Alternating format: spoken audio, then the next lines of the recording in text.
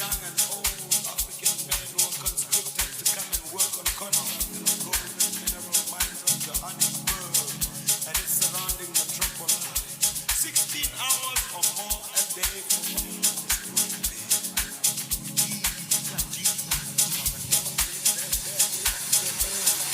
Summation. We ready to get started?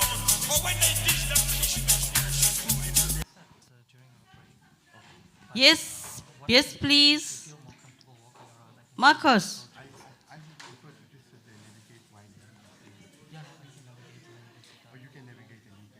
Where is it? Sh- Uh,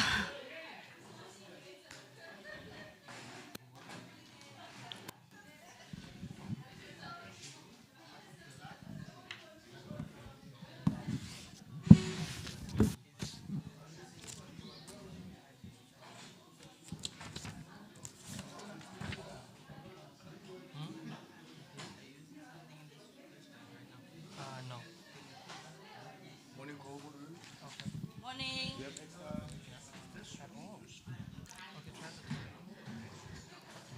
Marcos, are you going to come do some drumming? Okay.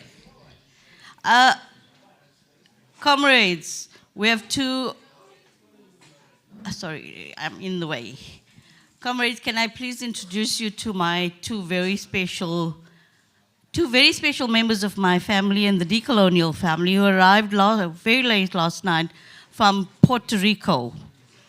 Okay, it's Marie Cruz Rivera. There she is there.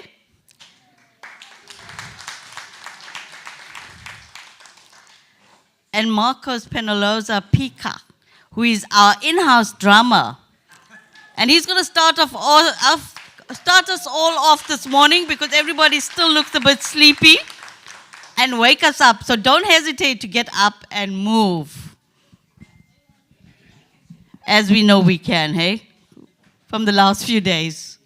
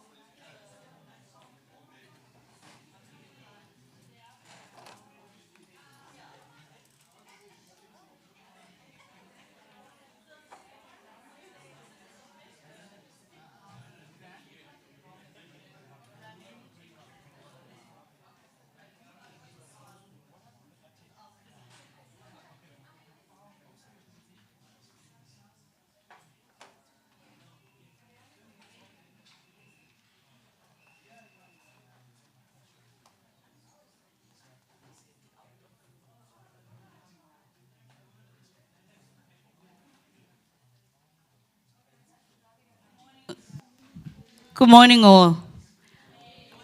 I hope you are all now wide awake after that incredible drumming. We're going to have more of that this afternoon. But I'd like to call on my comrade Rasigan Maharaj. Rasigan is currently Chief Director at Tshwane University of Technology, Associate Research Fellow of Telus Institute, member of the Academy of Science of South Africa, trustee of the Canon Collins Trust, and ministerial representative on the Council of Rhodes University. Rasigan was previously national coordinator of the Science and Technology Policy Transition Project, head of policy of the Council of Scientific and Industrial Research, and the nodal head of DST/NRF Center of Excellence in Psychometrics and Science, Technology and Innovation Policy. So if anybody wants to go to Tshwane University of Technology, get all of my comrades. But we have a really rich history, and I am in awe of the work that Rasigan does. So we are very grateful to have him here today, as we have with all the presenters. Thank you. Good morning, comrades. After such a fiery start to the morning, a rousing start to the morning, I feel so bad. I have to come and tell you about academic stuff. Yeah, but this is our lot in life as well. Yeah? And I hope through the discussion we share today, I'm able to also bring to your attention some critical aspects around how we understand the world and what its implications are, also for how we teach about how we see the world. And in this, I'm also sharing with you part of a, very much like our comrades and colleagues have raised, based experientially. In other words, what I myself have learned by learning. Yeah?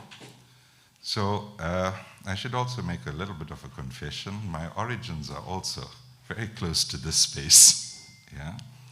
And I came to study here in the mid-1980s.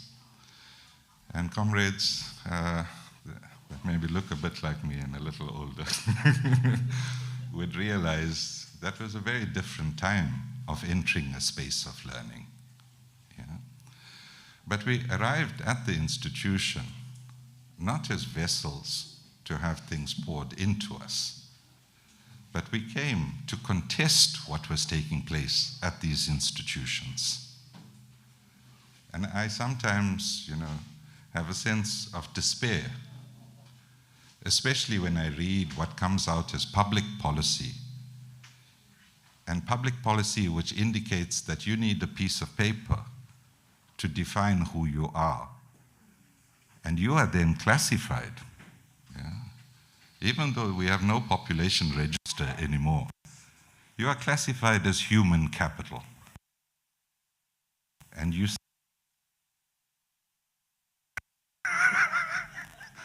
as soon as you invoke what they are actually doing, they cut you off. Nonetheless, comrades, if you don't mind, we'll proceed along these lines.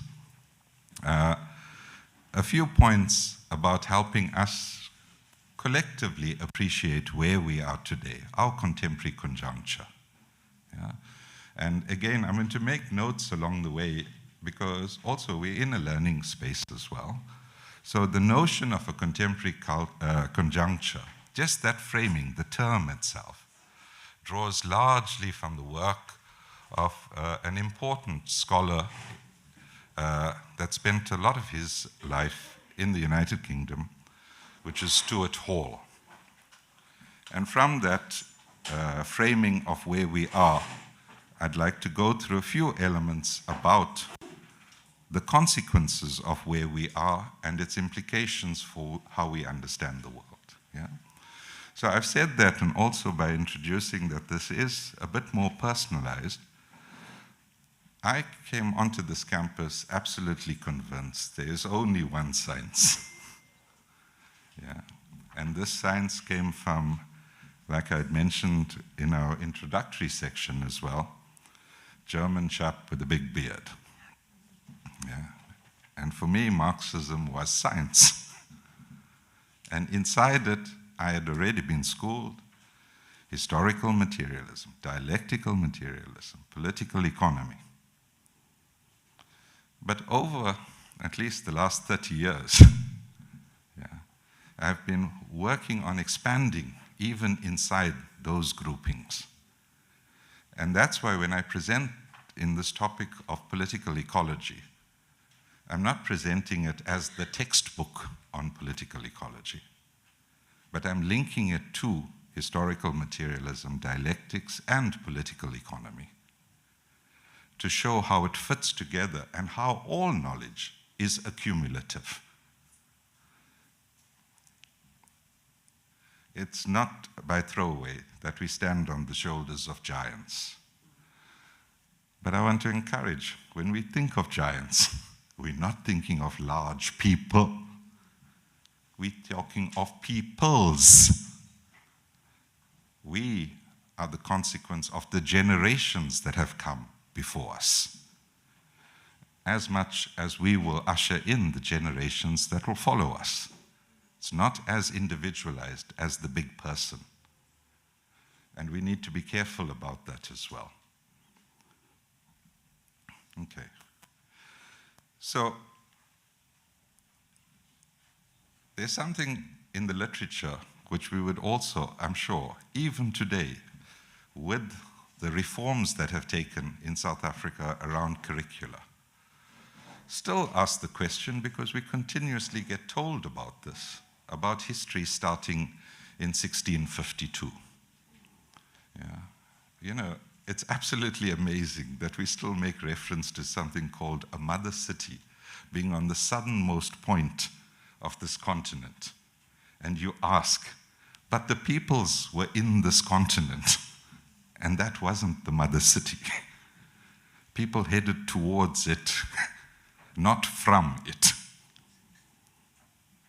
So I hope we keep that in mind. Why? Because science has caught up with us. Those lies cannot be told again. We now know our origins as a whole is this continent. Yeah. All 8.2 billion of us are linked to our evolutionary path developed on this continent itself.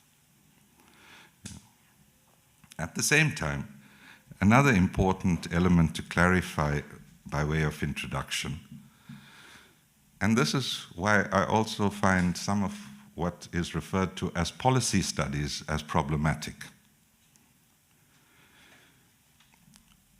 We don't shape the circumstances based on what the rhetoric tells us.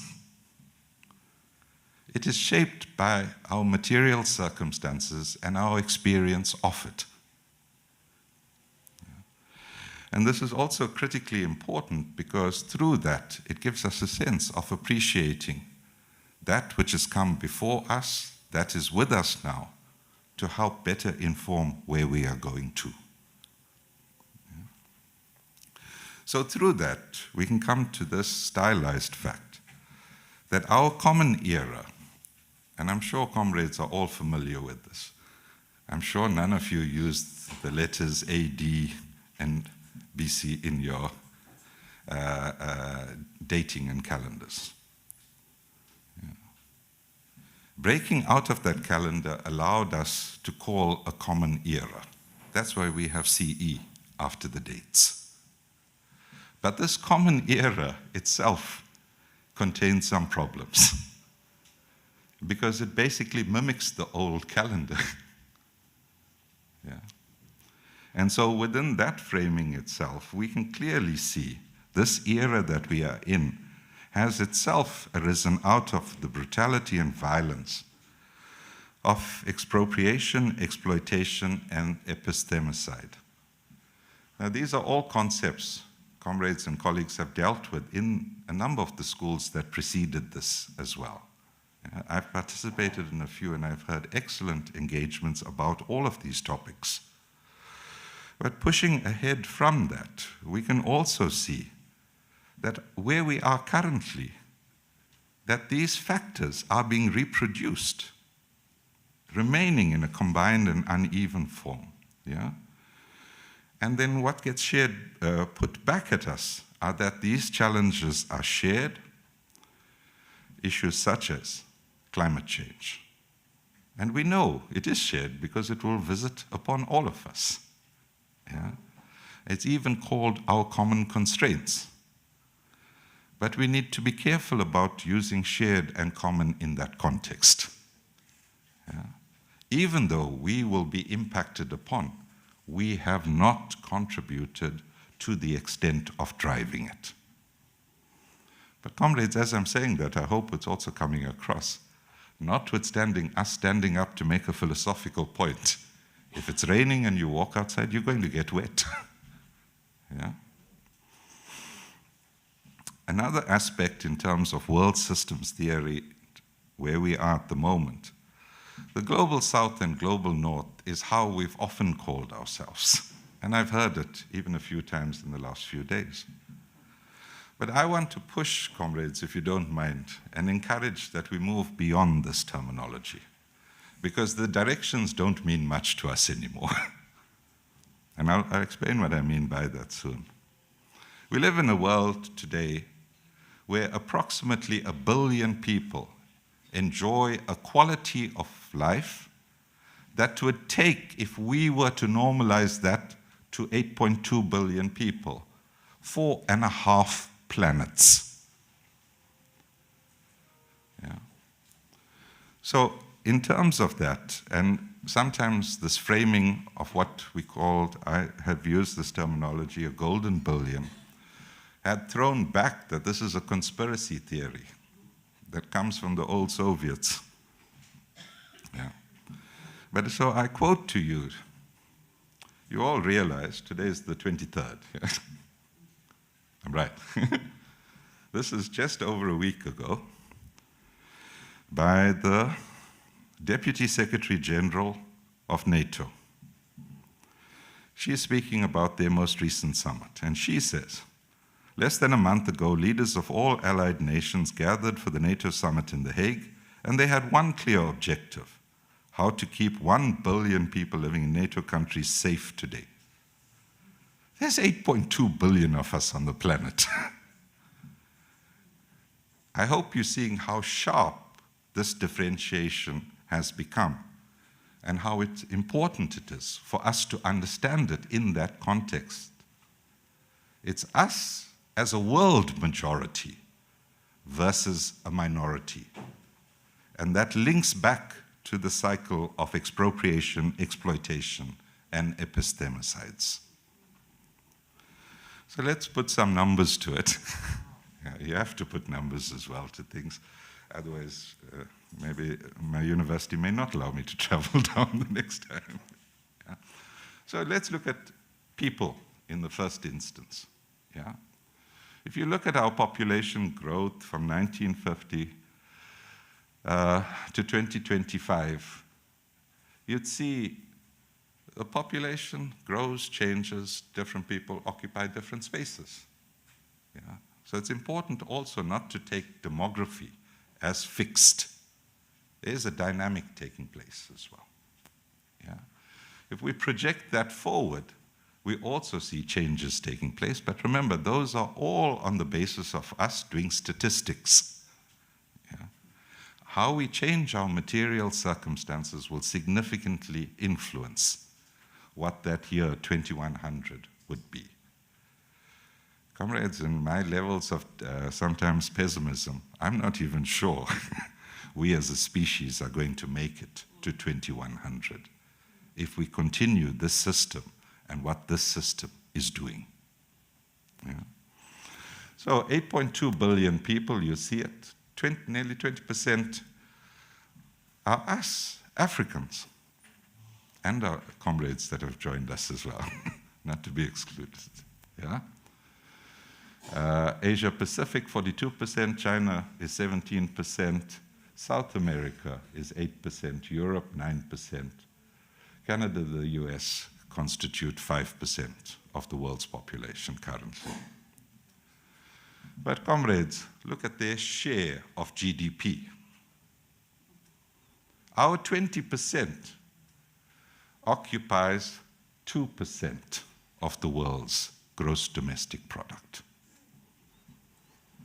Asia Pacific, 22%, China matches. And it is not a mistake in terms of what's there. 17% population, 17% world share. Europe, which has 9% of the world's population, occupies 24% of gross domestic product. These are numbers from June 2025.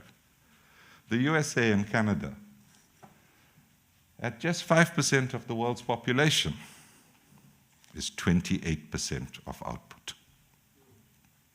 Yeah. So this is where value gets captured. And we can also see that relationship quite clearly. I did not have to do international division of labor.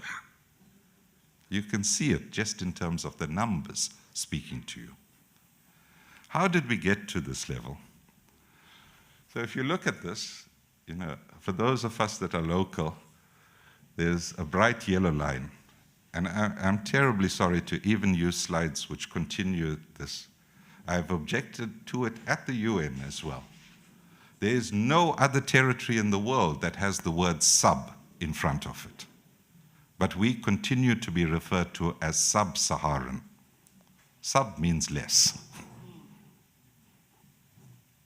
Yeah. So you kind of think, even at that level of how it's getting into our mind, we are already categorized. Sub, the rest of the world doesn't have the word in front of it. So that's the yellow line.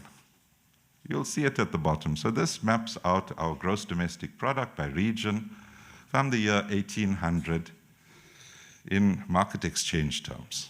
Yeah, so that's how much the actual dollar will buy you today in rands. Yeah?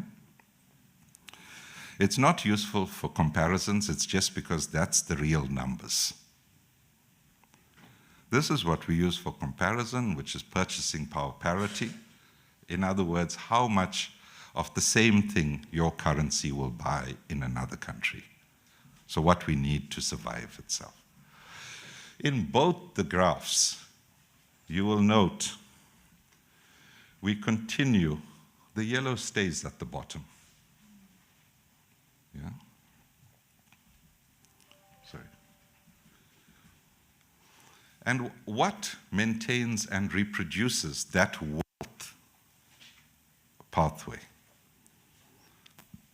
Part and parcel of this is incomes. And under capitalism, income is the result of you selling your labor. So this gives you, and our comrade Amira had raised some of this data yesterday. This is a graphic form of what she had also put up in words. Yeah? As you move towards the darker blue, higher inequality. As you move towards the lighter blue, less inequality. I hope comrades, even at the back, can note this concentration. Highest levels of inequity is not just South Africa is the most unequal country. It's South Africa in its neighborhood. Because it's connected. Those lines were not drawn by the peoples of Southern Africa. This was imposed upon it. And today it reflects the continued results of us not transforming that system. Yeah.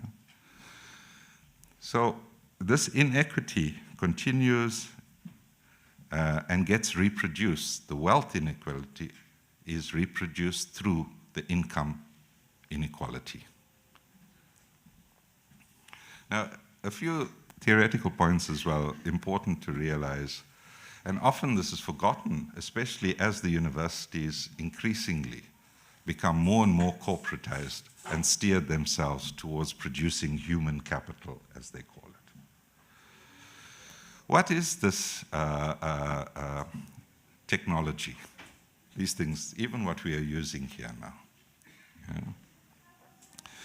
It is the result of us researching, of us understanding, and translating that into products. It is a product of ourselves. We are not the product of the technology. We produce the technology. Yeah.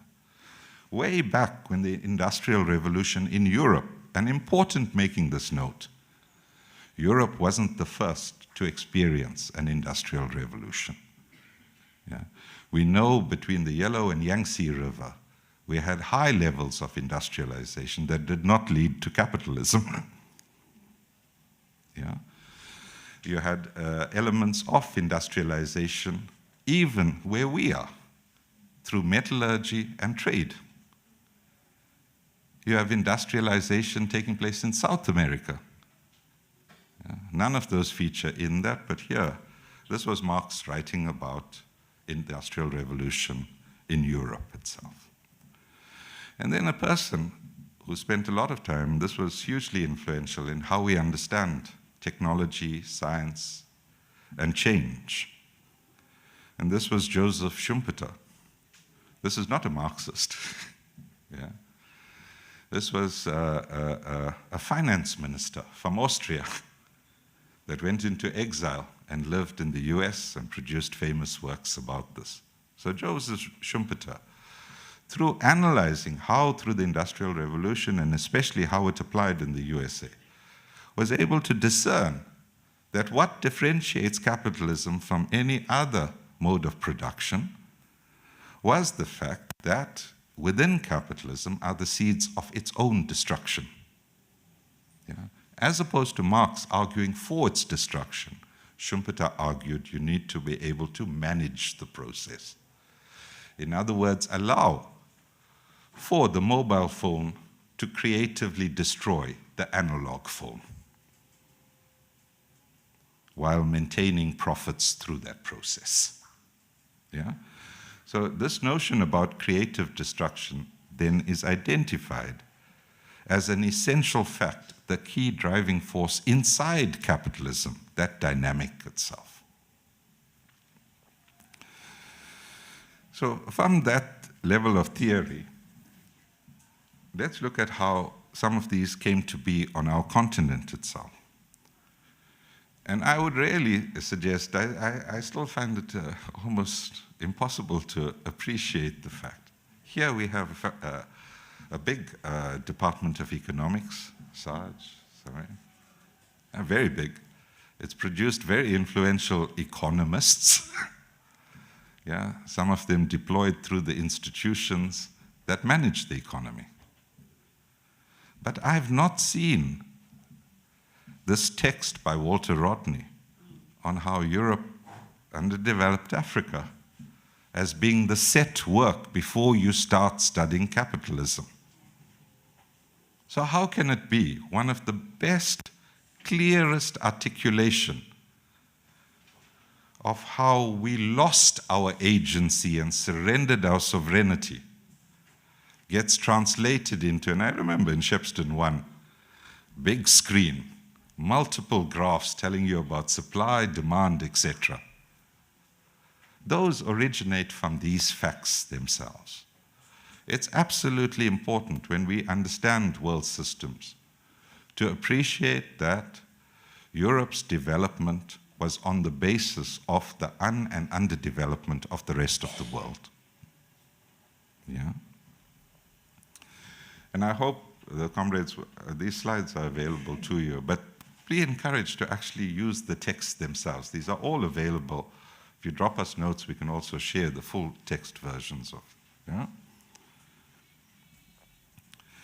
And Rodney goes further in terms of pushing, in terms of, for us, and this is also a critical link back, bringing the ecology back to us as well, that the society develops economically as its members increase jointly their capacity for dealing with the environment. Now, it may sound, quite an articulate piece of text. But comrades, in all the investigations, all the analysis we do, all our engagements within and with the community, This is a fact of life. This is what's being played back to us. And this is what needs to come back into the academy as well, yeah, in terms of appreciating it. This capacity for dealing with the environment is dependent on the extent to which we understand the laws of nature, which is science, to the extent to which they put that understanding into practice by developing tools, as I mentioned, the technology, yeah, and on that manner, the way in which we organize work. So I hope, comrades, by seeing this as well, we also develop a level of resistance against schemes being placed upon us, which start with, how do we restructure work? Yeah? You know this takes place, especially in these types of institutions. Yeah, what are the 3 factors, and how do we reduce them to increase our profit? This is not the same as how we cope with the environment that's changing, that then needs tools, that needs new science, that gives us a better way of organizing ourselves. Yeah. This whole power of making these decisions have been removed from us and placed in the hands of those that own capital and the executive committees that run governments and states. And I raise this with you as well in the context reminding you of some texts. And these have come from the continent in reflection. As I said rather rudely on the first day about liberalism and this institution's role in liberalism. So think of it in this harsh form. Liberalism creates nothing in the peripheries of the global south. We now can read it as the world majority that agree to submit to it, other than a crony capitalism based on a comprador state. Our comrade Vavi's presentation gave us an excellent description, if you don't mind, that expresses this. Yeah. And opposition to a national state committed to sustainable economic and social development. So, comrades, is this not our contrast? This was written published in 2012. I don't know when Samir actually wrote it. Yeah. And if you look at the 7 points that he lists out there, I was just shocked whenever I use this text itself. It's as if it was written prescient as the guidelines for writing our economic reports about what's not working, what's not going right. Yeah. So if this is as discernible as that, how is it that we continue to be engaged inside a debate framed by people who are advocating this as our solution? More neoliberalism. Yeah. Well, and this has got nothing to do with the person that apparently committed suicide in a New York jail. Yeah? But it is, Epstein is his surname. And it was written in 2005. And this is how these orthodoxies are being reproduced. Yeah. We know this, and we continuously expect this trickle-down effect. Why? Because the power of the financial elites, yeah, that actually benefit from these policies have no consideration of the costs that are generated. And we see it amongst us. The Oxfam report that was produced for a meeting that was hosted in Durban, and I hope the city is going to take responsibility when we hear about this finance ministers meeting from G20. It's not delinked from the Financing for Development conference of the UN that failed. Why? Because those failures were explained by these finance ministers gathering in this city, including South Africa's finance, from Reserve Bank right through to the Minister of Economic Affairs. But the bottom line for us in this room is not so much just about the politicians. It's about how we study economics. And this is the unwillingness of most economists to honestly face the profound problems associated with these theories and policies of neoliberalism. Yeah. So in this, and we must always, as I explained also in terms of an origin statement, critique remains important. And if we conduct critique in a way that helps build us, not criticism for pulling people down, criticism that helps us all move together. Yeah? So you would know that we even had a leader of the post-apartheid state declare that they are a Thatcherite. Well, let me tell you what Terry Eagleton said about it. Since Margaret Thatcher, the role of academia has been to service the status quo, not challenge it. In the name of justice, tradition, imagination, human welfare, the free play of the mind, or alternative visions of the future. There is no university without humane inquiry, which means that universities and advanced capitalism are fundamentally incompatible. Now, I'm seeing comrades in the room agreeing with this statement. Comrades, where are we sitting? Which mode of production is this institution located? I'm teasing, I'm also complicit in this. I work in one of these institutions. But I hope it's giving us sufficient push to realize we cannot continue it in this way. Yeah?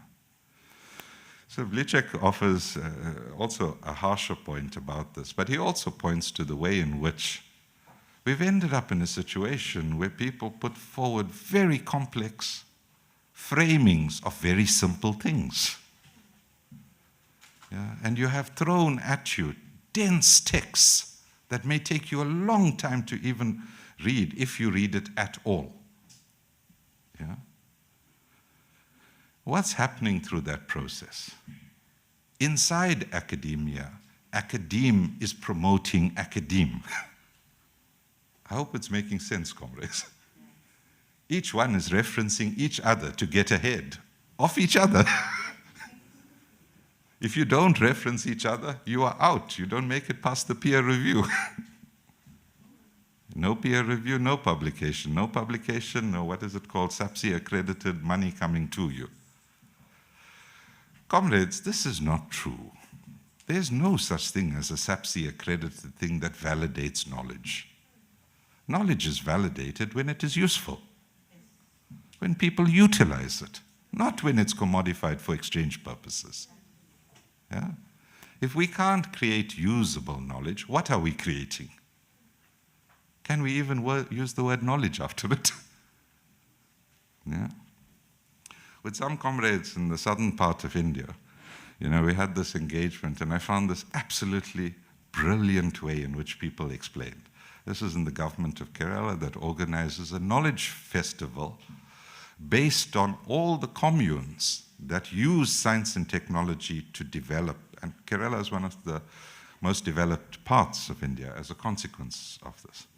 And they explained it to me very simply using the example of a clay lamp which has some liquid oil in it and a wick, and said, how much does this illuminate? Yeah? If we have a multiplicity of it, we can light up the inside of this hut. But what happens if you put your hands around it? This is mine. This is my knowledge. This is mine. I'm protecting it as intellectual property. Do you realize that we see less? You may even get burnt, by the way, but we see less. Right? So if we keep that simple in mind as well, let's bring it back to where we are. Yeah. And here are some of the work we do in terms of even criticizing the policies that we are based with. Requires us to also be able to call out the things that are wrong inside them, things that are fundamentally wrong, things that if they are pursued to their objective, will result in our extinction. Well, one of them is a thing called growth, or infinite growth. How is it possible on a finite planet that we expect to grow infinitely? It's a physical impossibility. Again, I'm seeing people that can do the math are realizing this is true. Yeah, but comrades, all of the macroeconomics of this country, of this region, of this continent, of the international order as it currently exists argues for growth. Growth as the solution to the problems that the growth up to now has created. So I wonder a little bit about our own capacity of running ourselves into extinction and what this actually means. We have to better understand the context within which to better appreciate who was driving this. And as Enver Mutala had pointed out, our critique must be clear and unambiguous, reflective and analytic. We must state our underlying assumptions. I pause here just to make the confession. Comrades, no, as I introduced this, it was a particular perspective I'm sharing with you. I wasn't coming as a disinterested academic to give you both sides. Because, comrades, there's more than two sides even. And I don't think I have the thinking capacity to bring everything together. We must clarify this, what's your ideological standpoint, and then based on a careful study of the facts and good empirical evidence, without just being empiricist for the sake of it. I could also show you wonderful ways in which we use different formulas to play with those numbers that you saw in nice graphic maps. Between my colleagues in economics, that may make a lot of sense. Outside of those doors, it doesn't. We need to be able to translate what we are doing into things that make sense for people to use. So that's how my introduction to this concept around political ecology emerges. And I share with you my reading across a number of texts, and you'll see the references, and there's a list of readings that will follow it as well. But it's important stating up front that political ecology, as I've read it currently, is not a theory in and of itself or a method in and of itself. It's something that we can draw into the variety of fields of study we are all involved in. So it's an encouragement from me as well to bring political ecology into your study, whether it's pedagogics on one hand, or on the other hand, if you're studying veterinary science. And from the critiques that had existed before capitalism firmly entrenched itself and became as fundamentalist and dogmatic as the version we currently have, there were critiques that emerged. And these were based also, the geographical and ethnological sciences were acting in the service of extending empire. Comrades, you've all heard many times when people speak about South Africa's science system, they point to the first institution of science in South Africa is the Royal Observatory in Cape Town. Comrades, how was it that you had thousands of people living in southern Africa that had nothing to do with the Royal Society coming and putting a telescope on Table Mountain? Yet that's what we understand through the academy, through the Department of Science, through all of these institutions telling us where science came from, as opposed to us recognizing the indigeneity and traditional knowledges that existed. Is that not the origins of science in Southern Africa? The people's science, in other words. Not the telescope on Table Mountain. And then the money made by Cecil John Rhodes by exploiting people's wages through their ration system that paid for the property that was donated to become the University of Cape Town. I hope comrades heard what I said there. Because we treat that as the premier higher education institution, the oldest university in South Africa. Who paid for that land on which that institution is based? So, using political ecology also allows us then to bring in the question of what is clearly those winning from it and those losing. Through these tools, we can even better understand what's driving these processes forward and for why. You know? Sometimes we are now told, for example, comrades, I'm sorry it's dragging a little, but I hope it's useful. Yeah? We are told, it's inevitable, artificial intelligence is going to take over everything. Remember, there's the word artificial. In other words, it's an artifact. Artifact of what? Of us. How is it that us are being told it is inevitable? But for some that are going to win through it, like the transnational corporations, like empire as it currently exists, they wanted us to believe that. Yeah? That we retain this vulnerability, yeah, that's tied to wage labor and us retaining our jobs. So, comrades, we must be careful in terms of what we vote for. Not just I'm talking about parties. The things that the parties are saying are as important for us to appreciate. Yeah? Because there are those that are contesting power. Part and parcel is not just privatization into private hands. It's into privatization for the removal of labor inside. When we worked with COSATU in preparing for Congress on this topic of Fourth Industrial Revolution, the results from a survey done of South Africa's leading business people, the reason that they wanted to choose robotization, automation, digitization was not to improve production, but to remove the unruly element of organized labor. That's now, as Envert advised, an empirical fact. It's in the data. Yeah? So, as you would see, I mean, there's more points to make about this, but you would see what's developing around this argument itself. Yeah? We cannot separate ourselves. We are inside the ecology. We are nature. Nature is us.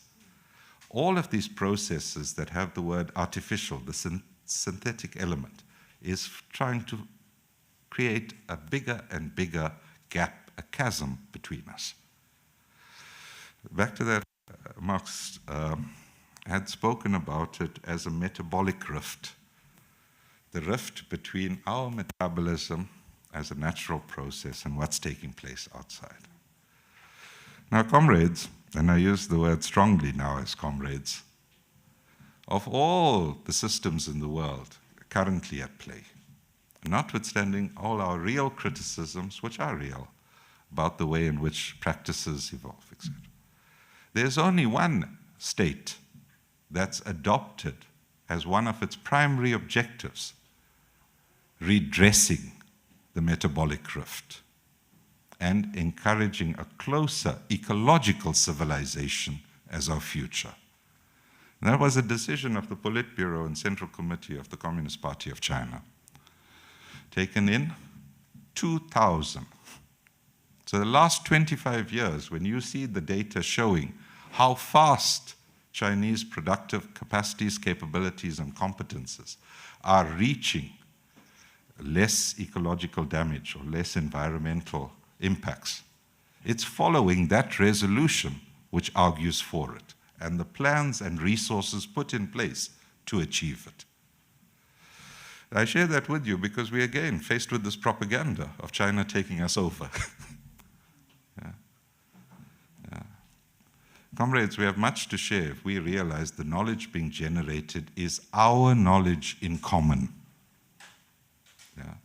And we can gain from utilizing as much as China gained from allowing the transnationals to come and establish production facilities that allowed them to reverse engineer most of the products. Yeah? So again, these are realities, and you kind of ask yourself, I was so thrilled with the idea. Just about 2 years ago, we were promised the first African-produced smartphone. Now when I'm looking around, I'm seeing surprise. Why is this? Do you know where this was meant to be produced? No, the airport where you picked us up from. Dubai Trade Port. But that company, with the funding from IDC, went bankrupt before it produced anything. Now, I'm being crude putting it, of course it's more complex, but in essence, that's what happened. You took the state subsidy, but you don't have the facility in place. Yeah? So, because of these issues, it remains, comrades, for us critically important that we don't maintain and extend the separation between how we produce knowledge and the material practices that keep us alive today. Both have to be enjoined, yeah? Otherwise, we're going to continue with this creation of disadvantage through such institutions and allow the increased profitability for some. In other words, the accumulation of wealth. Yeah? And you'd see from this, comrades, I'm close to the end now, so I'm sorry, it's a lot of text as well. But it's in the morning, and we're at the university, so we should use this power, the bandwidth available to us, not now chowed by other things, to at least draw upon some of these, yeah? So I suggest to you that utilizing and bringing these tools in also helps us in terms of unpacking, not a theoretical and abstract Marxism, or as it's raised here, a neo-Marxism, a Marxism of the time, but utilizing that critique and updating it continuously. Not that it is seen as a text from the past, but it helps us in terms of discovering and uncovering what's taking place around us, because its ability to have covered the period since the advent of capitalism in detail. Some of the Marxian works about societies outside of capitalism have some deficiencies within it, and I would acknowledge that, you know, especially when people, good comrades, but right from that golden billions position about us as the world majority. And that's also a reality we have to confront in academia.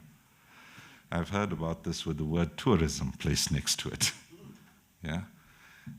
When people take sabbaticals, and the next thing you find our lives described in the text that's produced. Yeah. So we need to be quite careful about that, but let's use this, the political ecology, to help us uncover, you know, discursive power and the way in which these narratives are shaped, modified, adapted. Yeah? And that brings me to a final point around here. And this resonates, I hope, with what we had originally started with. It's important reminding us all in terms of even the origins of the statement itself. Yeah.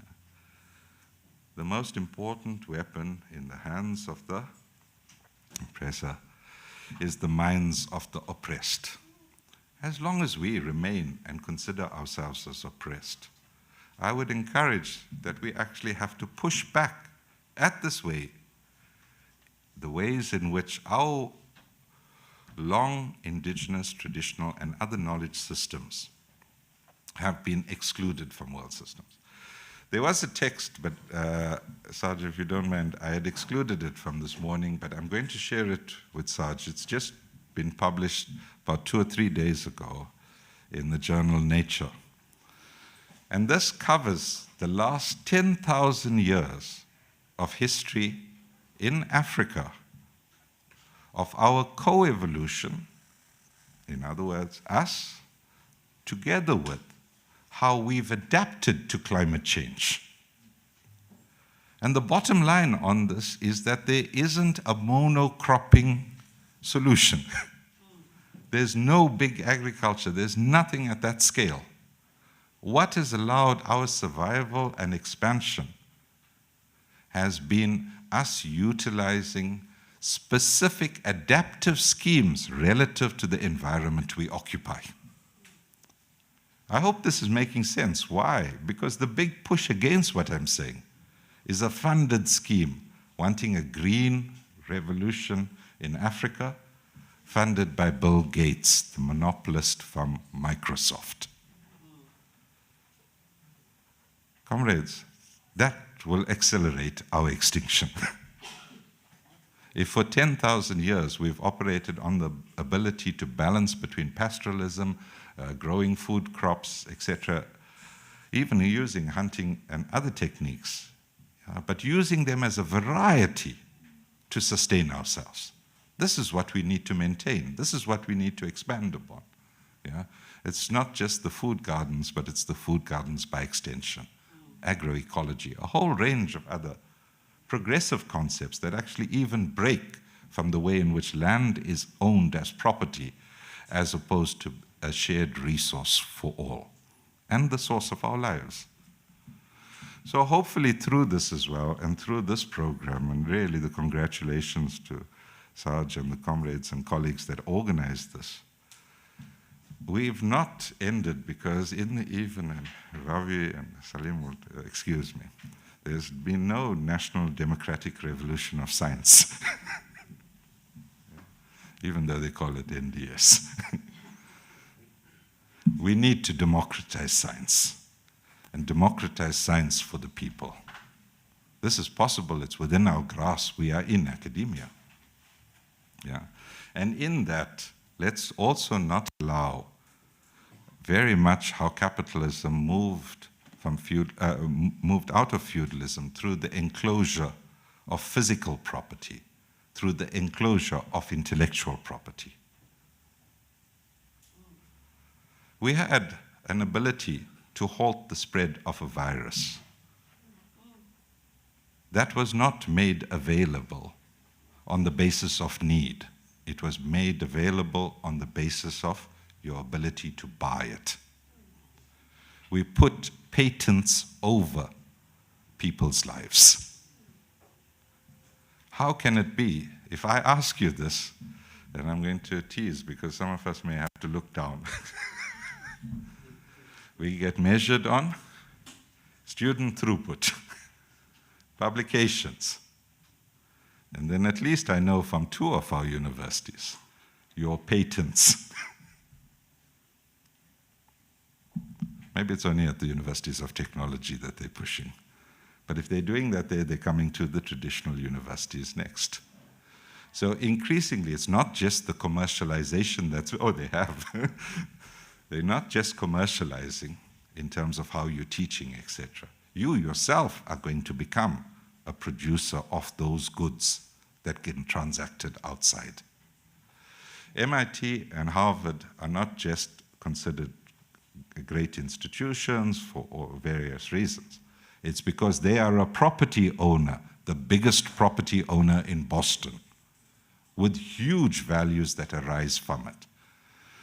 Remember, Harvard started, 2-3 decades before 1652. And it's been owning property since. Yeah. So a lot of that wealth, privilege, etc., accumulates. And I raised that last point just to give you a sense, because I've been speaking to the comrades here about how I've seen this university spread as well. And we must ask the case, is it the object of this as a public institution spreading to enclose it and restrict access? Or is it a means towards expanding and increasing access itself? During COVID-19, I was struck by an absolutely shocking factor. When we had to use the digital means for presenting lectures, and I'd see my students wandering about in Garankuwa trying to find the strong signal. Yeah. We saw this, we experienced this, yeah? And we've done nothing to redress that. If this is a hotspot which allows for free internet access, that access should be expanded beyond the boundaries of this place. Yeah? These need to be public goods. And through that, comrades, we also come to acknowledge global knowledge is a commons. And it's something we need to actually appropriate. Yeah, but appropriate not for the purposes of hiding it away. Appropriate it for it being a common good that we defend. Thank you very much for your attention.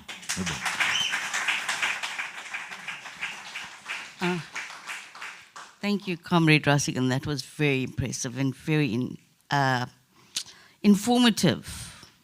I think there's a great deal to learn from there.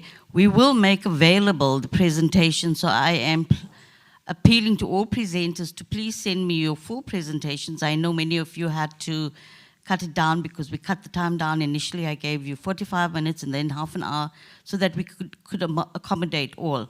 And I think what is very significant here is that there are very few of us activist scholars, Rasigan, myself, Shanaz, Hugo, Salim, any other that are, and the rest of that are from universities. But we value our activism, and our scholarship comes out of that.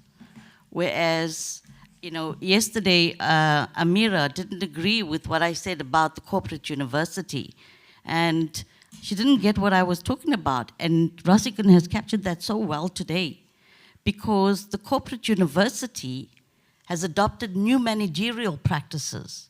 So it runs like a business, right? The vice chancellor is called the CEO. And what we as lecturers are doing are packaging our lectures into these small packages that are called modules, right? And we have very little time within each semester to teach that content. So there's a significant reduction of content in terms of what students are receiving from when I studied, right? Because of this modularization and semesterization.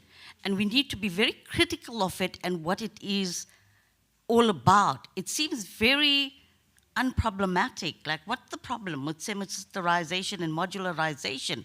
But when you dig deeper, right, and you look at it through a decolonial lens, you realize that what it's doing is it's robbing us of the opportunity of educating our students in higher education.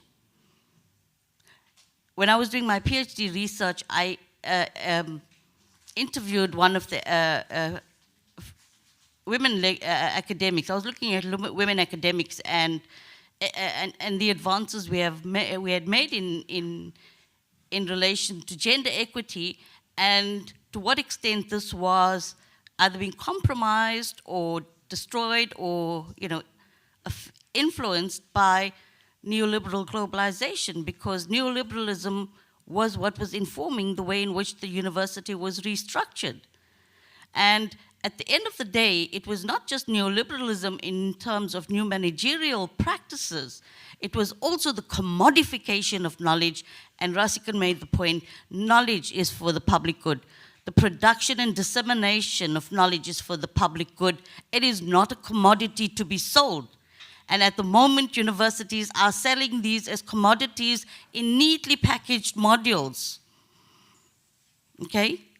Before I even get started, my module is over, and I think, so I just continue. And what I do is I just print lots and lots of materials. They've put lots of moratoriums on what we can and cannot do. But I resisted in all kinds of crazy ways. Like I'll print a whole lot of stuff that I know I'm not going to use necessarily because I have such a small module, but my students have this additional literature to read, and I continue my relationship with my students.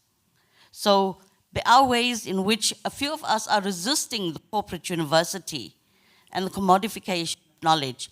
And I think this kind of space is very, very critical, because we need to develop a collective, because as a collective, we have great power to these changes from outside the university, because inside the university, nobody listens to somebody like me. I'm a nobody in this university, right? And I've not played the publishing game because my activism was always my priority.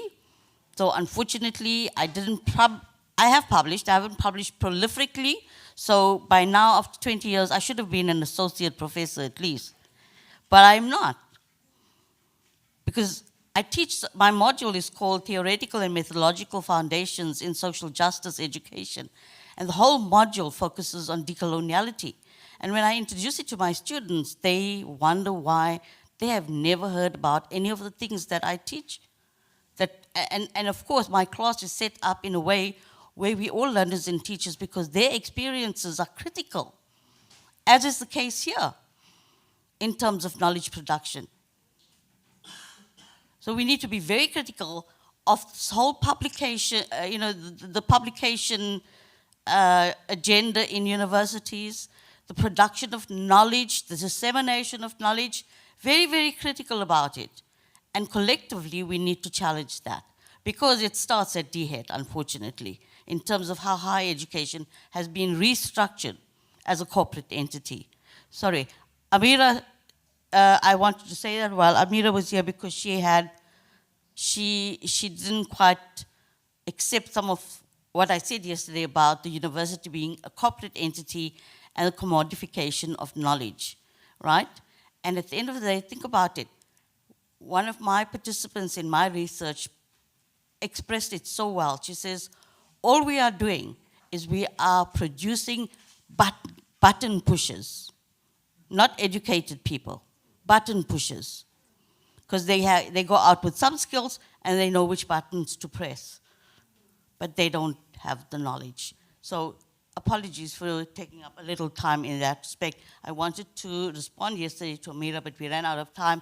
But I want guidance from you. It's now 10:30, so I want to know whether you want us to continue with the program, and because Hugo can, and I really didn't want,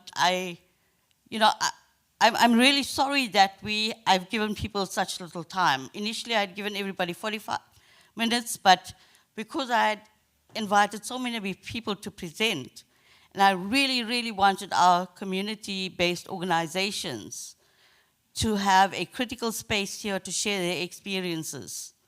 So that's why there's so few scholar activists here. So I'll be guided by you. Do we take tea now? How are we doing for time?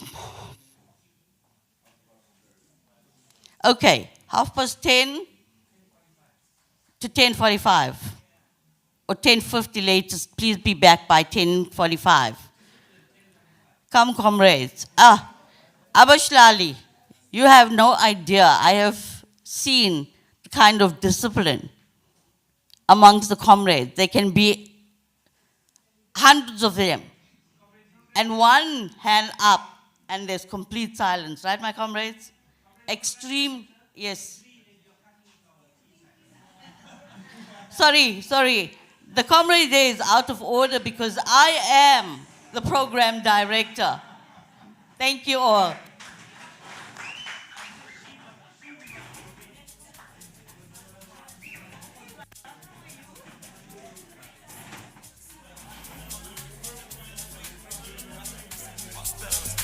They think about the loved ones that they never see again because they might already have been forcibly removed from where they last left them, or wantonly murdered in the dead of night by holding marauding gangs of no particular origin. Think about their lands and their herds that were taken away from them with the gun, and the tear gas and the Gatling and the cannon. And when they hear that choo-choo train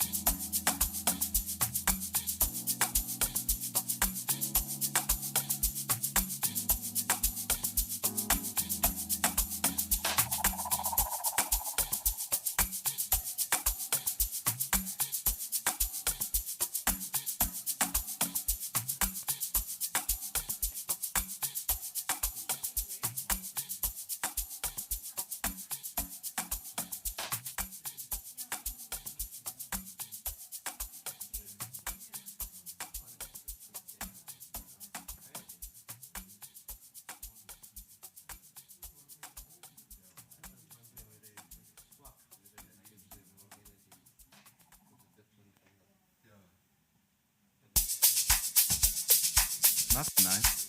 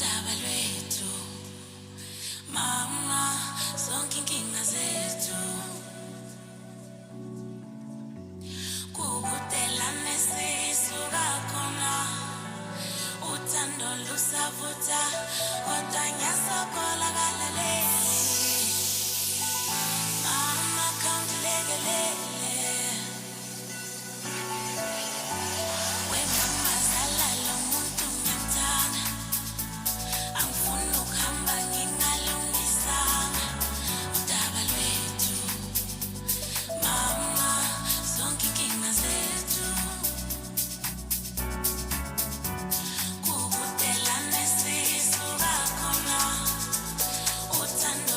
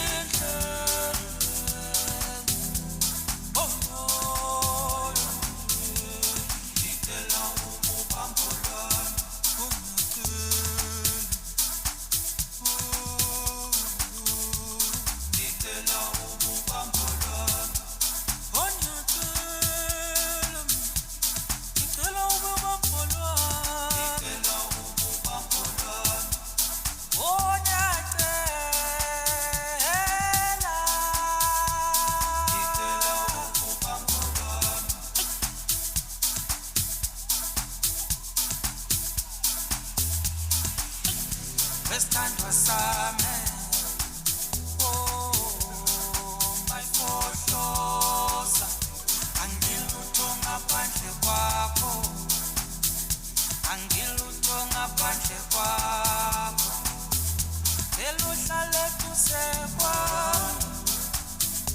uphefuthu maloyana, ubesitshesile.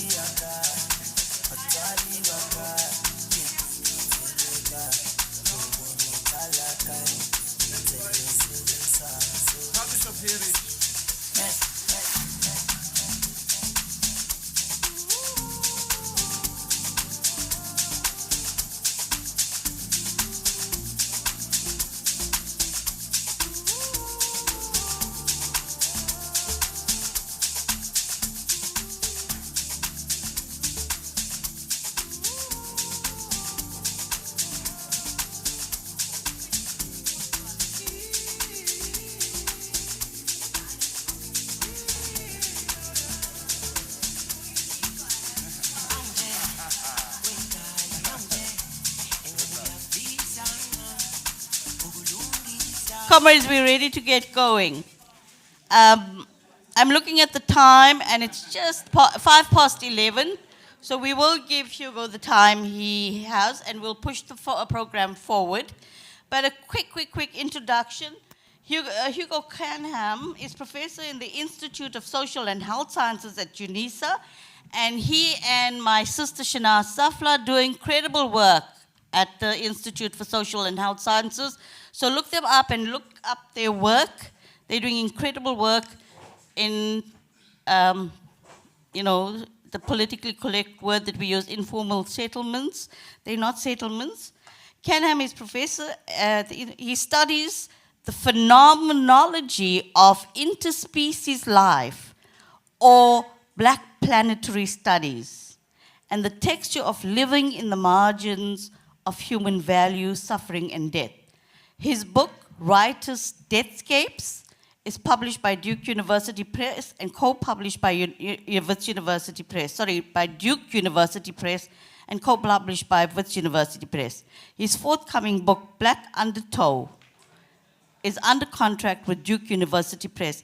But please look out for these books. We will share their bios. We will share the presentations with the references, so you have a lot of reading to do when you go back. Thank you. Thanks very much, and for the warm welcome. I don't know why I touched this. Okay. So I want to just thank the presenters for the time that I've been here. It's been an amazing learning for me, and refresher and energizer to remember the things that are important.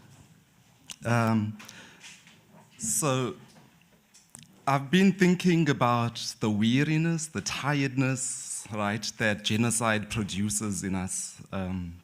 I would never have thought that we would become accustomed to watching genocide on our television screens and becoming so weary that we change the channel, and I'm guilty of that. Some of us have begun to look away, and this is evident in my presentation that takes an oblique view of the world. I'm grateful to those of you in the room who do not turn away, who perhaps don't have the luxury to. As we heard from our colleagues from the DRC yesterday, Sudan, and those of you who call out the genocide in Palestine, I am less strong. And so I look to Tanzania and South Africa to make a different point and to understand rebellion differently. In thinking about the theme of the Winter School, I wondered how rural communities, and because I'm a city boy, but I'm a rural subject, home is Elusigisigi, that other place where we commit massacres. And how the rural communities have historically engaged in rebellion. And because all my work seeks to adopt a planetary lens that thinks of the human and the multi-species universe, my challenge was to consider how natural elements participate in rebellion that are for the benefit both of the environment and the people who live in it. Indigenous rebellions in the continent against enslavement, colonial apartheid, systems of land dispossession, often relied on fortification and purification through water and plant life to repel and overcome colonial power. Across many parts of the continent, Africans have relied on waters from oceans, rivers, and waterfalls, caves, to wage battles against invaders. Herbal mixtures from plant life in combination with water are similarly common in these rebellions. For this presentation, I focus on the Maji rebellion. Maji means water in Kiswahili, of 1905 to 1907, and in what is now known as Tanzania, and then on the Bondo revolt in the Eastern Cape of South Africa. So if you drive, stick to the N3 and just keep driving south, you get there. These rebellions, though, echo backwards and forwards across diverse African geographies. For instance, the great cattle killing that followed Nongqawusa's prophecy in the period 1856 to 1857 on the Eastern Cape frontier, the 1896-97 Rhodesian risings in colonial Zimbabwe, Alice Lakwena's Holy Spirit movement in Uganda, which led to insurgency between 1986 and 1994, the Marikana rebellion, now remembered as Marikana massacre of 2012. All of these echo across time. We might read these as rebellious energies that exist in syncretic time binds, syncretic religious overtones and indigenous ways of being and cosmologies that resist chronological settler time. While I center the Maji rebellion and Bondo revolt, my intention here is to sound a reverberation, ixilongo, across these through the place of natural elements, water and plant life tinged with the supernatural as decolonial technologies of resistance. I suggest that for life, Africans turn to water and plant life. These struggles one might consider as millennial movements, right? In kind of that adopt sacred ecologies. The rebellions engaged have traits of millennial movements in what they sometimes have, in that they sometimes have the influence of African religious syncretism, charismatic or prophetic origins of divine intervention, and they emerge in moments of social and economic discontent, which is mostly related to colonial rule and oppression. The apocalyptic imagery, ukuba umhlaba uyaphela, and that there's a new tomorrow coming. If we do this, then freedom is possible. These are based on a vision of hope for a future free of oppressive inequality. Since African syncretism has indigenous roots, ecological and multi-species imageries are central. Therefore, for most of these movements, water spirits that reside in waterfalls, in caves, and deep waters are central to the prohibitions and fortification rites undertaken to vanish the enemy. So too are plants used in herbal mixtures. For instance, in the Maji rebellion, water was mixed with castor oil and millet seed. According to Burton, part of the genesis of the Maji was at a cave of pilgrimage, and he notes that there was a disembodied spirit of a man, in fact a ghost, who produced a terrible subterraneous sound, and it probably arose from the flow of water underground. In many of the prophetic communications of the spirit world, the messages are conveyed to prophets by water spirits. Even Nongqawusa in the Eastern Cape got the message from while she was at the river, I think it was in Basha, about what she should do. In everyday life, people present gifts and offerings to water spirits across many of our rivers. I've discovered with my colleagues in Johannesburg along the Klip River that this river is simultaneously a river as we know it, but it's also like a sacred river. In fact, there are more people engaged in ritual at that river than anything else. And if you look at the ocean where many of us are staying over this time, you will find that among the surfers are also people conducting rituals at most times of the day, early morning, late evenings. And we often look but unsee these practices. And maybe they should be unseen, but we can talk about that. My intervention is twofold: to point to the decolonial impetus of these largely peasant-driven movements and to illustrate the value of ecological warfare in the reliance on water and plant life in ways that surface multi-species collaboration in mounting resistance. It's often in the interests, for example, of the environment, as well as people's lives, as we'll hear from Sis Nontle Mbutuma from Amadiba Crisis Committee. I think she's coming still today. That people mount these struggles. It's not centering the human exclusively. For instance, the water itself is an active participant in rebellion. As a portal, a spirit and home to deities, it is more than its material properties. Here resistance is always buttressed, supported by the supernatural.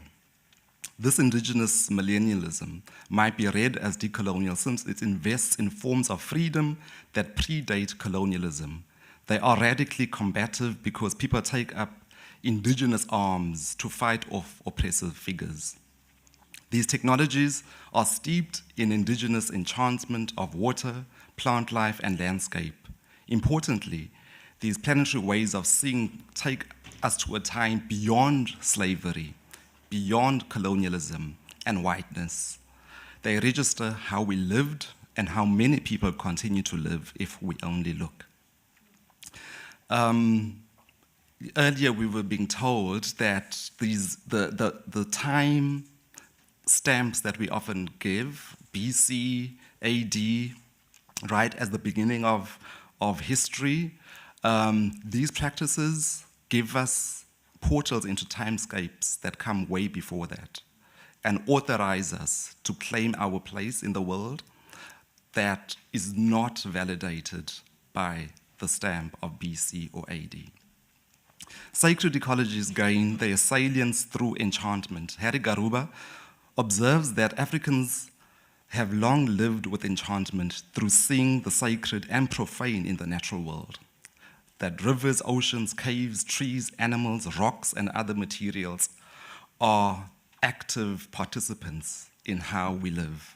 Enchantment works against atomization, rendering us as individuals by pressing on relation. You're always in relation to something.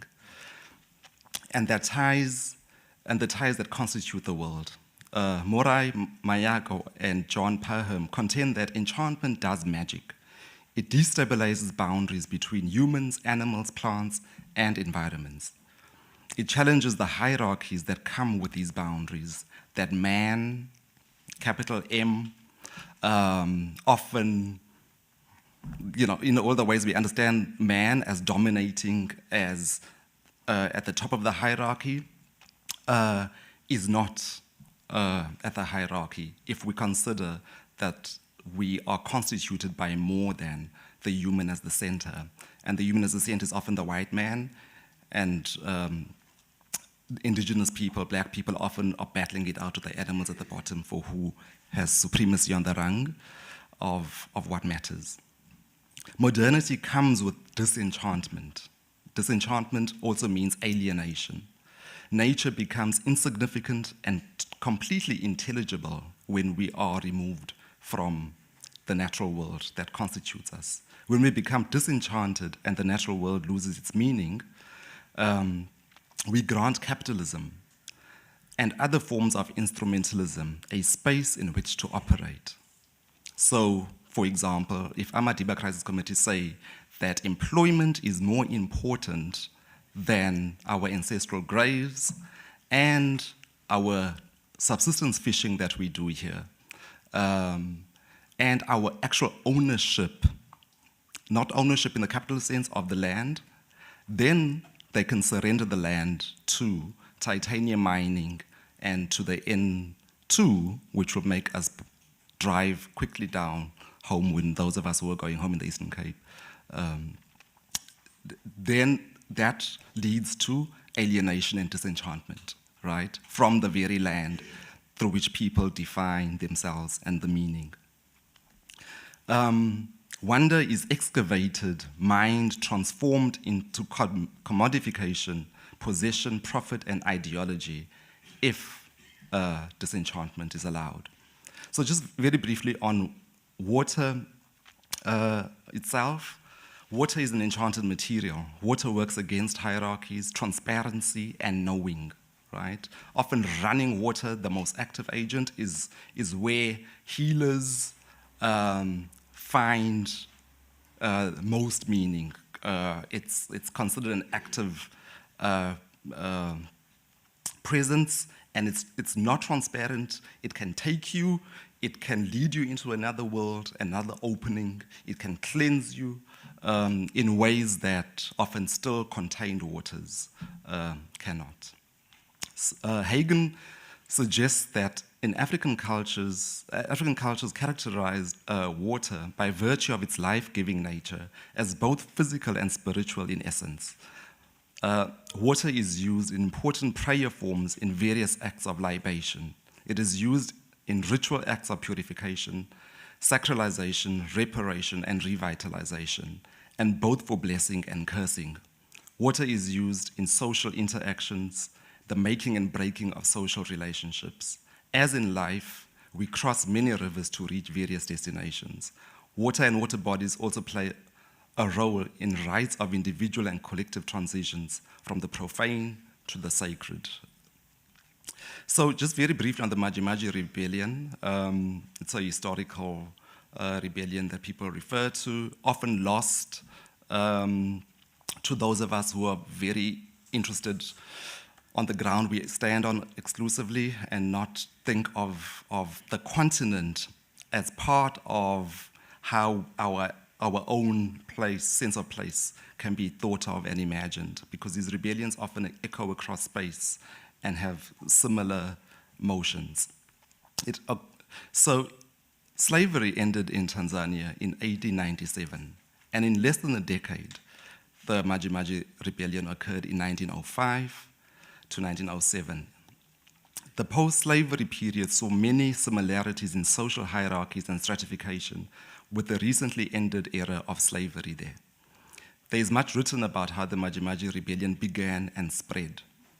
But the common feature of this work is that the German colonial governors insisted on compelling peasants to grow cotton. Now, you would know cotton from the American South and other places in the world, plantations, whether it was sugarcane in the Caribbean, right? Plantations are what made what was being spoken about earlier, Europe wealthy and underdeveloped Africa and the Caribbean and other parts of the world. So this, in the post-slavery period, was being imposed on Tanzanians. And because they imagined that plantations in the normative sense would not be successful because they had failed in the north and they were trying to impose them in the south, they then insisted that every headman, chief, should in their jurisdiction plant cotton, which would be grown by the people under the chief's jurisdiction. Similarly, as we'll hear in the Mbondo revolt, it was the chiefs and the headmen who were being used as people close to the ground who could control their communities to implement oppressive, extractive practices. So here, the people, for example, in the Dar es Salaam region, which is now the capital of Tanzania, the Zamara refused 35 cents that were each offered for their first years of work. I don't even want to calculate what 35 cents is per year. Refusal to work on the plots became fairly general during the 1905, and headmen either reported their loss of control or conscripted women and children as laborers. The revolt began early in the cotton picking season of that year. The Maji-Maji, or the water medicine, was accepted. So the water was accepted by each rebel So people, they were rebels against this cotton picking. And it, of course, happened in patchy forms in different areas of the country, not as a united force all at once. But what the Maji did was connect people, different tribes and groups that didn't have a sense of oneness together against a common enemy. Where there had been no known prior unity, the Maji created it. Its power was believed, the water, to be religious, and the Germans, who were the governors at the time, said it was due to witchcraft. And it inspired its recipients with passionate courage, of which the Germans believed their subjects incapable. Right? After a while, you believe that, these are our locals are passive, and we can do with them as they please. But the water, people believing in the water's power, created a form of courage that made them pick up arms, even as they were killed. Describing how the water was used, they observed that the people received the water, which they passed through the land. They sprinkle over the washenzi to make them immune to any mishap and to European weapons.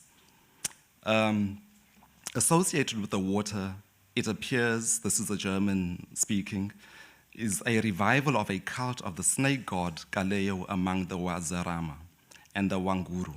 Large groups traveled openly to fetch the water from Garambi.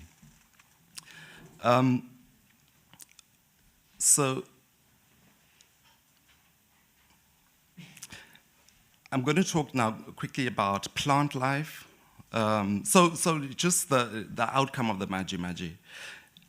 Although forced cotton growing appears to have ended as a result of the rebellion, like many similar rebellions, the body count suggests that the Maji paid a high cost in life. Becker observes that the number of the dead, more often from the effects of German scorched earth strategies than from fighting, is known, but certainly reaches tens, possibly hundreds of thousands of people killed by the Germans.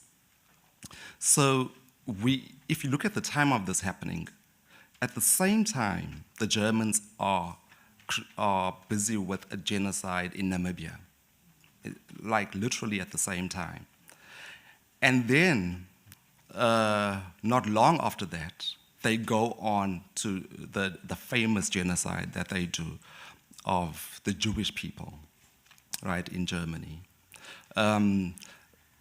It's useful, though, to surface how this exceptional thing seems to happen, exceptional inverted commas. It was, of course, a horrible event, but it has its antecedents, right? It has a prehistory of how it was finessed and the skills were acquired of subjugation, and it was often Africans that were the experiments of how to conduct genocide. So we see a similar pattern in the great cattle killing, right, of the resultant effects of these things. In the Mpondo Revolt, the Marikana Rebellion, those who resist become the casualties. However, read more expansively, these rebellions leave an archive of resistance and undetonated energy that has not fully exploded and escaped, of which future struggles can sustain. When we retell these tales, they are not only about vanquishment, but about valor too. We look at the Maji, the water, and remark on its mysteries, enchanting qualities, and bottomless power to mount rebellion. So I think it's a tapelo from Amadiba, from Abahlali yesterday, saying when he does not stop because the T-shirt of his peer upon his death instructed him not to. So these rebellions where people think that this happened on this ground, and they recall the bravery of those who come before their ancestors, these are energies which we might read as supporting and feeding future rebellions. So about plant life. To fight disease and calamities, enchantment has remained a powerful source of resistance. The natural world is the basis of enchantment.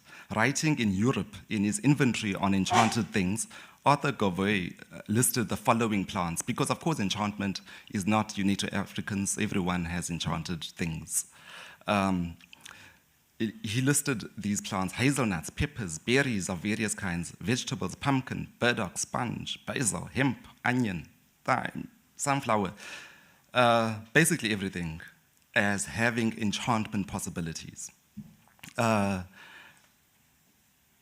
In the African context, we might add a longer list to these plants. For our purposes here, I highlight plants used in Nguni culture.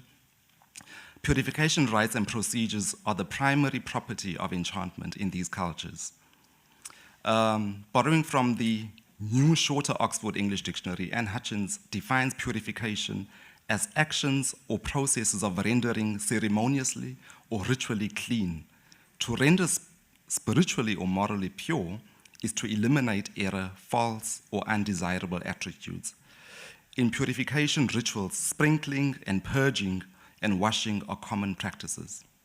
Harriet Ngubane observes that umsuzwane, impepho, umphafa, or tree of life are the most prominent of enchanted plants in Nguni culture.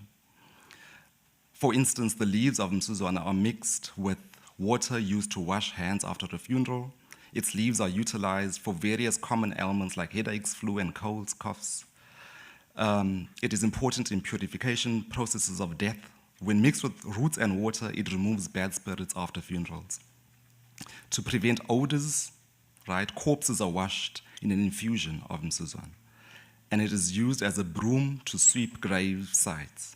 To speak to ancestors, the air is sanctified by it.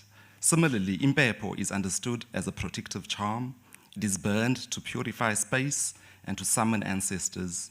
It is used by traditional healers, by herbalists, but also by ordinary people in the course of everyday life.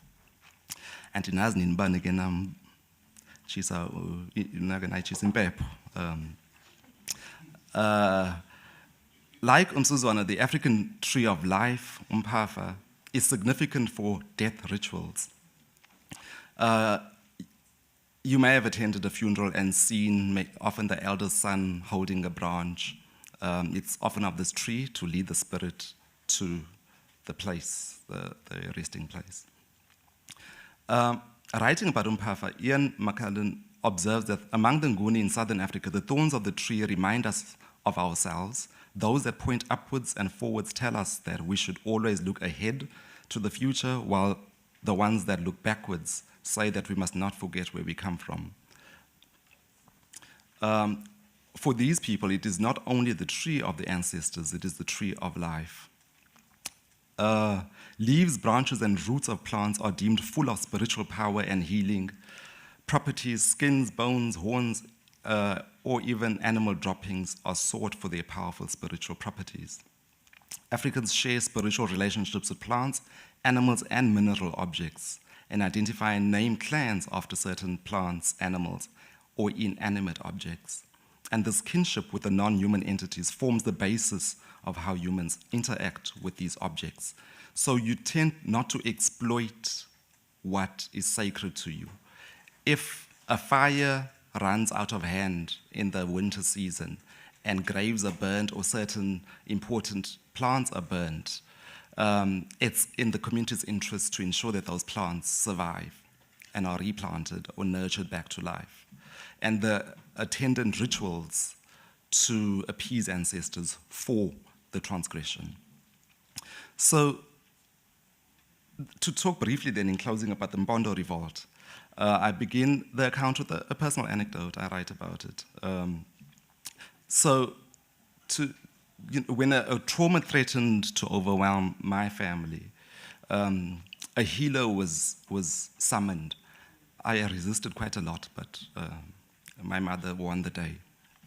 Some of the evocations that I talk about flow from this experience. My arms bear the scars of razor blades. I'm protected by potions, which included plant life, that were put in my bloodstream, used to suture the incisions in my forearms and scalp. And sometimes when I survived that almost car accident, or something works out that was quite tenuous, I sometimes even rub these scars like, damn, I need more.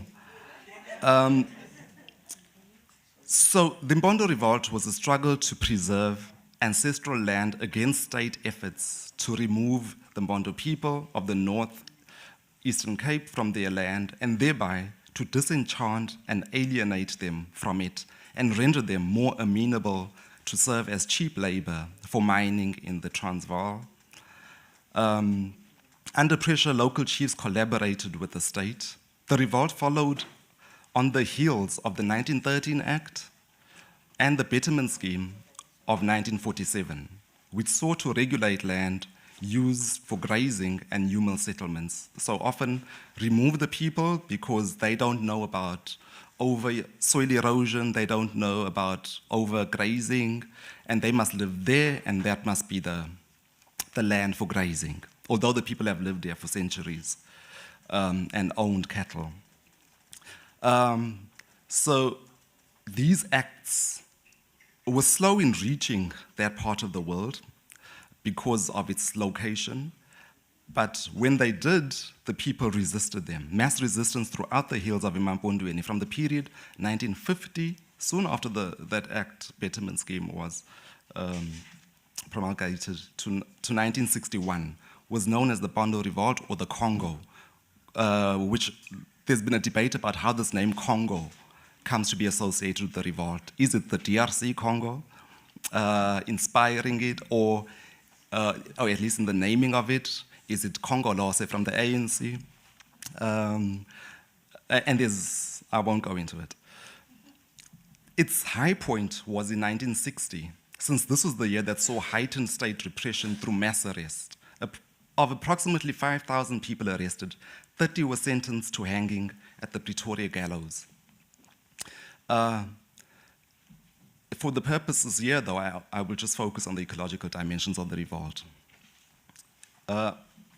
In 1960, Fenwick, the Bantu Affairs Commissioner of Lusigisigi, asked for a state of emergency to be declared in the region as he needed to curtail the chaos of the advancing Congo.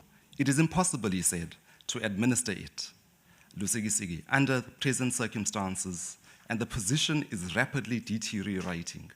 I recommend, therefore, that the district be proclaimed in order to restrict rumors, to enable those, to restrict rumors for the state of emergency, B, to enable those such as Sigwebo and the witch doctor, Bambelele Mbe, to be detained.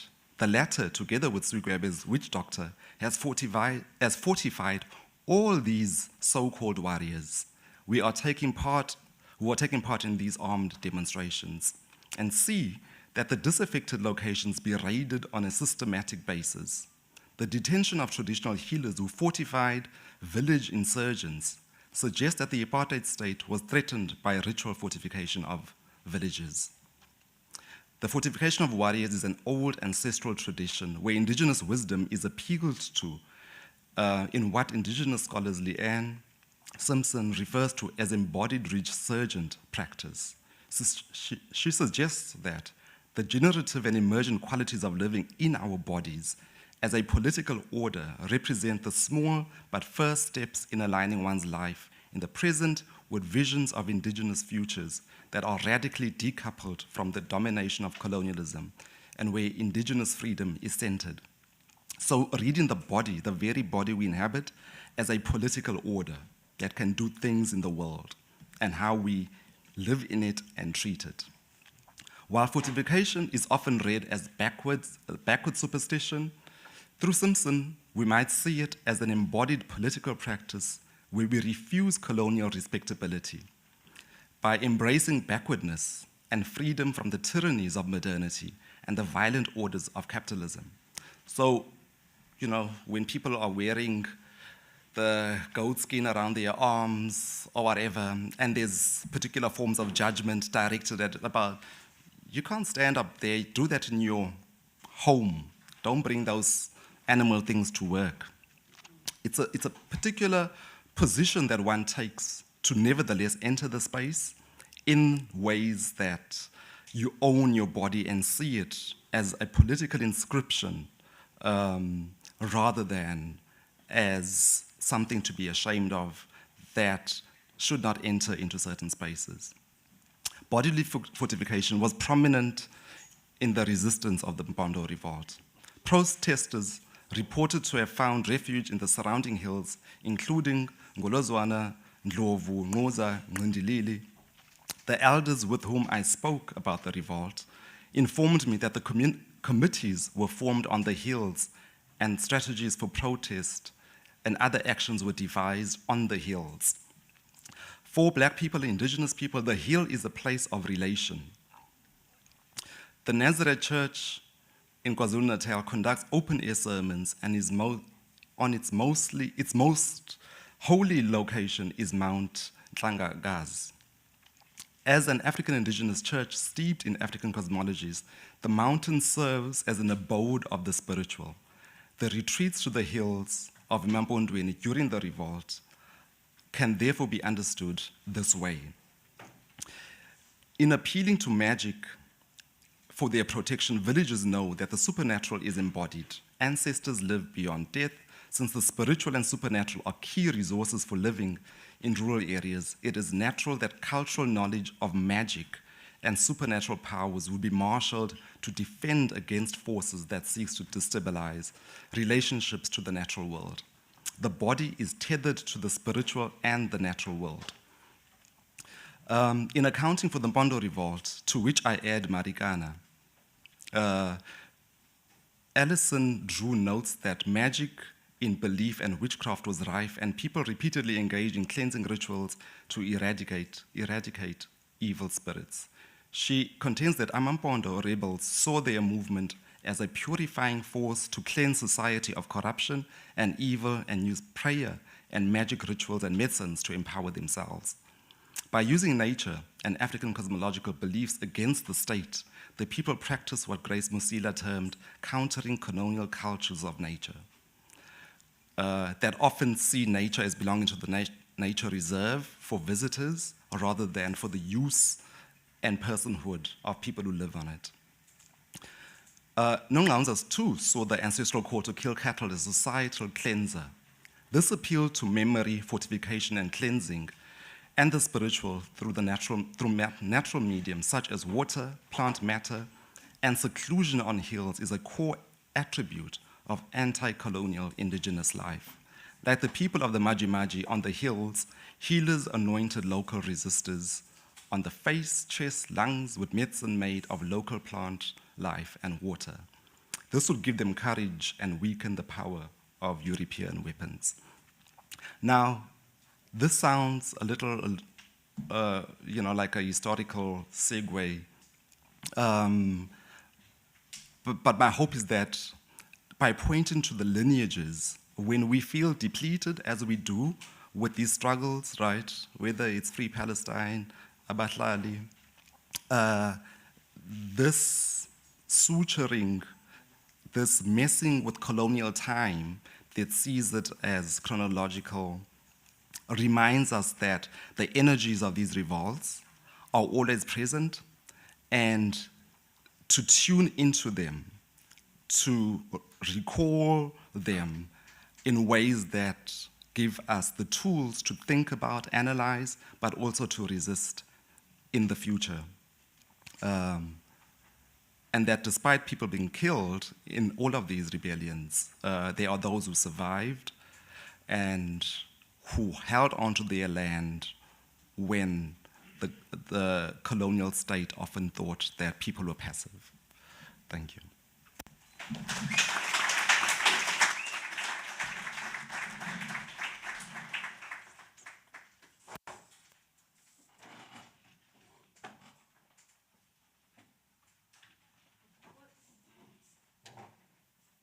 I think it would be a useful time for us to take questions and for the speakers since this morning. So, and of course, Hugo and Rasigan, you can answer from wherever you are.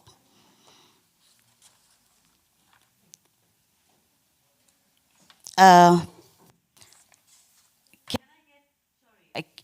can I get a volunteer to facilitate the question and answer time? Tabani, my son.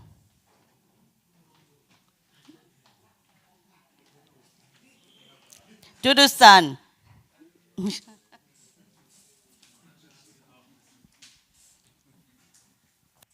Sorry, I know people are not going to volunteer and put your hands up, so as program director, that's my new name. I can call on my... Hello, Sunborn. Unfortunately, I only joined now, so I had other responsibilities, so I can't even do a proper summary of discussions in the morning. I would simply just ask for hands. Yeah, I would just simply ask for hands. One. Is there another one? No, let me. Oh, two. Three. Okay. Let me stop there for now. Is there another one? Oh, yeah. Here. Four. Okay. Thank you for that very instructive presentation on Maji Maji. Now, working off memory, going back to Safri March 1983, we actually had occasion in our history class to deal with the Maji Maji. But what is an abiding memory of the lecture of Phil Bonner on the Maji Maji was that some German fortifications, when they were attacked, different tribes, or what is described as tribes, or polities or clans, attacked those separately and not in unison. And given what you said, I was wondering if it had any, to be simplistic, relationship with the different concoctions issued by different holy spiritual men or women creating this, and whether that had any impact on the kind of fact that they didn't have a joint assault but a segregated assault. Thank you. I said two somewhere. Yes. Amandla, my question and comment is for Comrade Hugo. My first comment is, Comrade Hugo, you mentioned that the people, they take employment more important than their sacred land and heritage sites. So that I've seen that happening, especially in Stelfontein, whereby the mining companies, I can't mention them by names, they just appointed the land and then they went and dumped their disposals there, whereby they instilled the notion of people not supporting each other. The other ones wanted to say, no, we are for the jobs. And the others, they said, no, that land is our sacred land. We can't even now access the river to go and perform our rituals there at the Val River. And the second thing is that we can't even go there to fish as much as we used to go and fish there at that river. But the mining companies did not take that into consideration. And then they took for granted the community members, of which, and then they managed to get into them and divide and conquer due to jobs, and the others who really, really appreciate what they've been given by God. As the African people, they felt like we are being disadvantaged here. And now we feel that here in South Africa, what can we do so that we can make our people conscious and that realize that whatever they have here at home is for them and it's not for the elites. I thank you.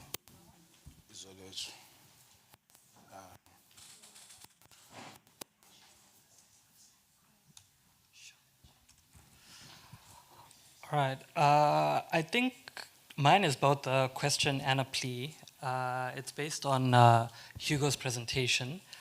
I thought it incredibly fascinating, the use of indigenous knowledge systems to both in terms of rebellion, but also as a way of decoloniality. And my question is based on the healthcare system of South Africa.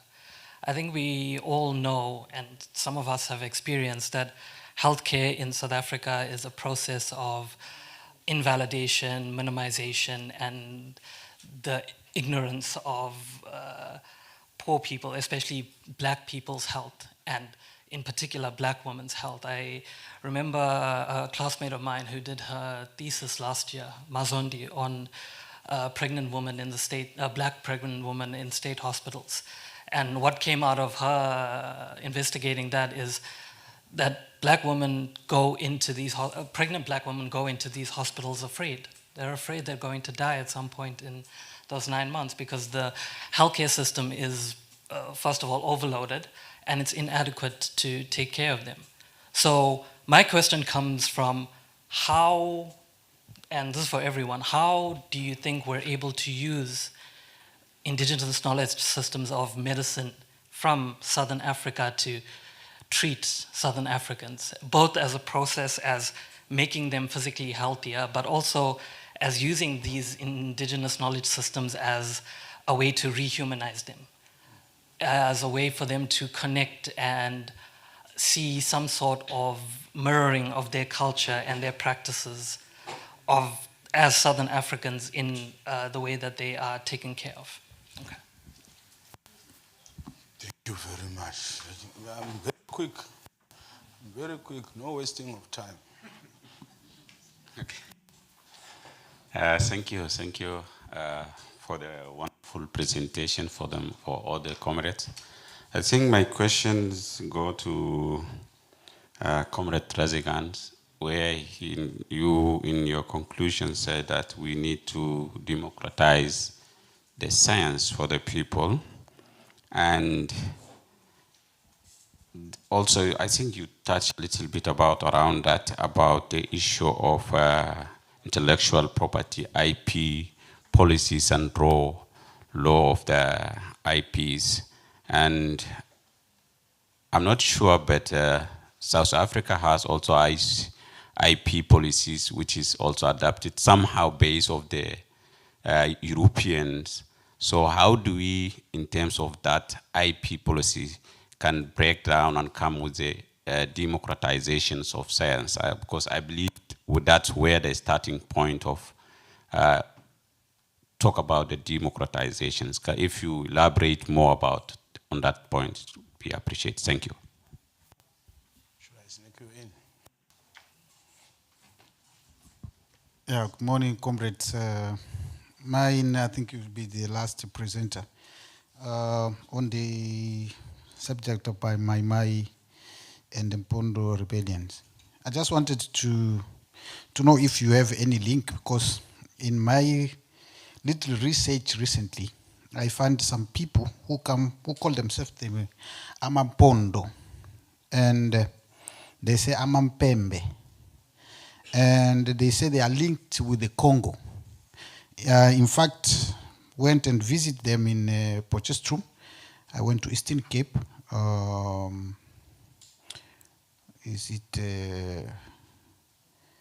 forget the village. I went even to northern KwaZulu-Natal in Eshowe.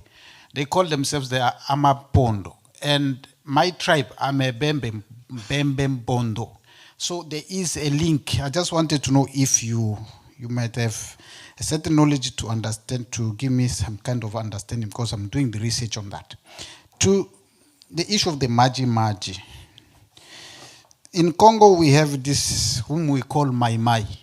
In Swahili, Congo Swahili, we call Mai. It means Maji, water. In Tanzania, we call Maji, which is also mean water. And the Maji, the Mai Mai of Congo, which we call Maji as well, they use traditional medicines when they're fighting. They cannot easily be shot by a bullet and die using traditional medicines. This is evident. It's not that somebody told me. I saw it. A person who was shot a bullet in his head and survived. Are also those one in Tanzania, according to your research, doing the similar things with what is happening, is happening currently in Congo? Because in Congo now they are called, you remember I used the word Wazalendo. So they moved from Mai Mai to Wazalendo now. Any research on that, if you may, please? Thank you.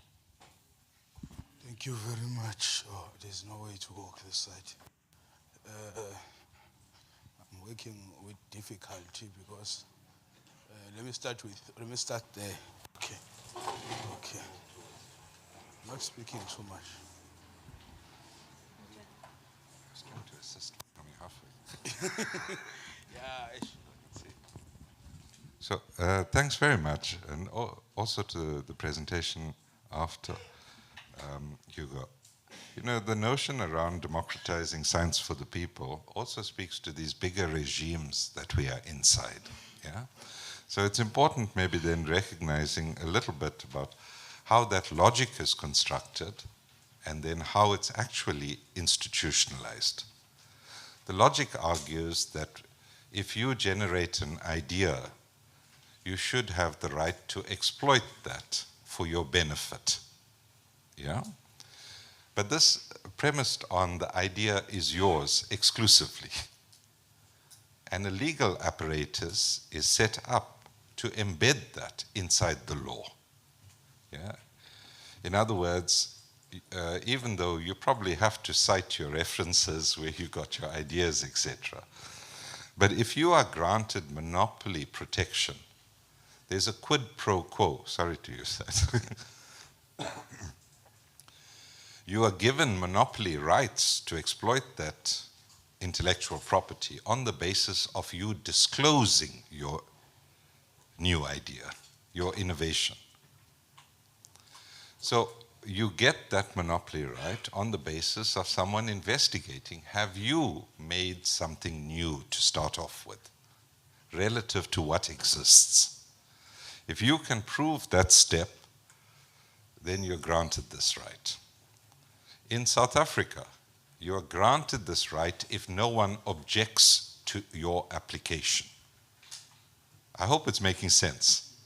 Einstein worked in an intellectual property office where they examined the science behind the application. That's in Switzerland. In South Africa, you're given patent rights if no one objects to what you've applied for. I hope this is making sense to you. It's showing you the inequities. So South Africa, as its reform trajectory unfolded, the European Union, to ensure that its intellectual property was protected, because no one took IP rights for Africa when they registered in Europe, made sure that South Africa aligns its policy with the European Patent Office. In one of our engagements, then as Department of Trade and Industry, with people from Europe, the Director General of the European Patent Office asked us, why do you want such a complicated process when no one patents in Africa? Why don't you just look at our patent digest and use the stuff? Why? Because we didn't have sufficient disposable income to pay for using the patents. Yeah? So I'm suggesting to you, this thing is embedded inside the political economy, and the way it is not only maintained and pushed forward is to advance this consolidation of being able to capitalize, to make property out of things itself. So where we are currently is we're forced into seeking to reform the World Trade Organization. I'm sorry to be a little long-winded about this because it actually has a huge impact on all our health. The body that deals with the IP regimes is the World Intellectual Property Organization, WIPO. According to the conventions that South Africa is party to, you have the right under an emergency to drop the patent rights.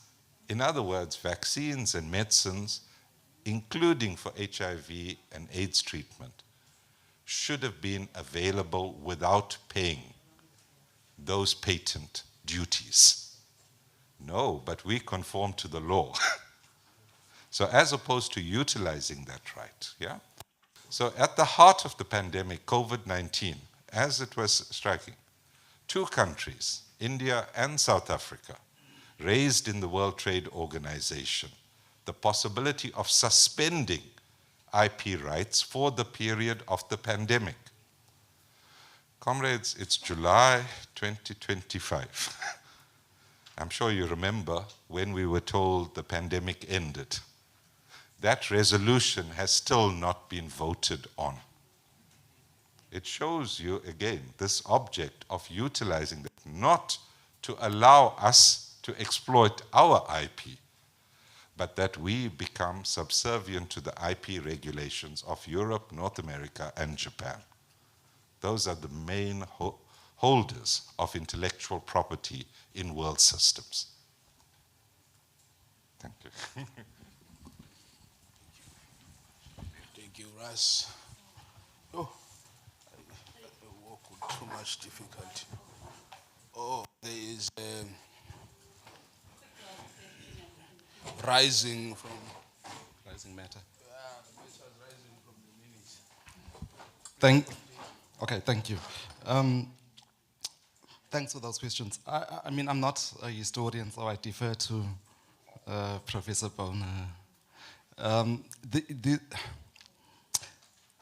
How rivers, how I think enchantment works is often that it's homegrown, it belongs. So when a crisis happens, people appeal to things and traditions that they know, rather than create new ones necessarily. They may evolve, but so people in their different spaces used what they knew. So for example, if in my area, the local river has a set of ritual practices, there, the knowledge and the response is derived from that location. If elsewhere the hill is the place from which people obtain ancestral wisdom and protection, it's from that location that they respond.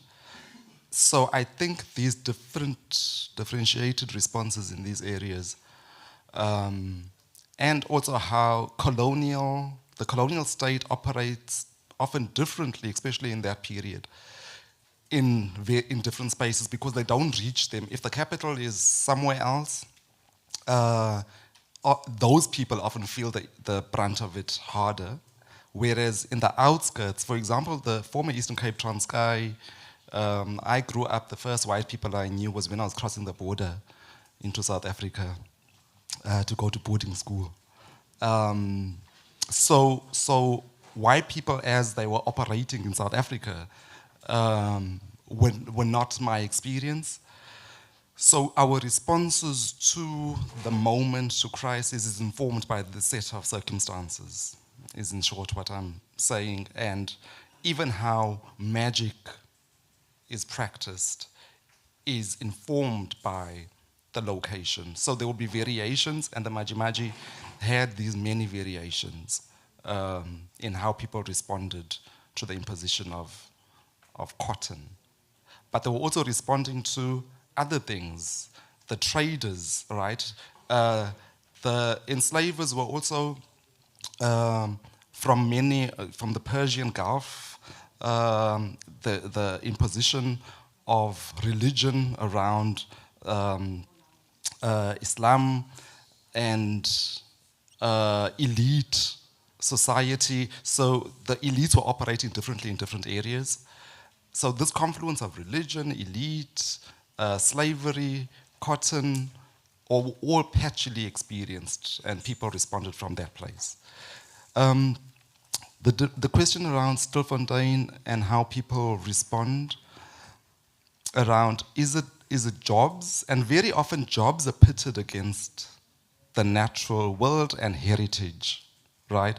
What is heritage going to give you? As though people are narrowly protecting land for heritage only, right? As though there's no wisdom or ways of sustaining life that predate the scramble for extraction and goods. And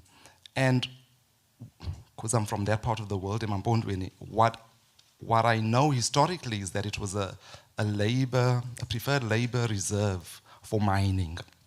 So it's no accident that in Marikana, of the 34 people killed that day, about 26 of them were from there. That Mambush was from with leg stuff. All right. And it's a deep history of this practice. So people would go to the mines and then they would see what happens to local communities. And they were part of that. That after the mine is exhausted, the land is devastated. There's no recovery. I work in the south of Joburg. You go past mining dunes. In a dusty day, you're breathing in that. Even though mining was purportedly closed a few years ago, deep shaft mining in that region. But you live with the belly of the earth outside, right? With the ruins of extraction. And they saw this. And when they go back home, and then they hear that mining, titanium has been discovered here, they don't want that. Because they see what it does, not just to the land, but to the people. And what is valued, and the cultures that occur when mass migration happens to a place. Their ancestral graves will be removed. So this deep historical knowledge enables them to resist mining practices here. Now, in Stilfontein, people, and thanks for pointing that out, people still resist, even though you think that Gauteng or Rustenburg have been, the fight is over. But people resist, they still ask for land claims, they still resist, but capital is strong, right? And we've all been seduced, I think, because during the Stilfontein contestation with the state and mining, many people in our families were like, but they should come out.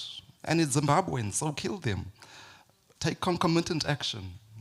Smoke them out, right? That was the language of the state. And the language of many of us was not to support that.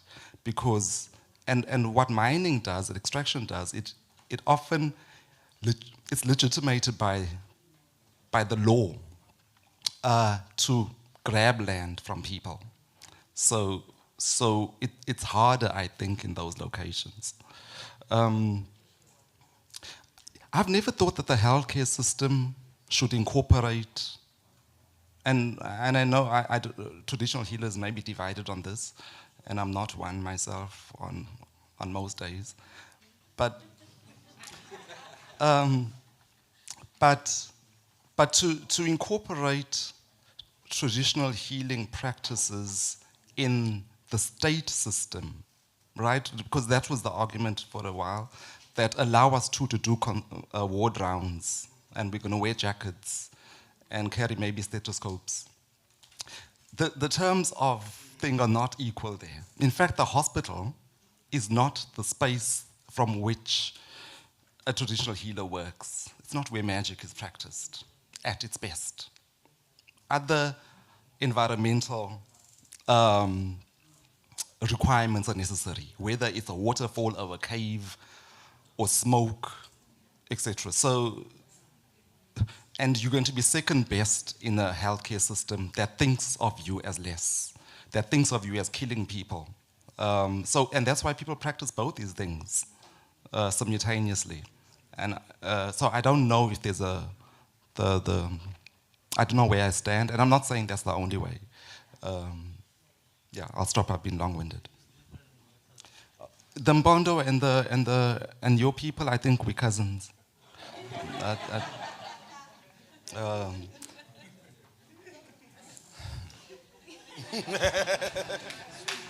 As well as Mama Saj, I don't know how much time we still have.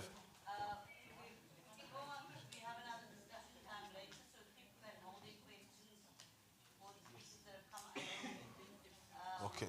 Some people are leaving today, so I had to adjust the program. Okay. Can we hold our questions for later? We will have another session, discussion time. Okay. Apologize. I want to believe that when I was still a student leader in my days, there was a point that comrades used to love, but in the exigence, a point or points of exigence. We used to call it the houses burning point. You, Comrade Vive, that point you only raise it if without it we can't continue. So I would like to hope that some of the rands. Sorry, comrade. But also I must wrap up my session. What is this thing? You're the session. Sorry, it's 12:10, and Salim is leaving today, so I don't want him to miss his flight. Unfortunately, he has to be back in Johannesburg to carry out his responsibilities, which he couldn't be relieved from. So you'll have your half an hour. Thank you. I'm going to skip the introduction, and I will share the biographies of all the presenters, but Salim can tell you where he is before he starts. Salim Vali. Sanibonani. Amandla. Amandla. Okay, everybody is still awake because of those incredible presentations today, and we're still talking about the presentations yesterday. You know, I normally speak very slowly. I'm going to focus to try and speak very fast because, as you know by now, I always have a lot to say. But it'll be remiss of me not to thank the wonderful organizers for this annual event. And I mean, you know, Sajida mentioned that she's not a prolific journal writer, but I can tell her that the worth of bringing us together and debating and discussing in this manner is more valuable than 100 academic journal articles. Many more than the SAPSI accredited journal articles, which just a handful of people read. Yes, you can clap for me. But of course, Sajida doesn't work alone. We have Nomonde, we have Mohammed, Stalwart, we have Sam here, we have the technical team, we have the People's VC, Prof. Makize, DVC, and many others to make this a success. And I'm really glad it's happening here in the city, because the city has had a bad rap for quite a while. But it's historic. Many of our struggles arose from the city. You know, the 73 workers' strikes gave birth to the independent trade union movement. The workers who rose up despite not having a union, who had the slogan, Ufil umuntu, ufile usudikiza. Man is dead, but his spirit lives on. We had in the city the Viva Frelimo rallies, solidarity with liberation struggles, which resulted in people from this city and elsewhere spending many years on Robben Island. We've had the Festival of the Oppressed in 2001. In August, I think it was. Comrade Vavi was there, Comrade Lubna, Comrade Roshan was taking notes for the official version of that forum, and the Zionists were going to throw her into the Indian Ocean, but she survived and she's with us. It was a festival of the oppressed because, you know, we had indigenous people from the Americas, North and South and Central. We had African Americans, Afro-Caribbeans. We had Dalits from India. We have descendants of slavery from around the world. We had Palestinians from the occupied territories, from so-called Israel, the 48 areas, number of anti-Zionists, Jews, And we all came together and we had a banner which said, Zionism is racism. This was the World Conference Against Racism and other discrimination. And it was led by Fatima Mir from this province.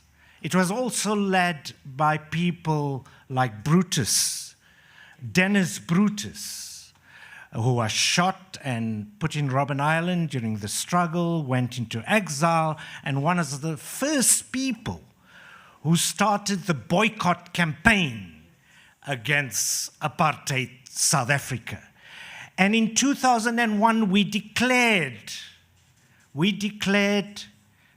as South Africans from the townships, informal settlements, as the people of the world who are oppressed, the second anti-apartheid movement.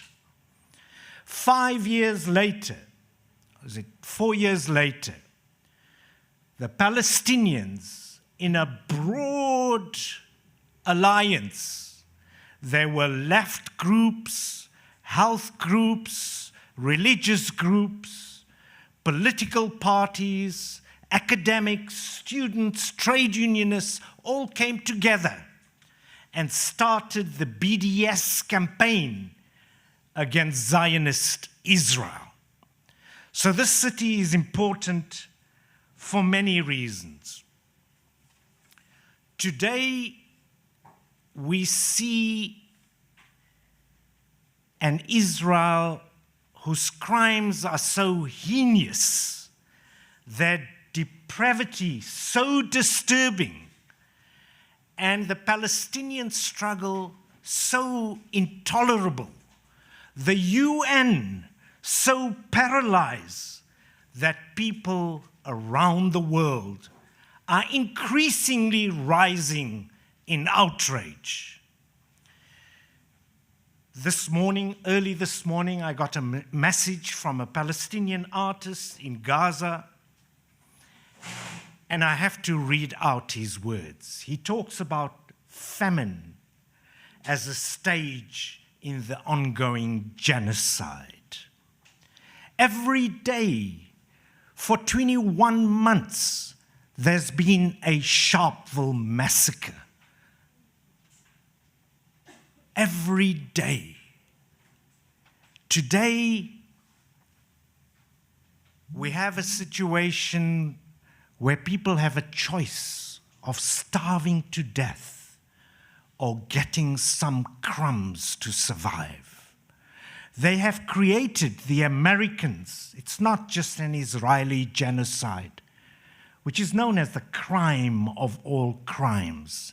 It's an American, EU, UK genocide, a Western imperialist genocide against the Palestinians. And as Petro Gustavo, the president of Colombia, who has banned coal exports, the multinational corporations are trying to sabotage him. As he said, when he looks at Palestinians, that is the global South's past, its present, in terms of the Congo, Darfur, Sudan, and its likely future if they get away with this. Because human beings are now disposable, have been, but brazenly so, where even the laws in which the victors of the Second World War against Nazism, when they said never again, international law was framed because of the Holocaust in Europe. There were many Holocausts before then, as we heard from Shumari, what the King Leopold did in the Congo, 12 million people, and many other places around the world.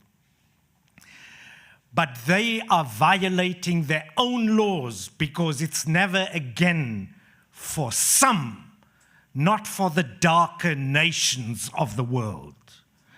Black and brown lives are now disposable on the altar of exploitation and capitalist greed.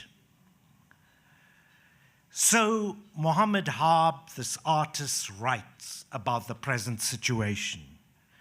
We've already surpassed starvation, that pathetic, primitive phase of genocide.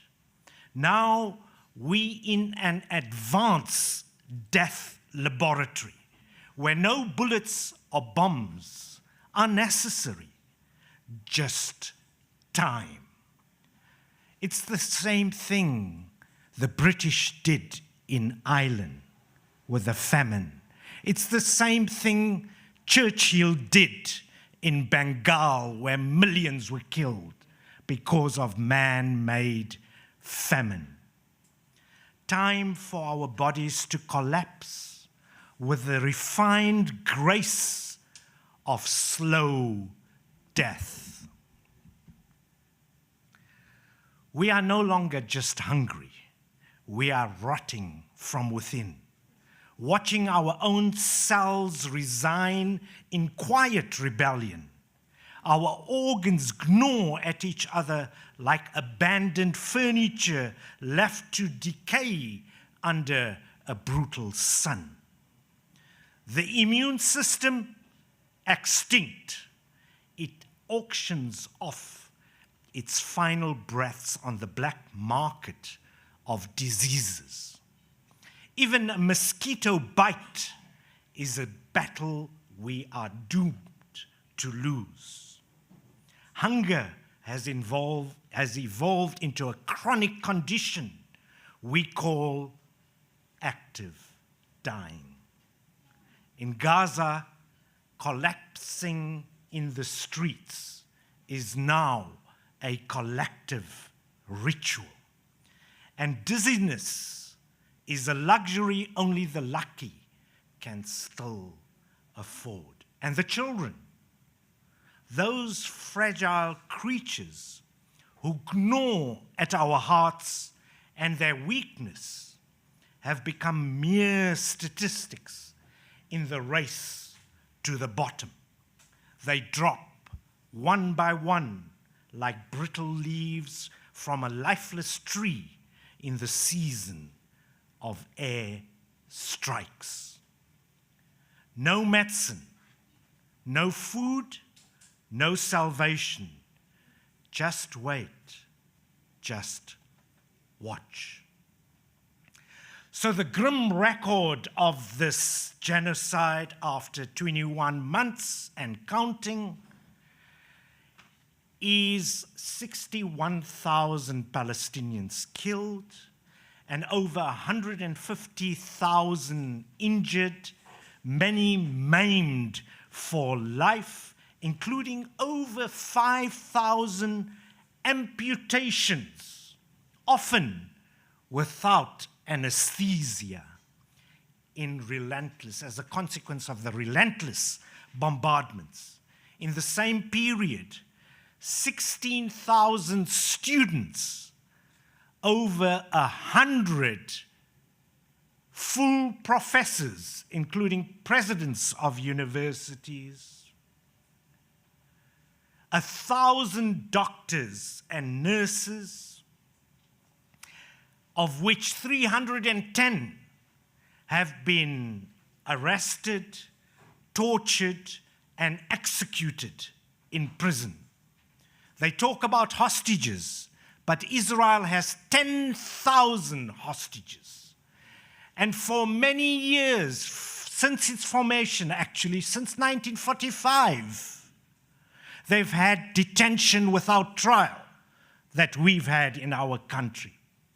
People just thrown into prison with long-term sentences.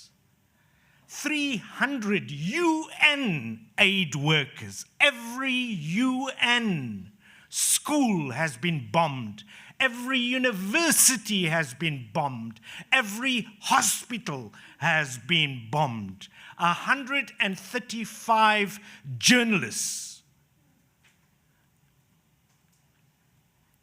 All the wars in modern history combined, whether it was the Korean War, the Vietnam War, the American Civil War, World War I and World War II.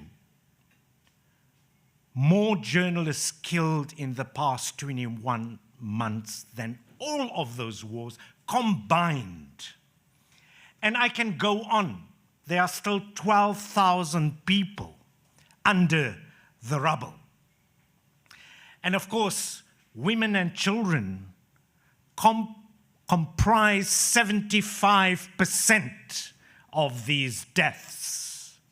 And UNICEF estimates that 12,000 children have been killed and 20,000 orphaned, losing both their parents. In relation to the population of Gaza, it's the equivalent of 6 million South Africans having died, killed, murdered in the past 21 months. This is not a new genocide. The Palestinians have been genocided since the formation of Israel 1948. And you know, the number of explosives, the tonnage, is 7 times more than what Hiroshima experienced. 7 times more. And Gaza is about a quarter of the size of Hiroshima, a sliver of land, the most densely populated area in the world, which Israel is trying to depopulate for further colonial settlements. Equally ominously, some call it prestigious medical journal, maybe Rasigan will critique that, The Lancet, says that as a result of indirect deaths, diseases, medical neglect, lack of chronic medication, think of it, those of you who are diabetic or who have heart illnesses, if you don't have that chronic medication, you die. The actual number of people killed thus far is probably way beyond 200,000, because the 200,000 figure was given by Lancet a year ago, and there has been relentless bombardment and no food and no water. Sam, please play the first. So I'm going to now focus on what I'm supposed to speak about. But this was just the context. Make it loud.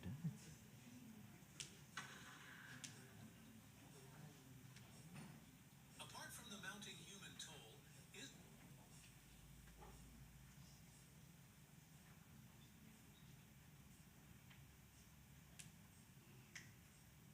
It's a very short video.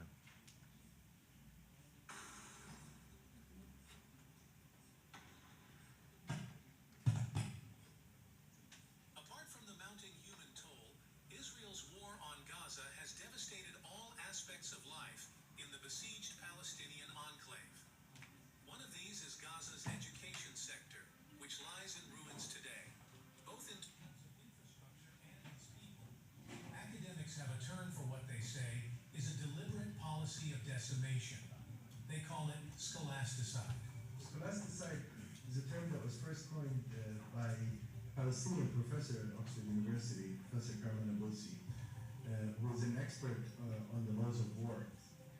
And she conceptualized it in the context of the Israeli assault on Gaza in 2009, but also with reference to a pattern of Israeli colonial attacks on Palestinian scholars, students, and educational institutions.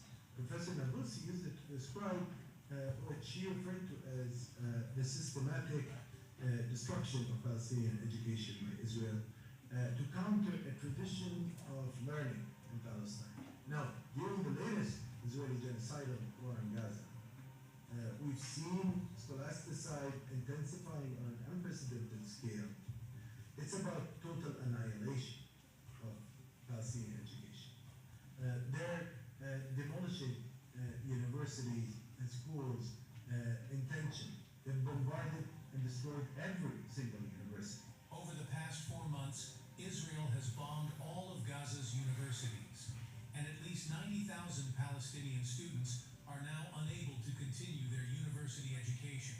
In addition, it has damaged or destroyed at least 370 schools, leaving more than 620,000 students out of schools. Israeli attacks have also killed 231 educators and academics, and more than 4,200 students, with thousands more. This was a year ago, so the numbers increase every day. University libraries have also been damaged or destroyed. This is a phenomena, scholasticide, that is very intimately connected to genocide. It prevents a people from reproducing itself. A national, ethnic, racial, religious collectivity can no longer reproduce itself if its cultural institutions and educational institutions are undermined. But what we'll find is the survivors of this genocide will come back to the territory with no facilities, no schools, no universities, no playgrounds, no lecture halls, no infrastructure, with serious shortages of teachers, and with very few university professors left, because again, a lot of them were killed or injured. So scholasticide for us is a very serious crime, and it's intimately connected with genocide. It contributes to it, and is a prominent aspect of it. So education in Palestine is systematically attacked because it represents a form of resistance. You know, we had this in our country. We developed from the ground up using education. When they imposed Bantu education on us, we had night schools, adult night schools. We had to counter apartheid education, we had people's education. The unions developed worker education, very, very vibrant.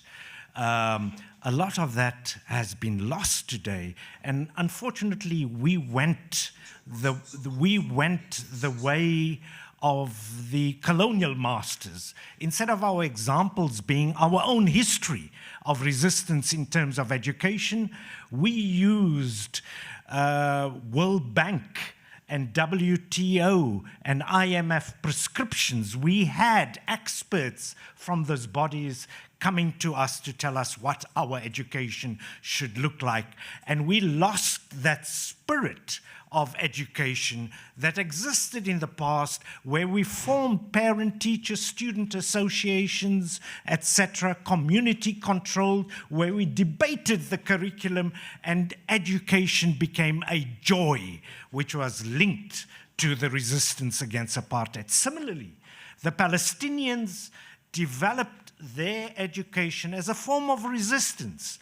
It was the means through which Palestinians could challenge the dominant colonial narratives, preserve their history and identity, and empower future generations. So scholasticide works together with other aspects of genocide. For example, reproductive genocide. It's a systematic violence targeting particularly women and children through the imposition of vital resources like food, even baby formula is not allowed to go into Gaza. And children suffer the most. Israel's military onslaught has had enormous effects on Gaza's ecosystems and biodiversity. The amount of ordnance and armaments, the radioactivity from them is going to last for generations, but also the footprint of the American-made weaponry has had a devastating effect on the ecosystem. Some call this long-term damage ecocide. The Francesca Albanese, the special rapporteur on the situation of human rights in the Palestinian territories, she writes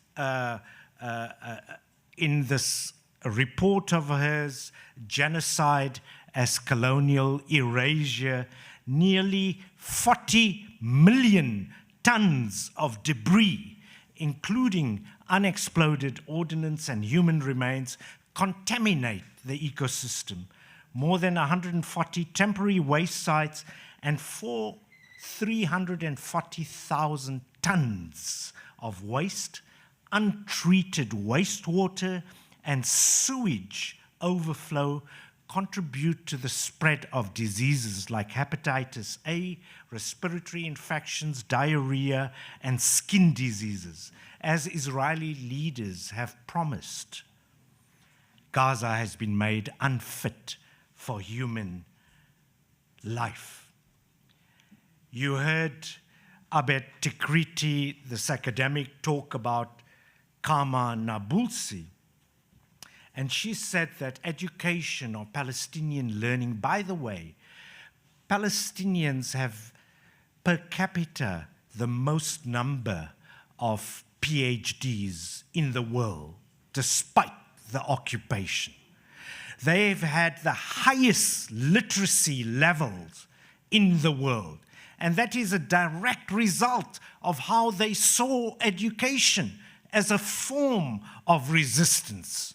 So Nabulsi says that this tradition of education reflected, and I'm quoting her, the enormous role and power of education in an occupied society, in which freedom of thought posits possibilities, opens horizons. And this contrasts sharply with the apartheid walls, the shackling checkpoints, and the choking prisons, recognizing how important education is to the Palestinian tradition and the Palestinian revolution. She also noted that Israeli colonial policymakers cannot abide by it and have to destroy it because it's a form of resistance. Despite the attempts to annihilate Palestinian education, resistance continues. Palestinian academics and administrators from Gaza recently issued a statement in keeping with the legendary Palestinian sumud, which is difficult to translate, but it means steadfastness, determination against overwhelming odds, resilience. Their call for solidarity ends with the following two sentences. We call upon our colleagues in the homeland and internationally to support our steadfast attempts to defend and preserve our universities for the sake of the future of our people and our ability to remain on Palestinian land in Gaza. We built these universities from tents. And from tents, with the support of our friends, we will rebuild them once again. And they have called for an international boycott against Israel. In our country, that has had resonance in about 6 or 7 universities, but not in others. The management which is known of our universities, many of them for their PR exercise, their shallowness in intellectual pursuits, whose aim is to make it on the covers of fashion magazines, who preen themselves, and whose contribution these days to the life of knowledge is about money. Your worth depends on their rate of investment, rates of return on investment. It's how much money you can bring in. The notion of solidarity is crucial to being an intellectual. Edward Said wrote this book, Representations of the Intellectual. Please read it. It was put together because of his Wreath lectures for the BBC, and he talks about this attempt to be obsequious, to be sycophantic, to be, in more simpler languages, bootlickers, ja-basses. He calls it, in order to advance your career and get more money, get a full professorship, he calls it corruption par excellence. And Stuart Hall, which Rasigan quoted, this Jamaican British social theorist, he said that a university is a critical institution or it is nothing. He talked about solidarity and social justice as being the key, pivotal pillars of a university. Many people talk about skills today, 4IR, AI, robotics, etc. Any fool can press a button. But why do you press the button? Is it going to benefit humanity? Integral to this genocide is AI. They have AI programs which pinpoint people in Palestine. Cynically and sadistically, they call some of these programs, "Where's your daddy?" or "Is your daddy home?" They can track when the male member of the family comes home, and then they bomb the entire house. Most of the deaths are not individual deaths. Most of them are entire families. Those are 100 professors who've been killed. They've been killed with their entire families, sometimes many generations in one household. It is sadistic, and this is how technology is used. So when people promote technology without talking about the social, political aspects, without talking about social justice, it is dangerous. It's like a school teacher who survived the concentration camp Auschwitz, wrote a letter to his kids' teachers and said, "I am a firm supporter of the 3 R's, reading, writing, and arithmetic, of the technical sciences. But remember, the concentration camp I was in was designed by skilled engineers. The doctors like Dr. Death in our country, Besson, who's a cardiologist and walking around and still practicing, shame. He killed a lot of Namibians, Hugo. He developed drugs. He supported the security, police, and the army in the neighboring countries. And there's lots of such people in Israel and in the US as well. So this teacher, this survivor said,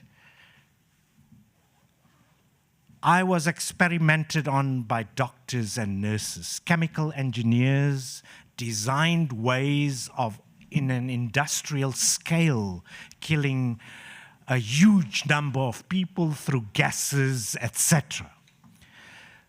So he says, I am therefore suspicious of education. Teach my children the 3 R's, but also teach them to be human.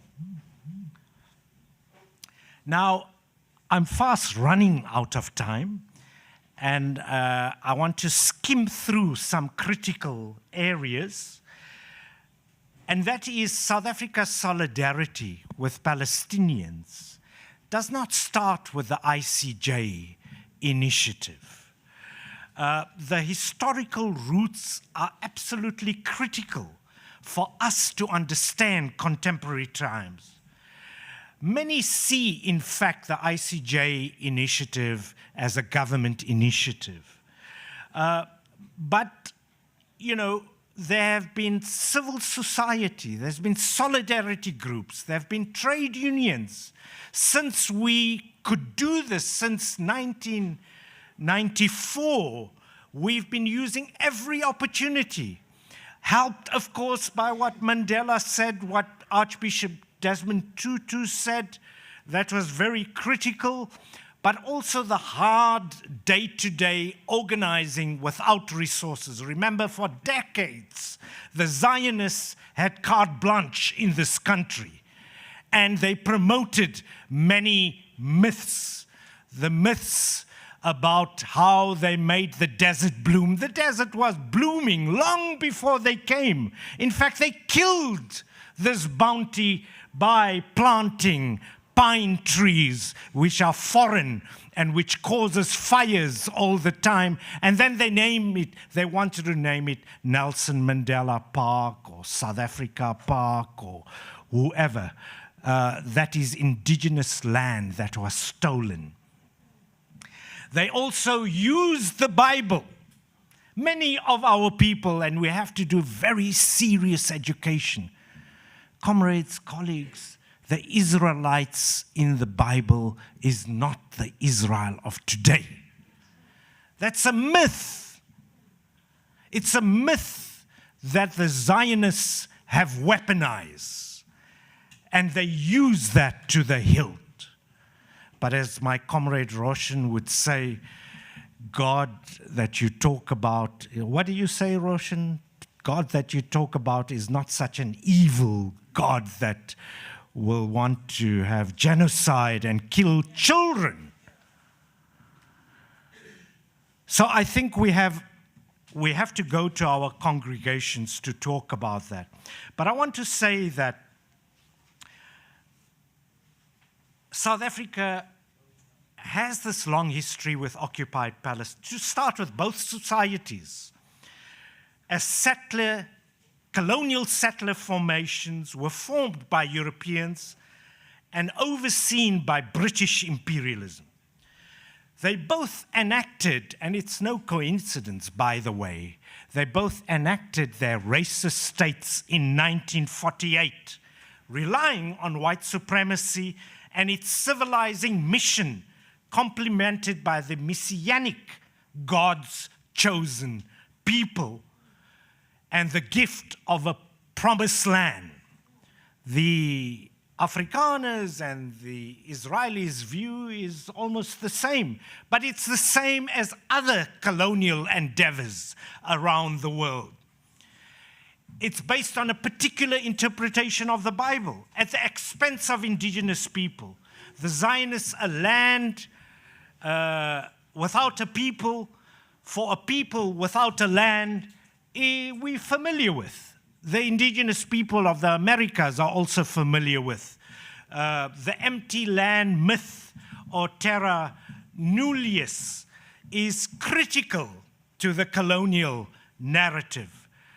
And the mission is to incorporate religion belief systems was intrinsic to colonial endeavors, but always subsidiary to and useful for the rationalization of land conquest and occupation. Do you know that the father of Zionism, what's known as the father of Zionism, Theodor Herzl, he has an entry in his diaries, and the diaries mention a letter he sent to Cecil John Rhodes in 1902. And he called on Cecil John Rhodes to help him do what he did in South Africa. And Rasigan, you were talking about UCT, the land supposedly donated by Cecil John Rhodes. That money he got because he massacred indigenous people, not only in South Africa, but also in Zimbabwe, that's called Zimbabwe today. So he formed this British South Africa company under the patronage of the great Queen Victoria. And Theodor Herzl wanted to do the same thing. He explained to the British why this will benefit European colonialism. So Zionism was a colonial initiative from the outset. By the way, talking about the Bible and the Israelites, they were looking at Africa. They wanted to establish Israel in Uganda or even Kenya. And another case was Argentina. But they settled on Palestine because this is what he said. The very name of Palestine, this is his entry, would attract our people with a force of marvelous potency. I can't say marvelous like Roshan can say, the English accent.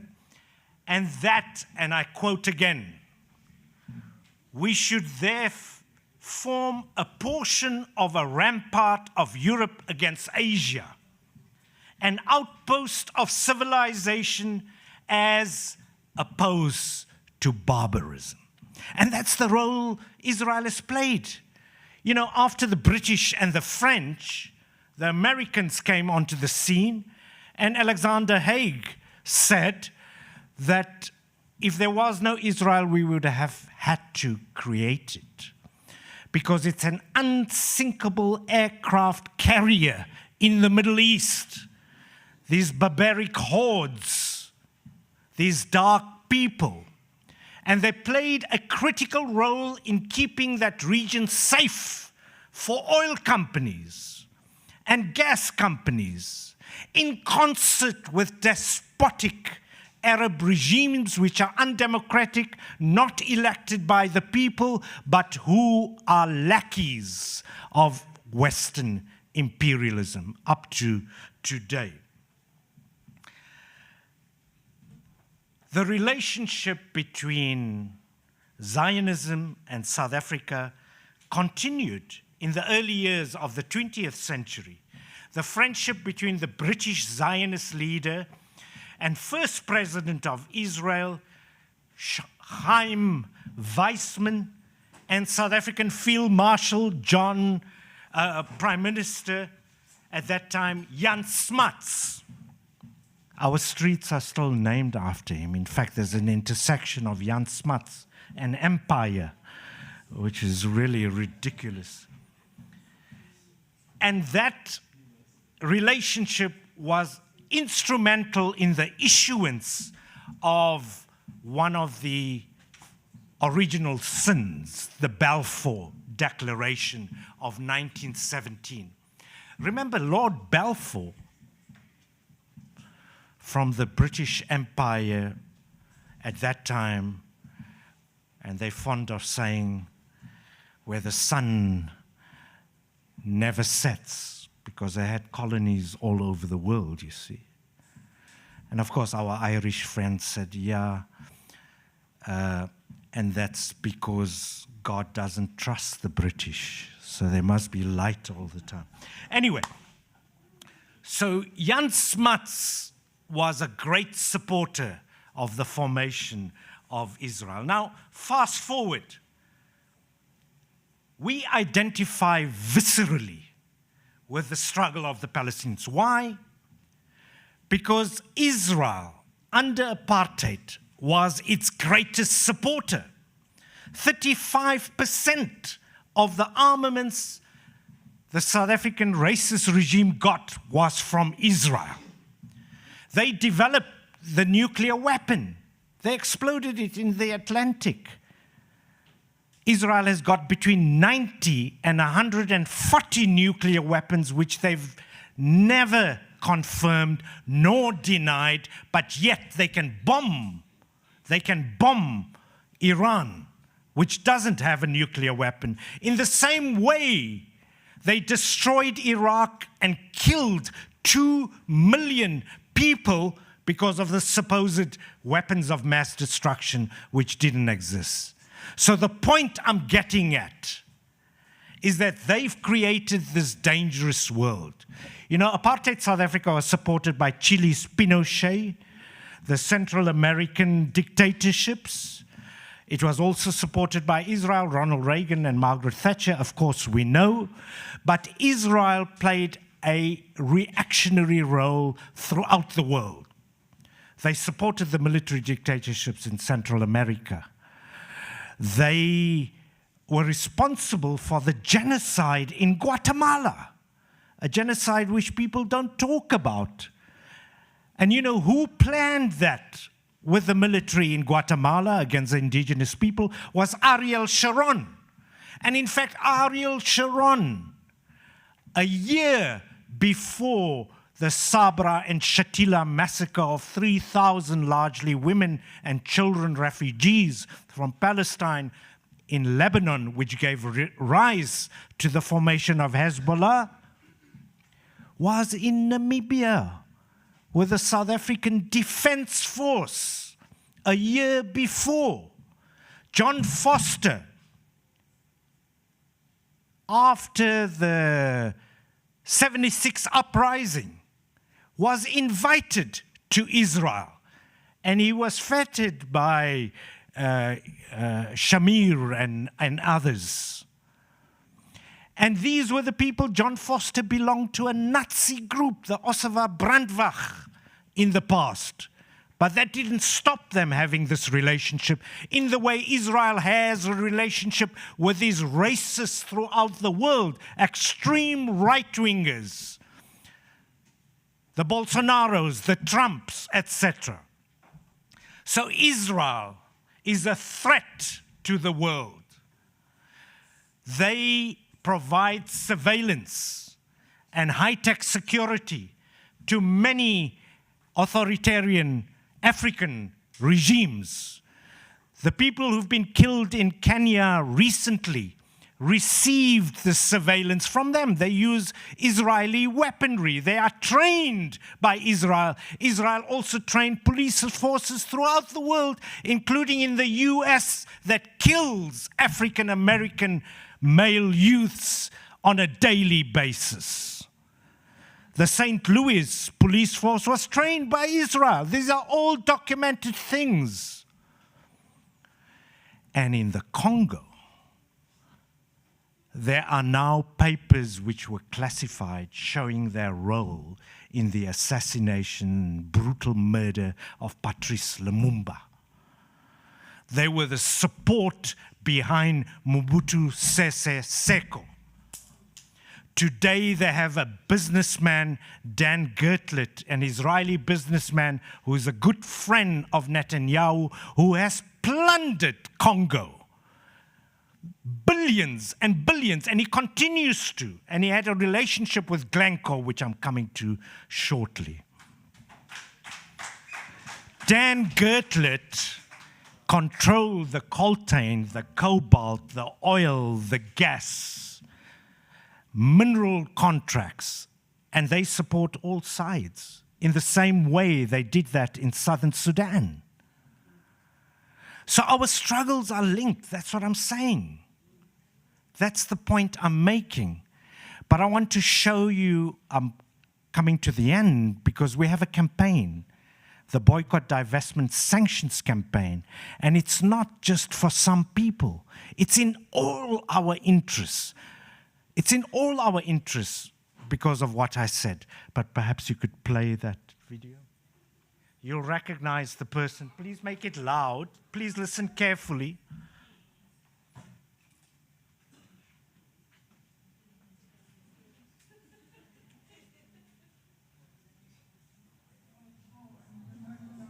No, we can't hear. You have to hear it.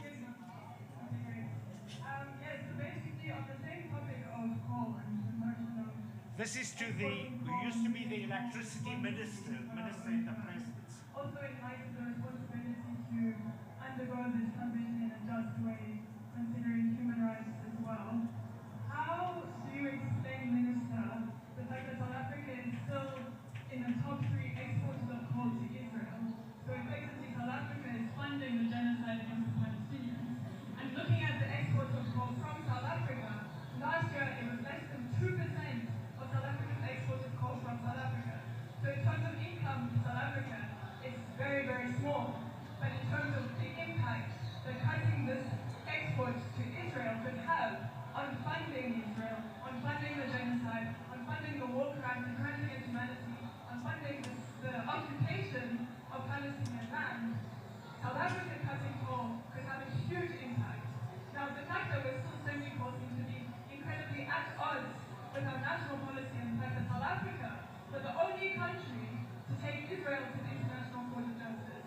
South Africa is making international headlines, supposedly in support of Palestine and in support of the Palestinians, against the genocide against Palestinians, and yet, behind closed doors, we are still the ones that are fueling, quite literally in terms of coal and energy, we are fueling the genocide. How would you explain this, Minister?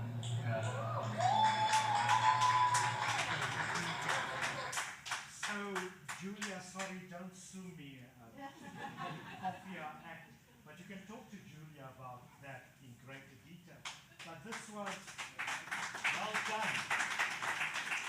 It was at the Youth Energy Summit recently. So the minister was questioned about this. And you heard Julia said that, he deflected. He said, oops, sorry. I'm getting carried away because I know people are hungry and want a break. Basically, he said, well, then we won't benefit the poor, but it's a ridiculous argument because only 2% of the coal, I don't even want to get into the climate justice argument about coal. But this 2% of South Africa, it's not going to make any difference. In any case, they are privatizing the utilities in this country, and it will benefit the profiteers, not the people itself. We don't have Amadiba here, Kolobeni comrades, but you can talk to them about what Mantash is doing there. And I think that this is another issue we need to talk about, because when people say we are depressed, nobody is resisting. There's people resisting all the time. They don't have an organized force. They want the SAFTU unionists to be together with the migrant workers, with those mining-affected communities, with the comrades in Potchefstroom, with Abahlali. We can do this. It's our only way. Because what is happening in Palestine and elsewhere is coming here. If we don't get organized, because there are many Trump-like people, Bolsonaro-like people who are here. It's the Gayton Mackenzies who's given PR license every day. It's so many others, corrupt people, etc. And people, black like me, Mashamba. And by the way, comrades, this argument that we have to unite with who? we must unite with the working masses, whether they are employed or unemployed. But if you want to unite with Mashamba, with Gayton McKenzie because they are black businessmen and politicians, or you unite with Patrice Motsepe, whose African rainbow minerals is contributing to the coal that goes to the genocide. And it's dual purpose because they use the coal to help with the genocide. The power is used by the military. It's not like it's just for Israeli civilian use. So I think these are very important questions. Look, I'm really taking advantage of Sajida, and because I don't want her to scold me at lunchtime, I think I really should end here. All I want to say is, look, the point is, you know, many people are connecting the dots. We have a situation where every human rights organization worth their salt, whether it's Amnesty International, Human Rights Watch, Médecins Sans Frontières, Doctors Without Borders, Oxfam, they all say this is apartheid. But, you know, it's what South Africans and Palestinians have been saying for decades. Any South African who went to the occupied territories could say this. Archbishop Desmond Tutu said this is worse than apartheid. And the point is, it's Francesca Albanese makes these points, that people talk about the occupied territories, but they don't talk about Israel. You can't separate the two. So when we boycott just settlement goods, it doesn't make sense, because they are linked with Israel. And then, you know, there are 9 million Palestinians who are not in their homeland. Refugees, Palestinians make up the biggest refugee group in the world, even more than Syrians, etc., etc. 9 million. And if you exclude them, then you're just talking about a minority. There's another point here which is crucial. Our government and the ANC has been talking about a two-state solution. It's going to be a Bantustan, worse than a Bantustan, the Palestinian so-called state. It's going to have no sovereignty. But the Israeli fascists today and the Trump fascists are not even talking about two states. In any case, it doesn't make sense because those settlers have moved into the occupied territories as well. And so I think there's a lot we have to discuss about our solidarity. We have no problem standing with the Sudanese, with the Congolese, with comrades in Swaziland. And we don't think we should separate the solidarity. In fact, many comrades from those countries are the biggest supporters of Palestinian solidarity, as it should be. So we don't make a distinction between solidarity with people in our neighboring countries and in our continent. And I'm going to end by talking about, or rather a song, which is relief from my voice, I'm sure you're thinking. But it's a beautiful singer, and she made Rifat Al-Arir, who was this academic who was killed. He was bombed after Israel was following him, gave him warnings. He refused to leave Gaza. They bombed him and a number of members of his family. I saw the interview on Electronic Intifada 2 weeks before he was bombed. But he wrote this poem, "If I die, you must live to tell my tale." Tragically, 6 months later, his daughter, who survived the bombing, then was bombed with his newborn grandchild. He's written a few books called Gaza Must Write Back. But this is the song, and after the song, there is a short poem. It's a long poem, but I've just put one verse which must give us courage. We are all feeling helpless. We are all feeling paralyzed. We all feel, but look what's happening, what can we do? We're not doing enough.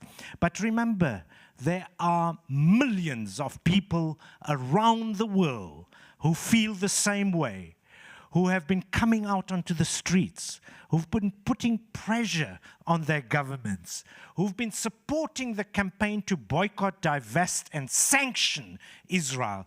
In our country, it took us from 1959 before the sanctions got traction. In 1959 was the first call. It was only really in the 80s. And then governments say they had sanctions. It was only because of grassroots work, decades of hard work, and to link our struggles. And I have to say that Palestinians are in the front line against imperialism, racial capitalism, which combines white supremacy with capital accumulation. The difference with South Africa is that they needed black labor. They couldn't kill everybody.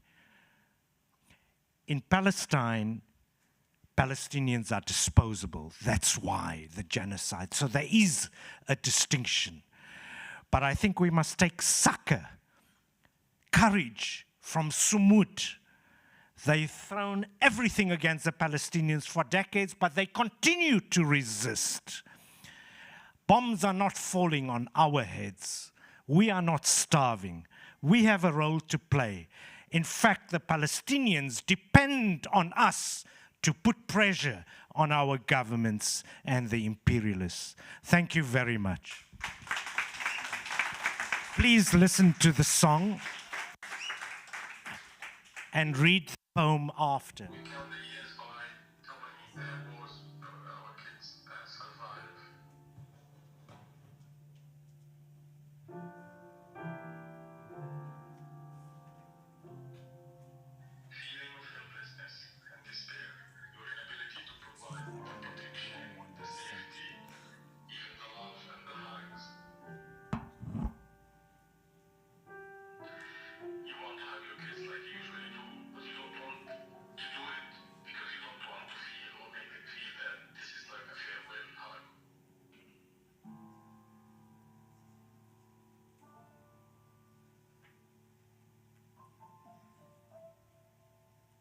If I must die, you to tell my story.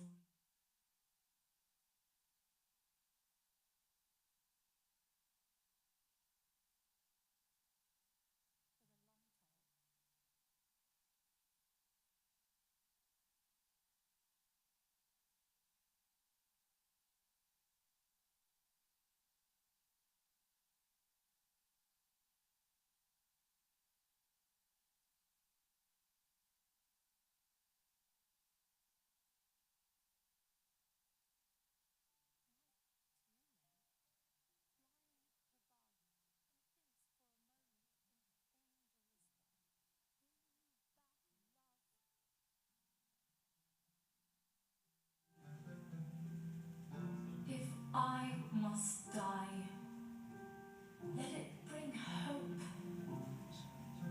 Let it be a tale.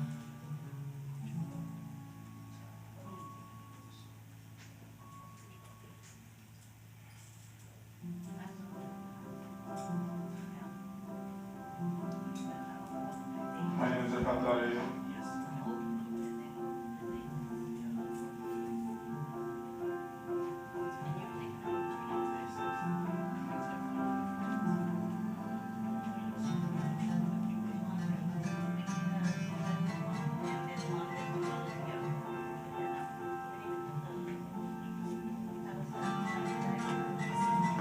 What's happening in Gaza is complete and total extermination.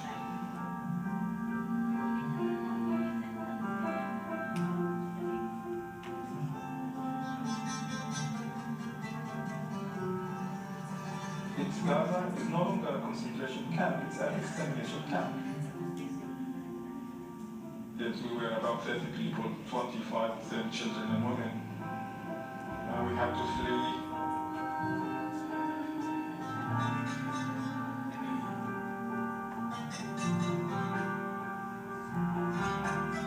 Usually the nights are the worst because Israel, just yesterday we had the worst night ever. 10 meters away, they bombed from where we stay, they bombed an electricity pole, and the glass came down, some of the ceilings came down, we were about to sleep.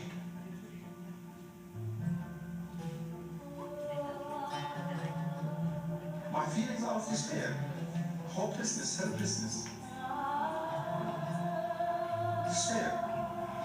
I'm lost. I've given up hope.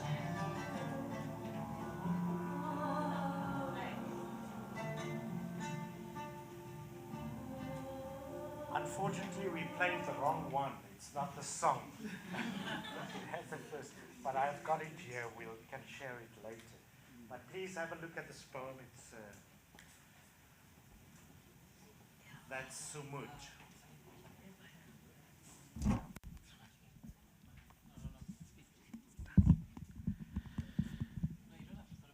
Okay.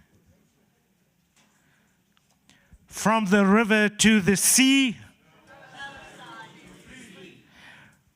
from the sea to the river, Palestine will live forever.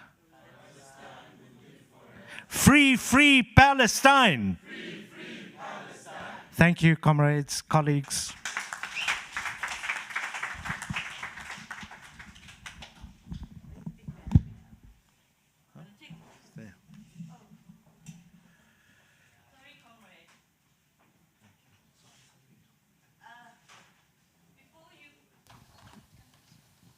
Okay, before you go to lunch, can we please all line up on the stairs for a photograph of the whole group and then a photograph of the presenters? Yeah, and if you have your flags, please take your flags with you. Thank you. So everybody on the stairs for a big group photograph. And then of the presenters.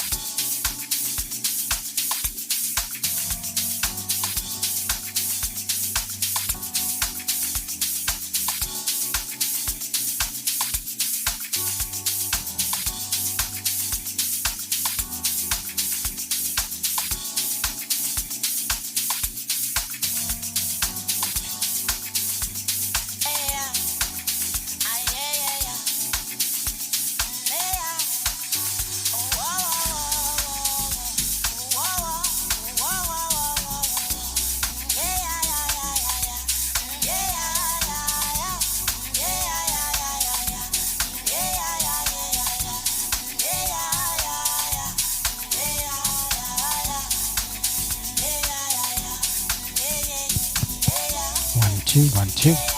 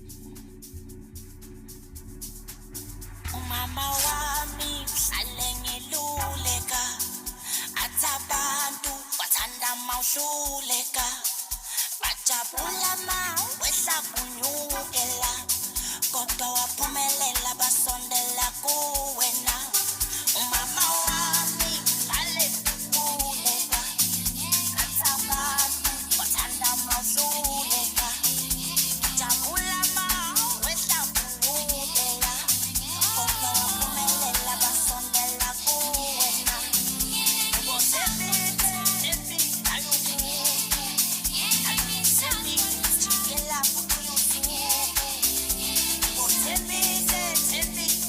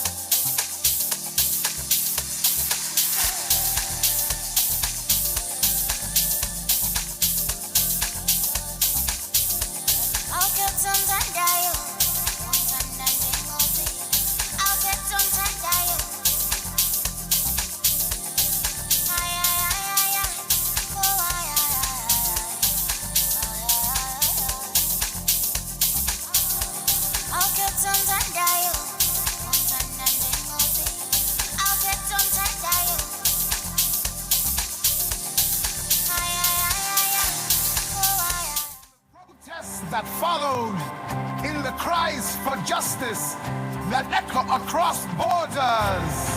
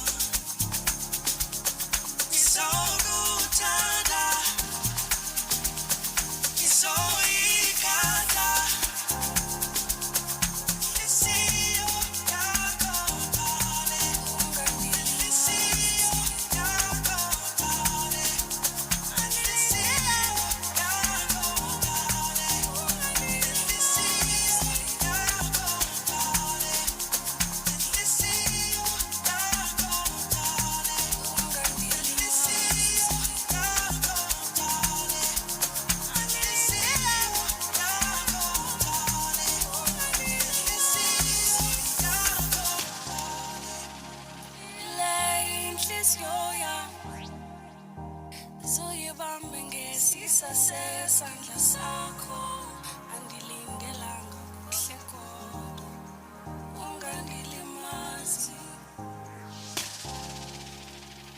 le inhliziyo yam zoyibambe ngesisa sesandla sakho andilindelanga kuhle kodwa ungandilimazi inhliziyo yakho dale inhliziyo yakho dale inhliziyo yakho dale inhliziyo yakho dale inhliziyo yakho dale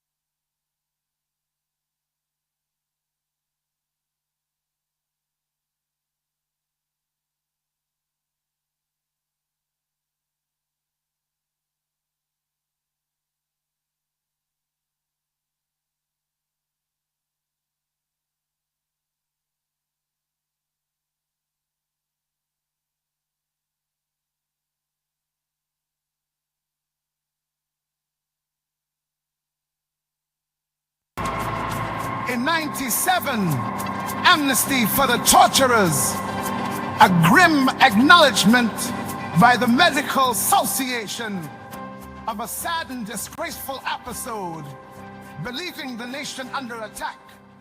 They betrayed the oath.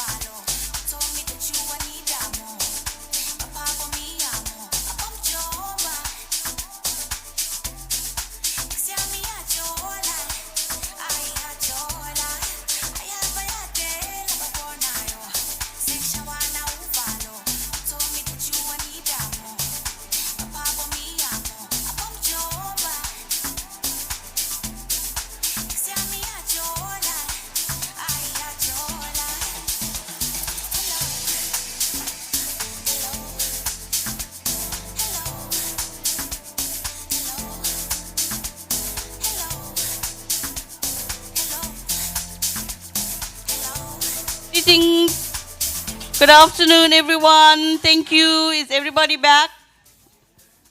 Okay. Apologies for the furniture movement. We have, on the program, you'll see, okay. I'm lost. Marie Cruz Rivera. She's going to talk about the organization she comes from. Because of time, I will share the biographies, but Marie Cruz is a very dear sister from Puerto Rico, and hopefully we'll go there sometime because we need to liberate them from America. Puerto Rico goes as an unincorporated entity of the US. And Puerto Rico was established, and the slaves that were freed were sent to Puerto Rico. So they have an incredible history. You're going to learn about that now from Marie Cruz. And after Marie Cruz, Comrade Vavi. I'm so sorry you're going to miss learning how to drum.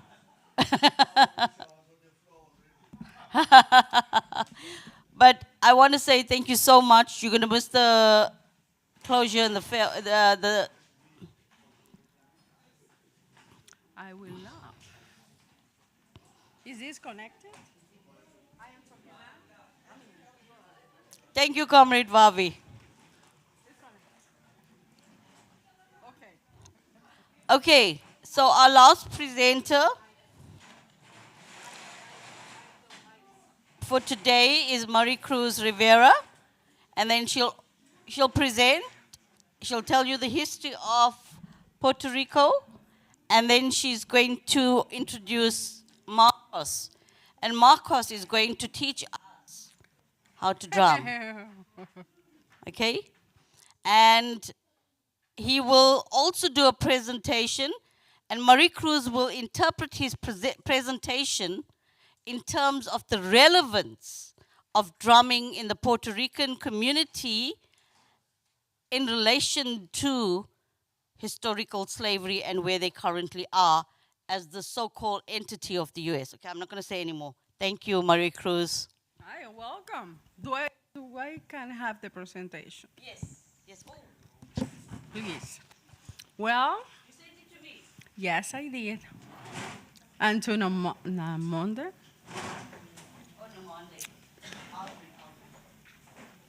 Well, I'll be talking until. Well, good afternoon. How are you? Oh. Well, thank you for having us here. Like I said, I am from Puerto Rico, and Puerto Rico is an island, a beautiful island in the Caribbean. So what is our connection with you guys is like, you know that the slavery system that it was established. So our ancestor that came from this beautiful continent, so we are part of that history. So in Puerto Rico is a colony of the United States, but we are Puerto Ricans, we are Boricuas. Even though that colonization, that part of the history is there still, but we feel proud of being Puerto Riqueños, of being Puerto Ricans. You know, that kind of genocide, culture genocide, you know, killing our identity didn't go through. So we, Marcos and I, we belong to a community, a town that is Loíza. That is our flag. Loíza is the majority of the people in our city are black people. So it's the only city in Puerto Rico. We have 78 cities, but we have, Loíza is the only one that where the majority of the people are black. So that is important to know, because even we are very close to the city of San Juan, the capital of Puerto Rico. The poverty of Loíza, you can see it when you just get to our land. So we have been fighting to be, for not being displaced of our community since 1967. So COPI, Corporación Piñones Integra, Piñones is the community that has a beautiful forest, a beautiful natural resources. So that's why we have been stressed by developers for years to be in this place and gentrify. So that is COPI. Corporación Piñones Integra is our building. That is the building that we rescue. So we take it from the government because we think and we believe that it belongs to the community.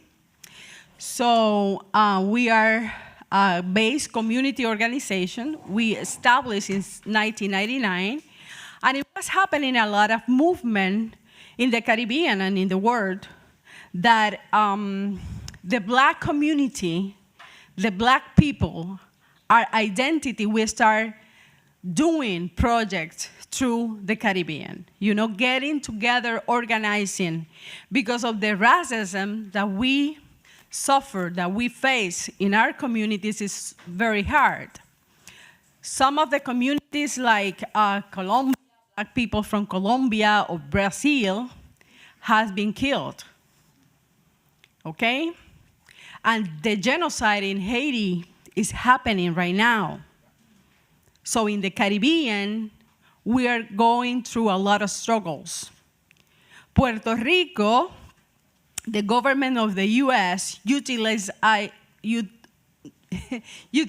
us like something so beautiful that you from the Latin America, from the Caribbean should be like Puerto Rico, okay? That is a lie, but it's, the vision that they have, they want people to have from us. So, that is the name of, I don't know, something I wrote. But COPI has a mission, and we really care about our community. Piñones is a community. We are surrounded by water. So we said that we are an island within the island of Puerto Rico. And we want to take care of our community, Black community. And why? Because the racism in Puerto Rico says that, the majority of the people in 2000, more than 90% of the people say they were white. So the racism works inside of our head. Okay, so our identity, then who we are. So that's why COPI, when we did that research in our own community, the majority of the people think like the majority of people of Puerto Rico, that Black people like us say that they were white. So the internalize of, the racism was very strong. So that's why we create this organization, anti-racist, and I am a social worker, so I use the knowledge. The first person that was talking this morning was talking about, the education, so yes. So we use the system that is established, but we change and use our own rules and start taking care of the situation of the racism in Puerto Rico, and especially in our Black community of Piñones. So we are a social work, we do a social work situated, contextualized in our land and the history of our community. That obviously that history we didn't learn in the school. Nobody teaches us about the importance of being Black or the contribution that Africa is doing to the world. They taught just about slavery. Okay? So we want to change that, and we start changing that vision. and that narrative. So we start doing a own praxis, and we start recovering the history. That's the part of nobody teaches school. The importance of the resistance, the importance to know about the memory of our community. So people, all people, we get together the elderly with the young. So we can teach, we can learn, we can share the history of the community. Okay?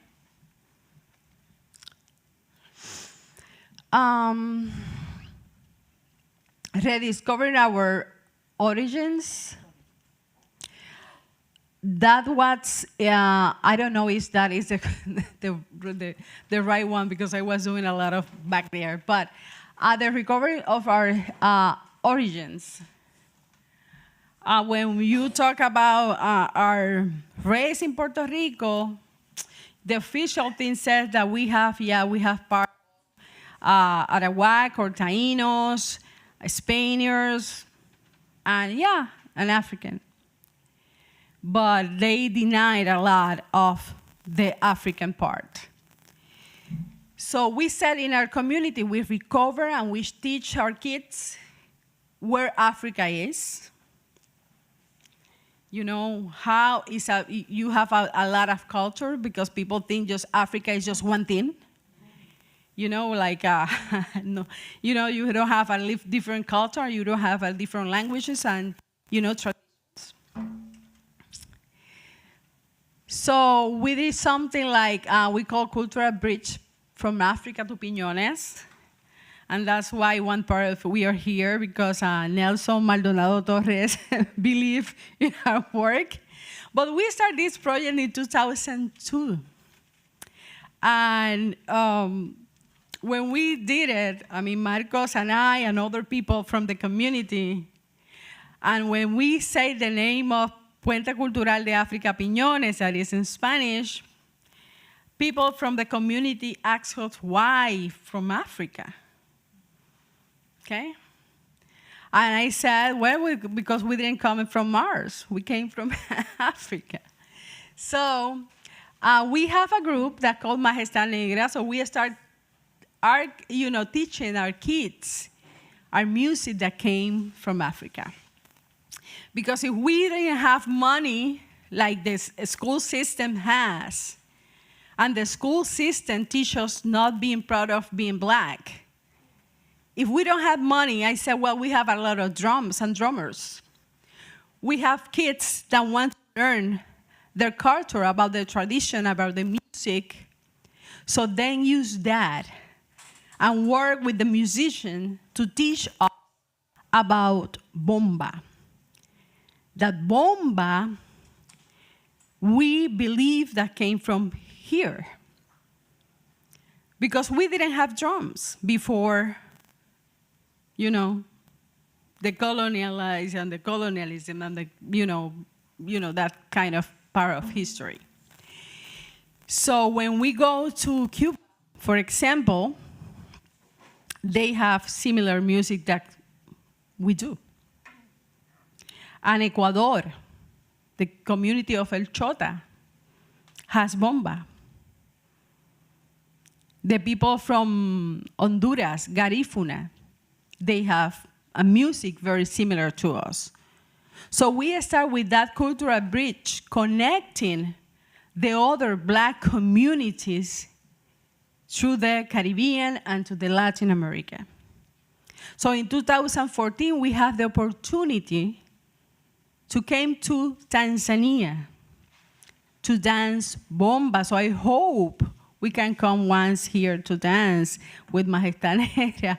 But we came, and the people in the red t-shirt are from Puerto Rico. But we are the same people. So that was important to teach our kids that we are the same. Okay, for us, it was very powerful thing. That is how we came. That is the important also is how the press, before copy, I said, they talk about, or they represent our community. It was like we were criminals, black people, the news, all the news were bad news. And even happened a crime in Isla Verde. There is a community next to us, but Isla Verde is rich, and they live where white people. If the crime occurred there, the press says that the crime happened in Piñones. So the press show, the news, the bad news. They don't teach, or they don't show, or they don't present the good things that we do it all the time. So that was a kind of news that it was important for the community to see themselves in the newspaper doing something positive and coming to Africa. That it was, we were just, I can't say the word I have it in Spanish, rompiendo, breaking the rules. Okay? Because they, all the time said that Africa is bad, is crime. The same thing with Piñones, the same thing with Haiti, the same thing with every black community through the world. So that was a lesson, and that was important to do. We also, with the University of Vanderbilt, with the anthropologist professor, we do, we keep doing, but we did a research, a DNA. So we show that the majority of the people where they come from, our DNA is from Africa. Yeah. But some other, before this research, in Puerto Rico say the majority of people have DNA from Europe. So how we show in Loíza, that is important to, that contribution can do the science also to the communities.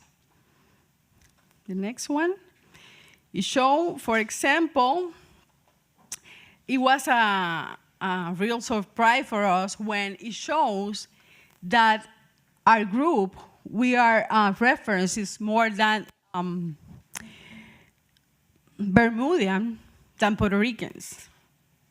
So that similarity that we have with the rest of the Caribbean is a good, is good news, is important for the community to know.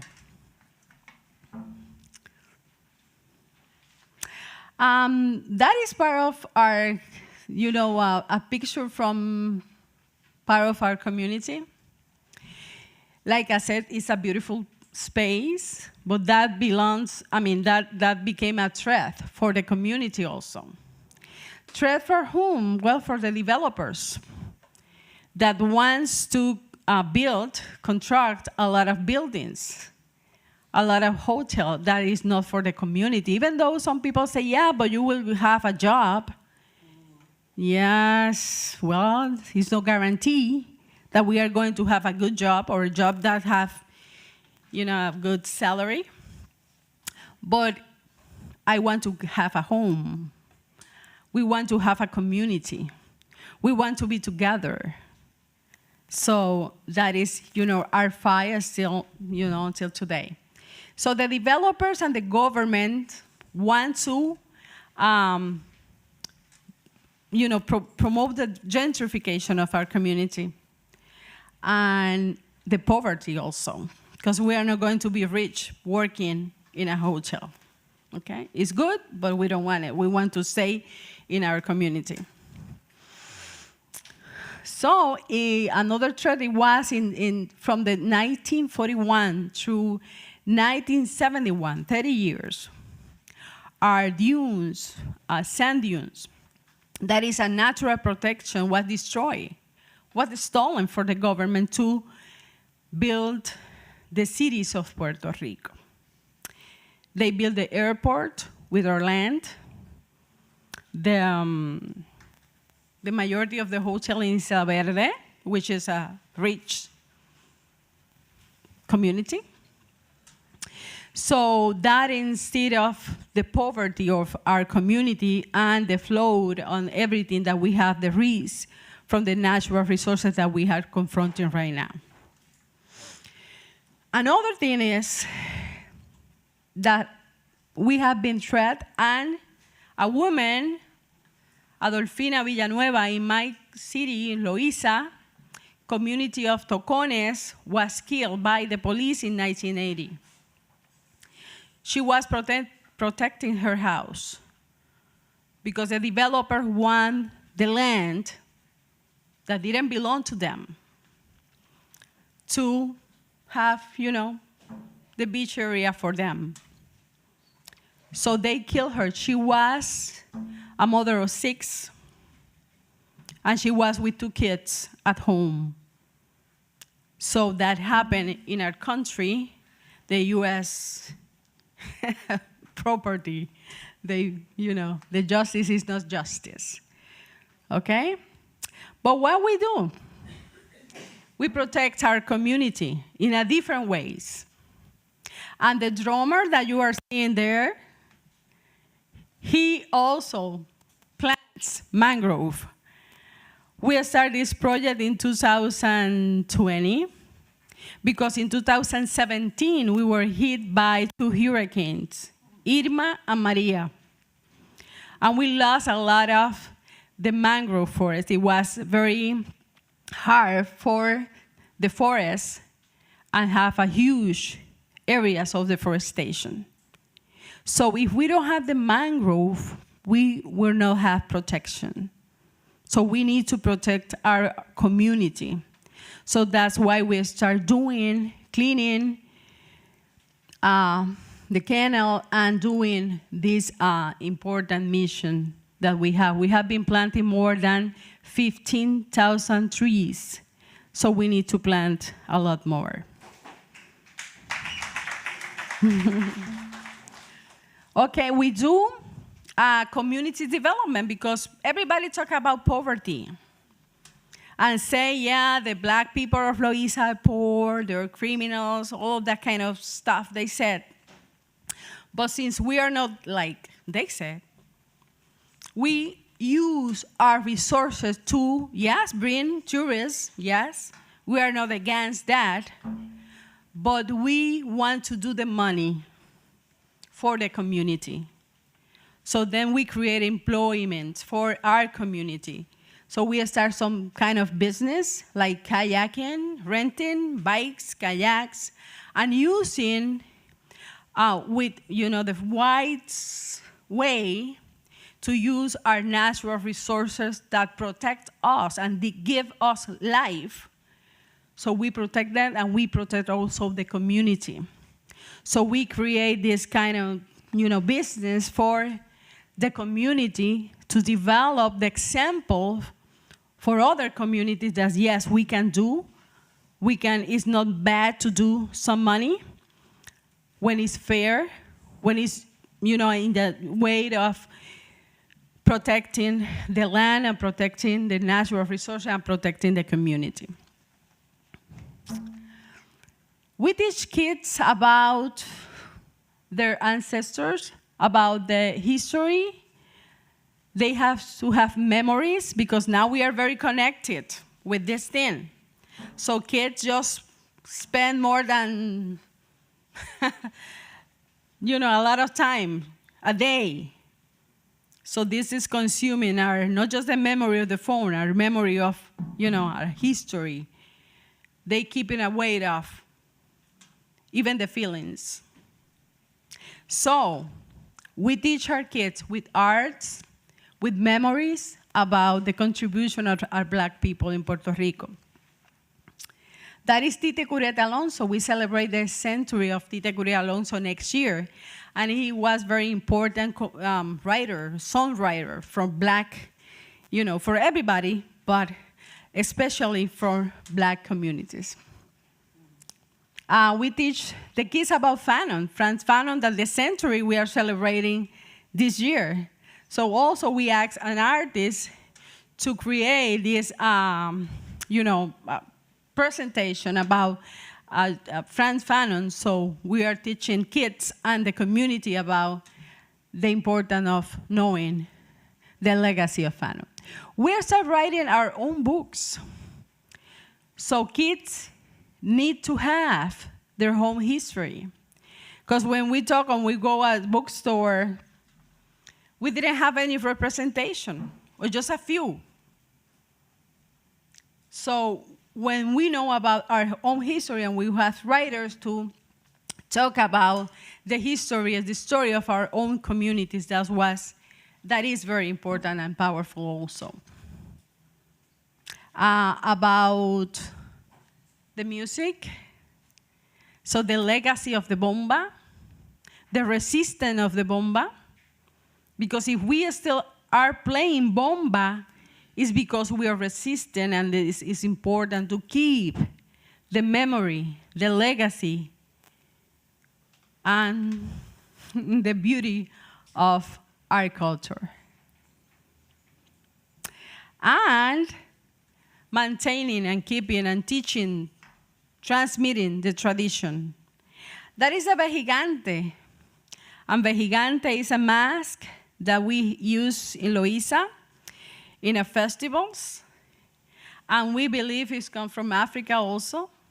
And we have like 4 masks, but that one is one for me that represents most that connection and that protection to our legacy and to our community.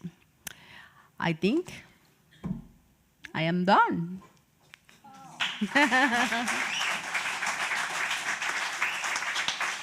Yeah?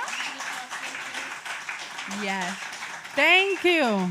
So now, I think we are doing the drumming thing.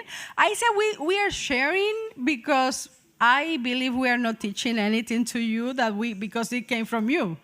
So we are just sharing the music, and we do music together.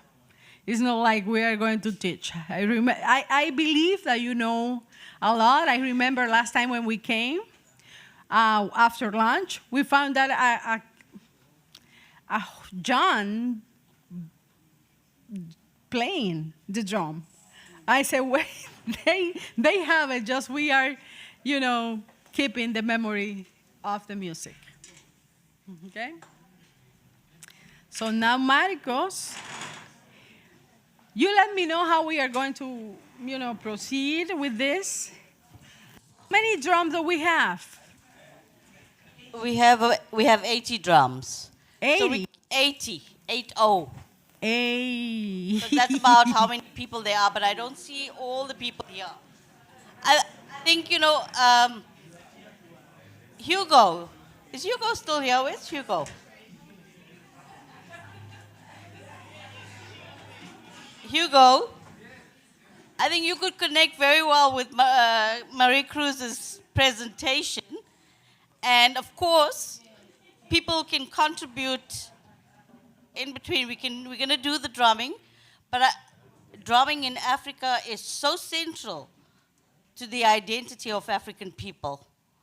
And it's just what Marie Cruz has presented is how they have claimed back their African identity and how they keep that alive and how they continue to, ensure that it is passed down to their students. So,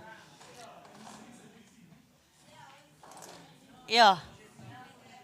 So if you can bring your chairs and make a circle.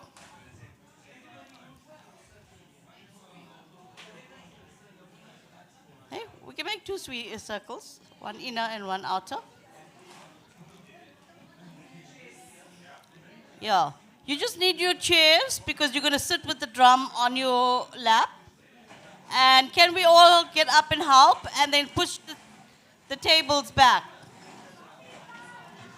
And I think it's important that everybody participate, and when we stop, people talk about the relevance of drumming in their own tradition and culture, right?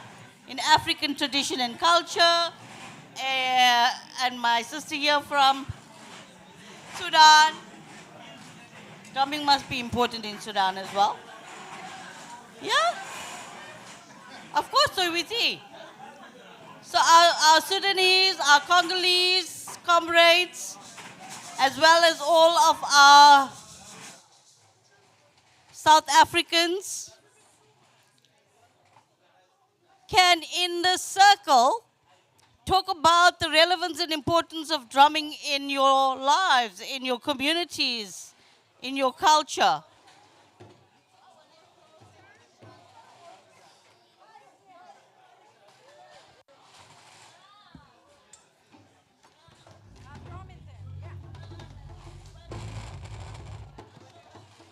Everybody take a drum, then we'll have more space here.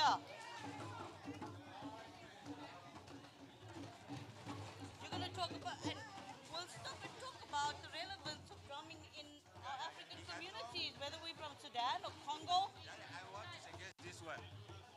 Freedom, justice, peace. Freedom, justice, and peace for Palestine. Ah, that's great. You're going to sing it, yes. Drumming.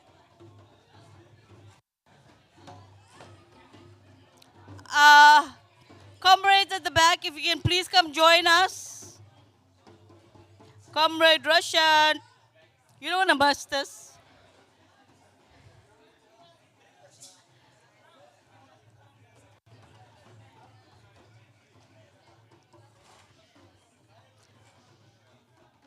Come.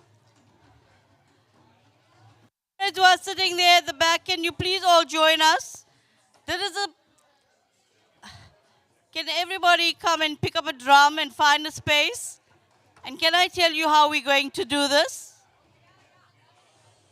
If I can have some silence, please. No more drumming.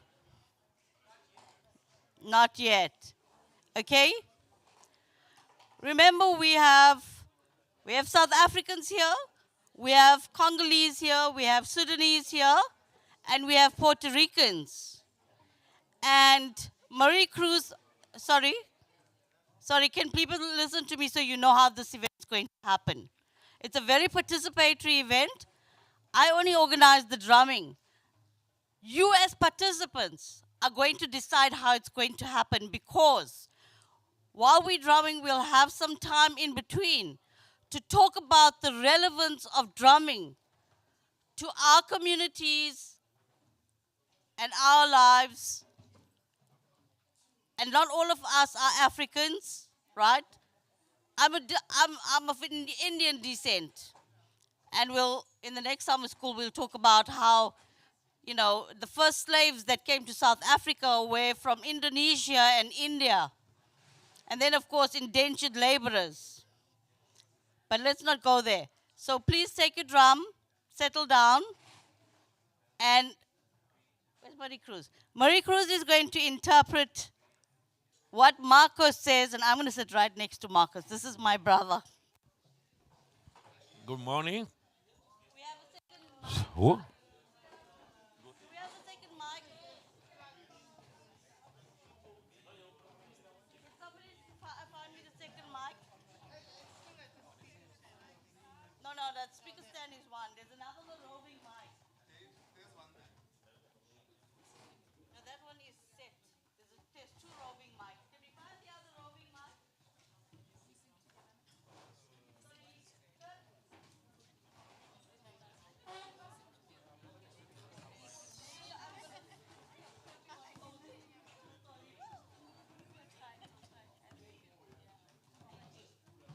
Pay attention to Marie Cruz, because she's going to interpret what Marcos says, right? He's saying already good afternoon. He already said good afternoon. Can I pull that chair here as well so I can sit? You can sit there. No, you're going to sit here as well. And you're going to drum. No, I have to take pictures. Okay, wherever you are, you're going to drum, right? I mean, sorry, you're going to stop wherever you are. You can sit there and drum. I have to move. Ready? You are ready. No problem. Because my view is Africa. You need a mic for your drum. Esto It is open. No. Yeah, you just press it down there. There's a light. Hola. Sorry, comrades, why are the people not participating? Nobody's allowed to sit out this particular event. Roshan, come sit here. There's a chair next to me, Roshan. Hello. And where's my comrades from Abashlali? I think so. No? Are you listening? Where's my oh, yes, you here. Yes, because...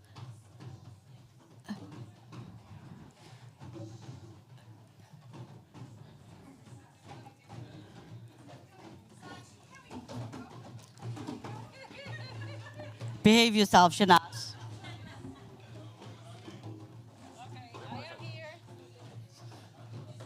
Buenas tardes, saludos. Uno. Yeah. Sí. Buenas tardes, saludos a todos. Good afternoon, everybody. Nuestra música, Our music, sus raíces son de la música y las tradiciones africanas. its roots is from the traditional music of Africa. Nuestra música llega a través del Caribe en el proceso de esclavitud. Our music came through the Caribbean with the process of the slavery system.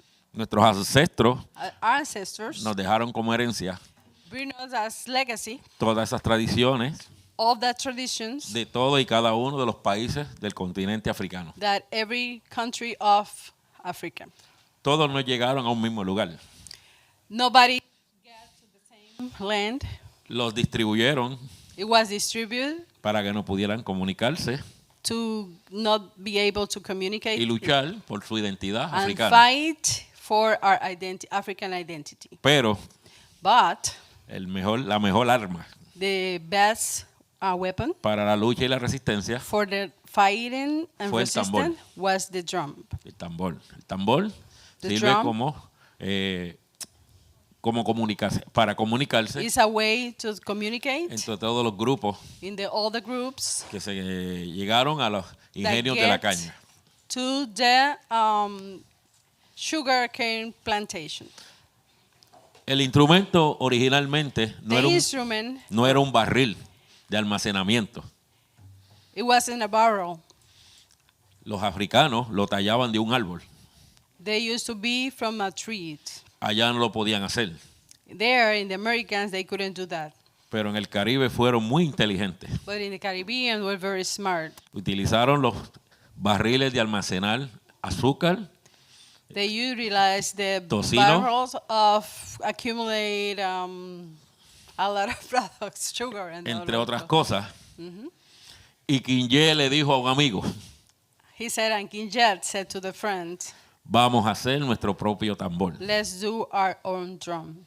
Contrario a Estados Unidos, Against the Le- instead of the United States, le eliminaron el tambor. that they eliminate the drum. Pero los negros de origen africano But the people, the black people, desarrollaron sus cuerdas vocales. develop their Por eso es que las mejores músicas, voice, las mejores músicas, The las music. mejores voces voices and music, the better ones, en la música americana in the music of no es de los americanos United States, not from the ni de los británicos, son de nosotros los negros. from ¿Ok? Now, vamos a practicar lo que es la bomba puertorriqueña. Now we are going to practice bomba puertorriqueña. Diferentes ritmos. Different rhythms. Cada ritmo tiene un nombre. Each rhythm has a name. Depende de la región. It depends on the region. Voy a dar un ejemplo y luego vamos a practicar el número favorito de ustedes. He's going to do an example of each, ¿verdad? De cada ritmo, of each rhythm, and then he's going to play the hit parade of Africa. Which Primero, el Sika. Sika. This rhythm is called Sika from the zone of Cangrejo. It's the north of Puerto Rico. So, it's stay to.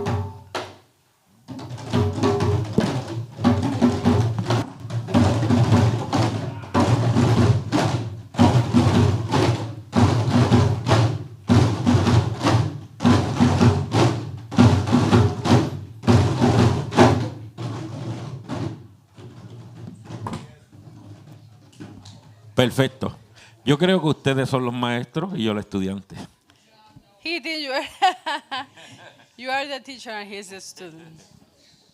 En la bomba, los instrumentos llevan nombres. Buleadores, In the bomba, the instrument has names. Is buleadores, one of them. y el primo Primo, the other one. lo toca el maestro. Let's say buleador. Buleador, The other one is primo. primo. Ok. La función es lo siguiente. Todos ustedes son buleadores. The function, the purpose, that you are going to be the buleadores. Y yo He's going to be. soy el primo. The Uno primo. solo. Pueden hacer 5, 10. Okay, 50. in the bomba, we have two drums. One is the buleador, but can be from the buleadores, we can have huge of drums playing at the same time. But with the primo is just one person, and we call batey, this area will be the batey of Soberao. Batey is our Arawak word. Soberao, we said, is an African word. It's the place, the space where people dance, okay? So, he is going to be the primo. The primo has the function of do the improvisation of the dancer. Ok. Por example. Wait, you dance, please. For example, por ejemplo. Sorry, I think what's important also is Marcus is going to play on his own for a bit, and people are going to dance, and then he's going to also teach us the drumming. But I think you have to listen to him on his own to appreciate what it is we're learning. Thank you.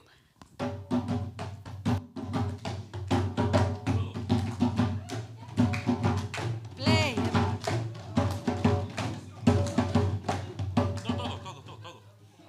Okay, we are going to do an exercise. Listen, let me explain a little bit more. Okay, bomba is a community way of communication. Okay, so one thing that it should be happening is you are the buleadores, and the buleadores keep the rhythm. You will keep playing sika for this moment. Okay, so the basic step of sika, the dancer is supposed to be doing it here, and he's going to do the improvisation also. Okay, Marcos, the primo, is going to mark all the step of the improvisation that the dancer is going to do. Okay, but you will keep playing the basic rhythm of sika. That we need to practice the basic thing, which case we practice first.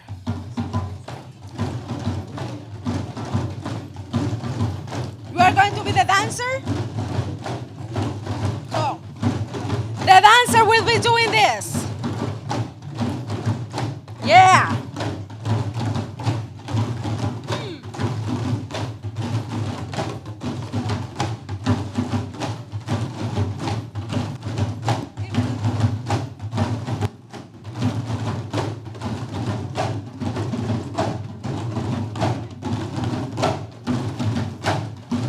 Can you dance?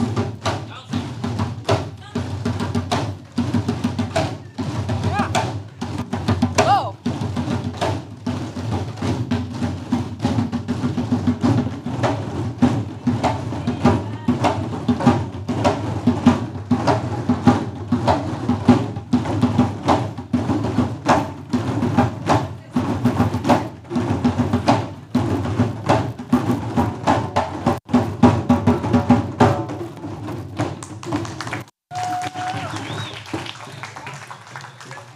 So, you get it a little bit? Yeah, so when in bomba, the buleadores, you were doing that basic rhythm of sika, and the primo, when the dancer came, in the bateo soberao, then he has to follow him. He has to mark the improvisation, the golpes, the thing that he's doing. Okay? We had great dancing and singing yesterday. Can we just have a few of the women? Can we have a few of the Okay. participants, please? You follow, you come. We didn't. Hello, you are so happy because I don't know. Come, please. Okay. That's all. Look at me. Wait. Give me a second, please. Wait a minute. We are going to do the example of different rhythms so you have the idea. Okay? Maybe next year we are going to do a huge class with students there. We'll be sitting here. But right now we did one rhythm. What was the name? Sika. Sika. Sika is like Sika. And Sika, we said we play where? The north of Puerto Rico. We played in Cangrejos, a black community. Okay, now we are going to do Juba. And it's from Juba. Juba. Juba. Exactly. That's good. You are good. Okay. Can be, it is also from the north of Puerto Rico. So Cangrejo, that sounds, and Cataño has the Sika, but also have Juba. Okay, now listen how it sounds first. Let's first listen how it sounds and then you practice, okay?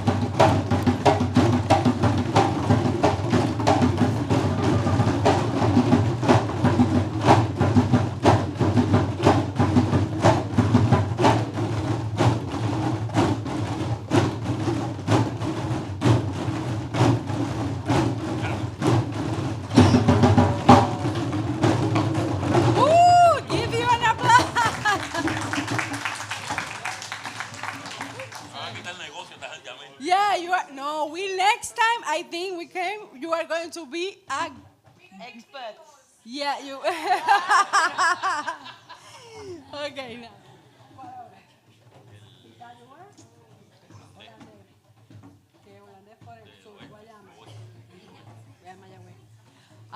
Now we are going to do Quembe.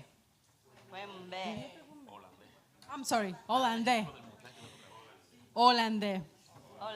Hollandais is from the west of Puerto Rico. Mayagüez is a city that we have there that play bomba. And Hollandais, when we came here last year, it was a man that says that when he was in elementary school, he recognized that rhythm. And he said it was for do a march in his school, okay? To go to the classroom, they used to play Hollandais. Well, he didn't say that the name, it was Hollandais, but he said it's the same rhythm. When I was a child, going to class, they, use it as a march of, he was from Zimbabwe, I think so, if I remember correctly, okay? So now we are going to do Hollandais. Hollandais.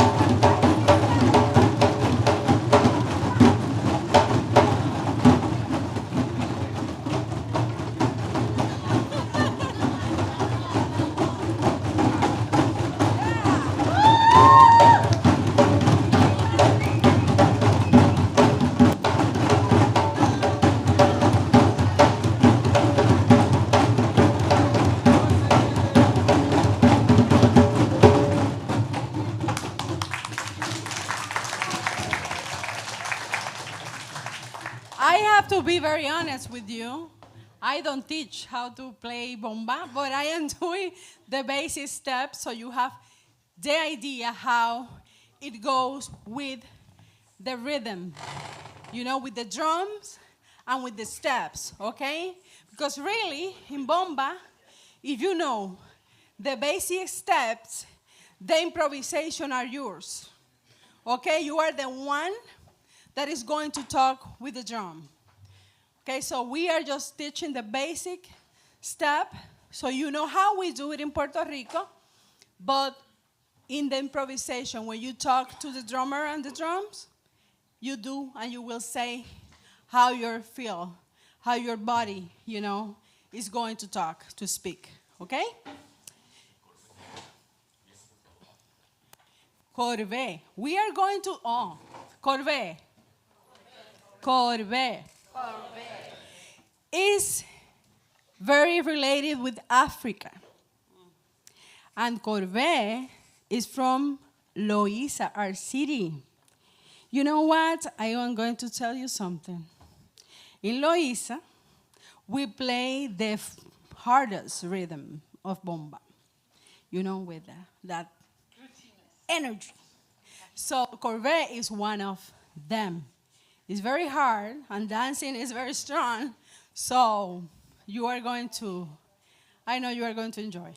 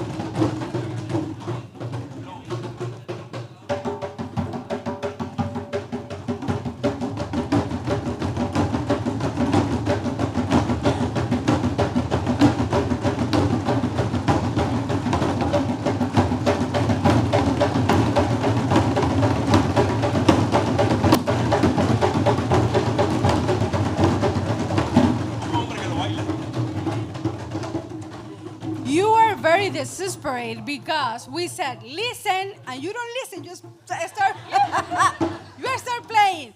But he said that somebody can dance, you know. For me sound like war, you know, it's the corvée is like something. But if somebody wants to dance, we need a dancer, a volunteer. Everybody wants to play. They just want to play. They've been dancing all week. Okay. Okay.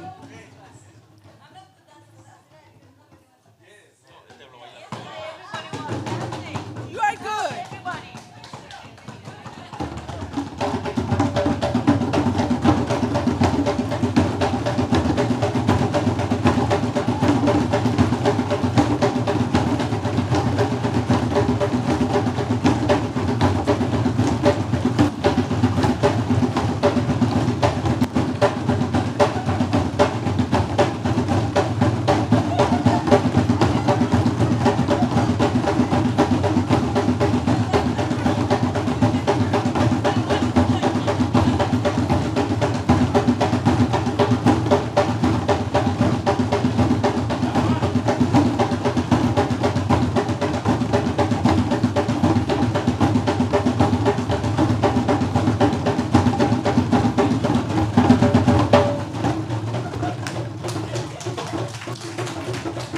That was beautiful. You know, other thing of the bomba is that the history said that bomba was used to organize rebellions. You know, organize because when they get together, you know, in a free time, just a few, maybe a day, a week. So they get together and with the drums, because nobody understand. I mean, the white didn't understand what's going on. So with the music, they also organize rebellions. So that is important, to tell you. And when we dance, just when we're doing in a show, it's a different way, but we're in a batey or soberao, a person dance once at a time. Because it's a communication, it's a challenge, really. It's a challenge with the dancer and the drummer. Because the drummer has to be very aware what the dancer is going to do. Because you are doing improvisation, he doesn't know what step are you going to do. I mean, what golpes, what, piquetes you are doing. So if he doesn't mark your steps, he's the one that loses and you win. It's things like that. So it's a communication between, we dance without shoes, yes. It's better. ¿Qué hacemos ahora? Okay, the other rhythm, we have a lot of rhythm in bomba. But in Loíza, we play most of the time that we play like we did, that you forgot the name, Corvée. Yeah. And this name is, is something that we've rescued. We say it, but it doesn't have any, connection, the word with Africa, but it says corrido. And it's the one that we like more, or we used to dance more in Loíza, more than the Corvée. But yeah, says corrido. He said now,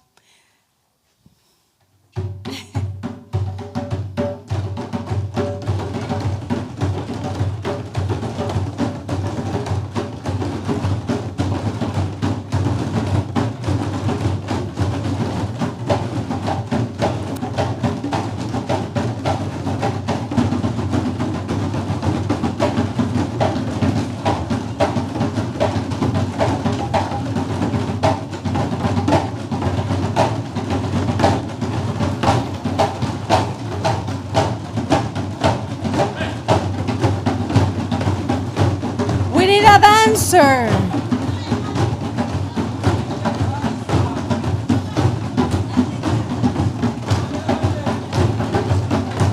There you go.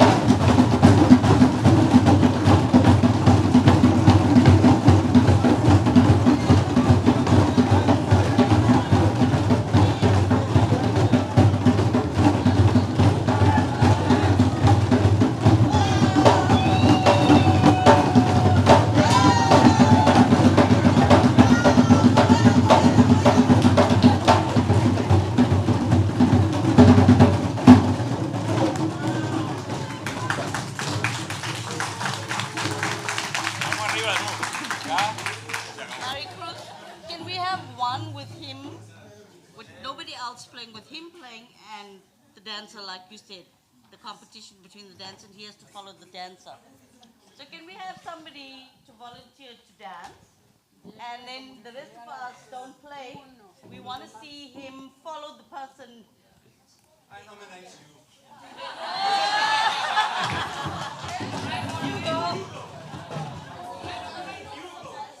Hugo, I've been doing all the You work. want to Okay? I'm do playing the now. dancer part? So he can If mark? the two of you, can you do the same dance and he'll then follow you all? Or one of you can do it one at a time, and then he'll follow you. That's the idea. And the rest of you don't play. So, and you can take turns, just short little ones. Okay, what the rhythm likes you more? From now, the one that we did. Huh? All of them. Yo pregunté, ¿qué tipo le gustó todo? But which one?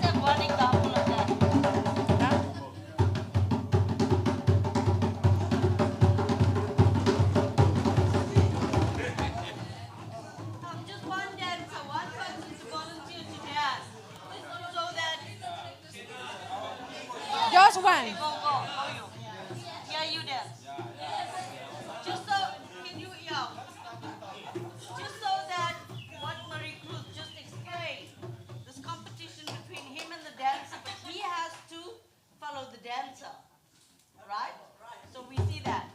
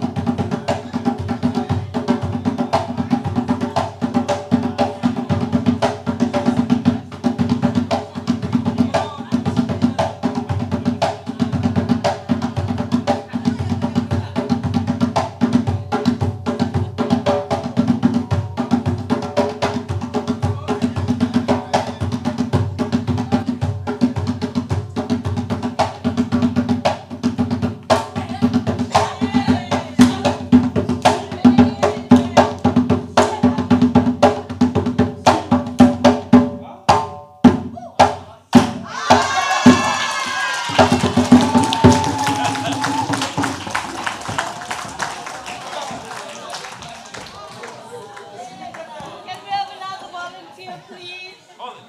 And then we'll all drum again. One more volunteer and we'll drum. Another volunteer, you have to. One time. You've been dancing all week, eh? When I ask you what was the best or the rhythm that you prefer, better, it's because sometimes when we do in Puerto Rico, like I said, for me, I will say, I love to dance cuembe or say corrido.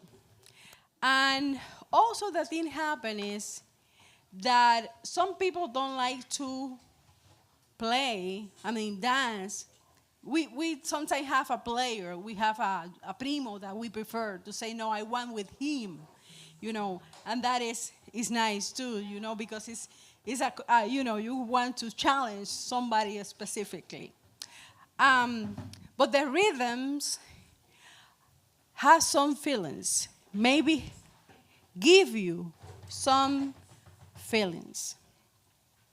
When some people say Juba, it's a melancholy thing, it's something when you are sad, some people feel in that way. And says corrido, that is, very, with a lot of rhythm. And one thing is, now, in the folkloric thing in Puerto Rico, the groups to do shows play with skirts.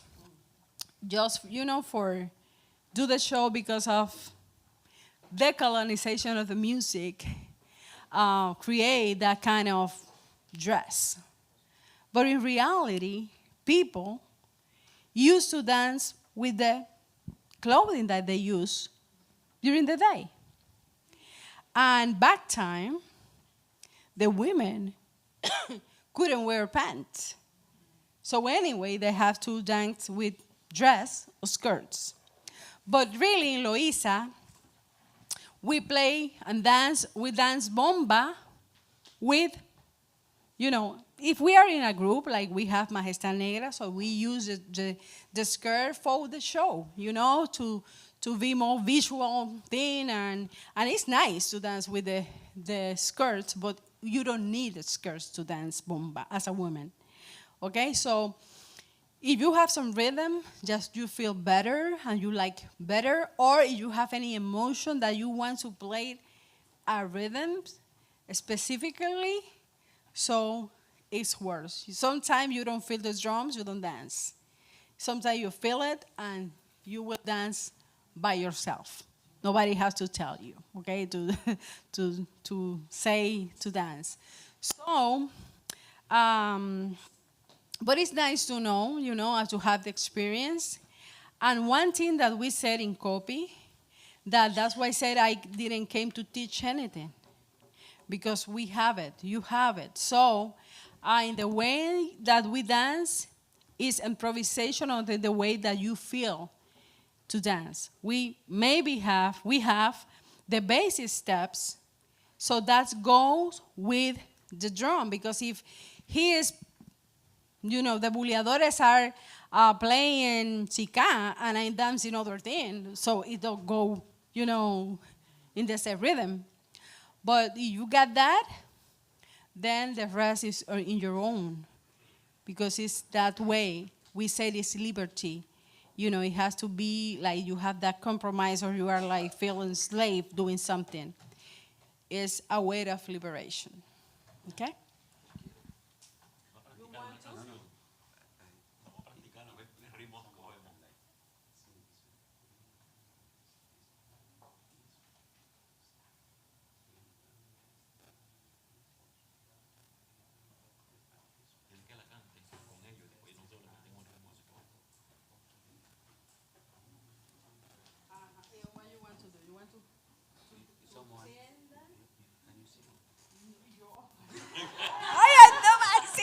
I am a sociologist. But yeah, but you sing it. Yeah, you are singing it. I like it. Osman, you sing it. Yes, you know. And then you follow you. We are going to follow you. No, my voice is not. Don't be shy. No. You know, in Bomba, like, it's a community. It's a communication in community. So we are developing. And you follow you. Okay. Let me say this. It's just a slogan. I just took it from during our revolutions. So we have this freedom, peace, and justice for Sudan. I just changed it to freedom, peace, and justice for Palestine. Freedom, peace, and freedom, justice, and peace for Sudan. Freedom, justice, and peace for Congo. Freedom, peace, and justice for Puerto Rico. Freedom, justice. So, but I'm not a good, you know. Yeah, you are good. I help you. Everyone help me. If there's someone who can, you know, he has a good voice, so that.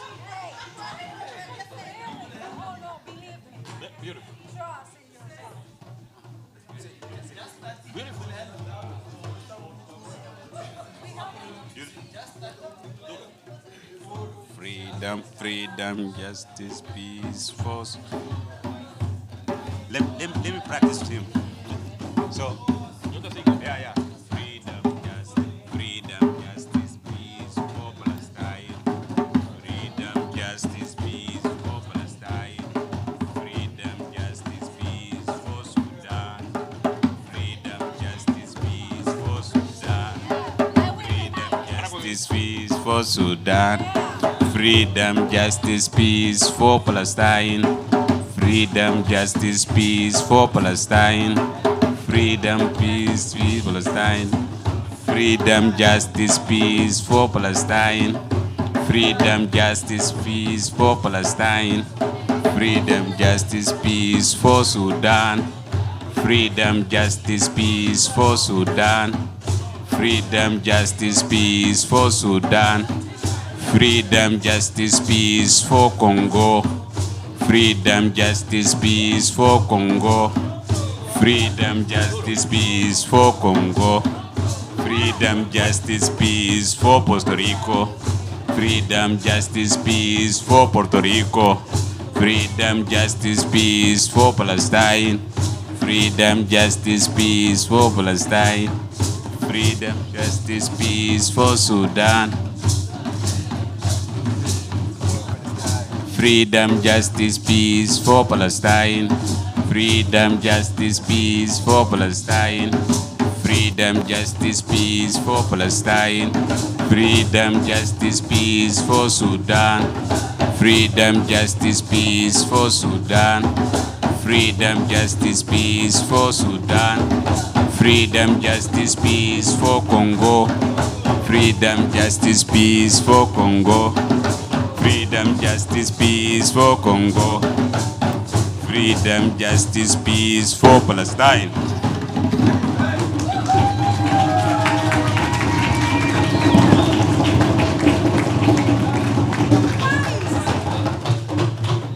Beautiful. You know, that is the construction of music of bomba. And bomba, like we had that rhythm in Puerto Rico, bomba and plena, we use to communicate something. We use the music, the songs has something to say, a message to say. So that is important. It's not the voice or going to music school. It's a community way of communication. Now, what do you want to sing? Kinje. She's here just for Kinje. How many people wants to play Kinje? Just 2, 3, 4, 5, 6. Just 6. No, let's go.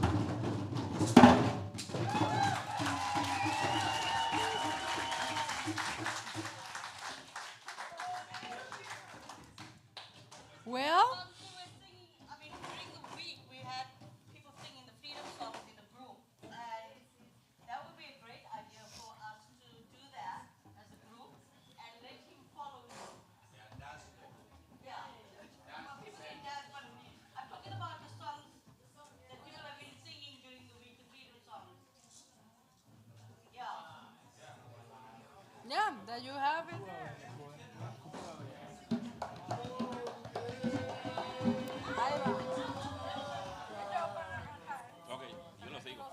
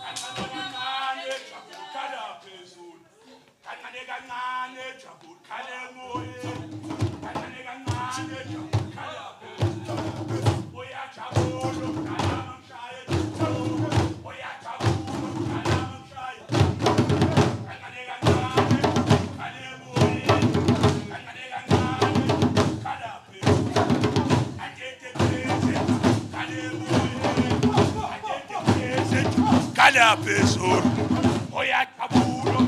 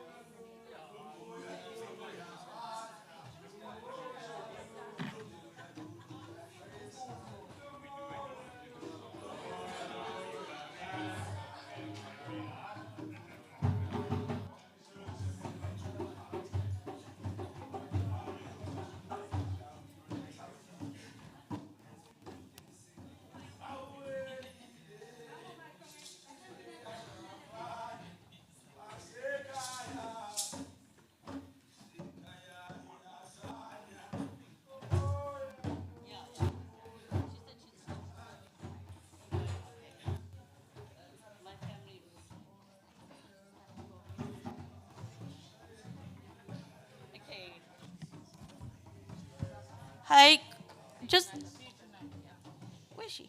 Just a quick announcement. Sorry, can you see my? I've lost all my words now. I just want to drum. Okay, so tonight the Durban Film Festival is on, and tonight at Suncoast at 7, there's a movie, a documentary on Sudan, on how the youth and the women have led the movement, and it's poetry and I'm not sure exactly what, but yeah, the film festival is on, so if you want to catch it, Suncoast tonight at 7, that particular movie. How much are the tickets? 80.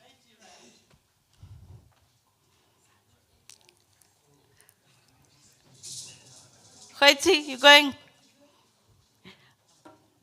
You only get things for free here. Okay, thank you.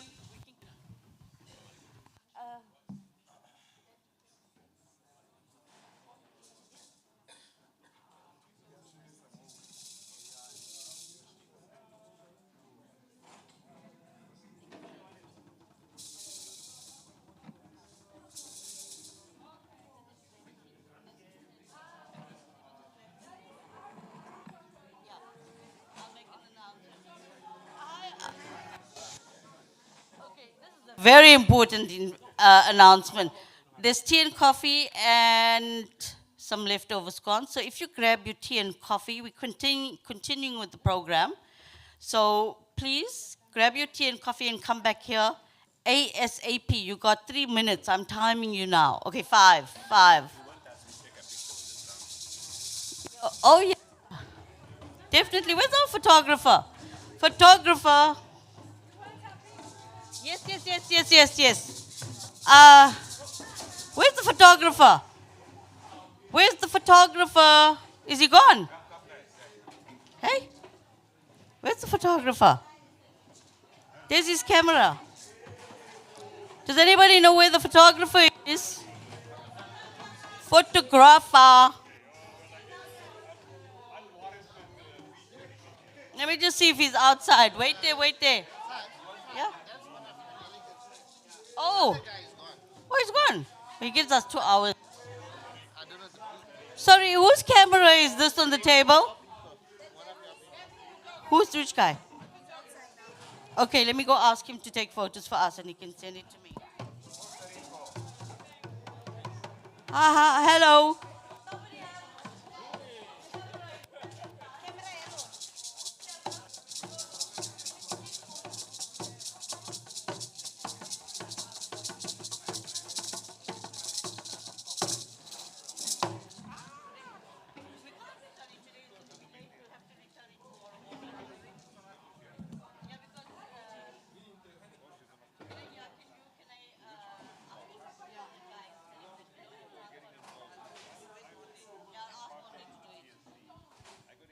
Okay, quick cup of tea.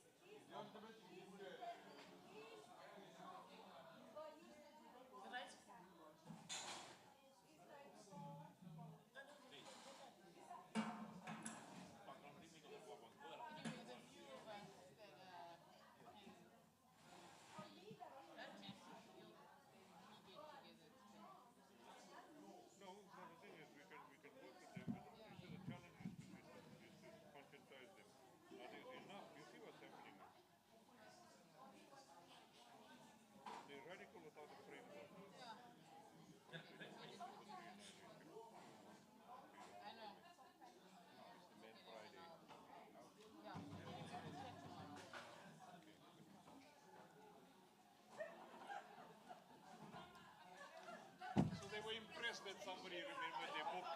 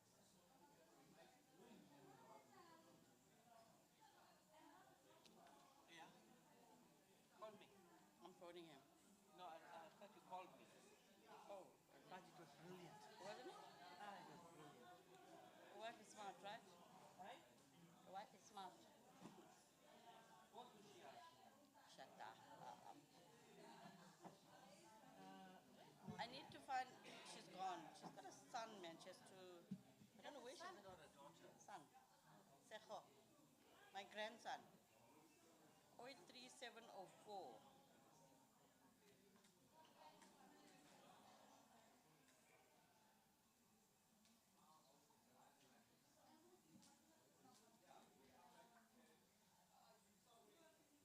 I'm calling this guy.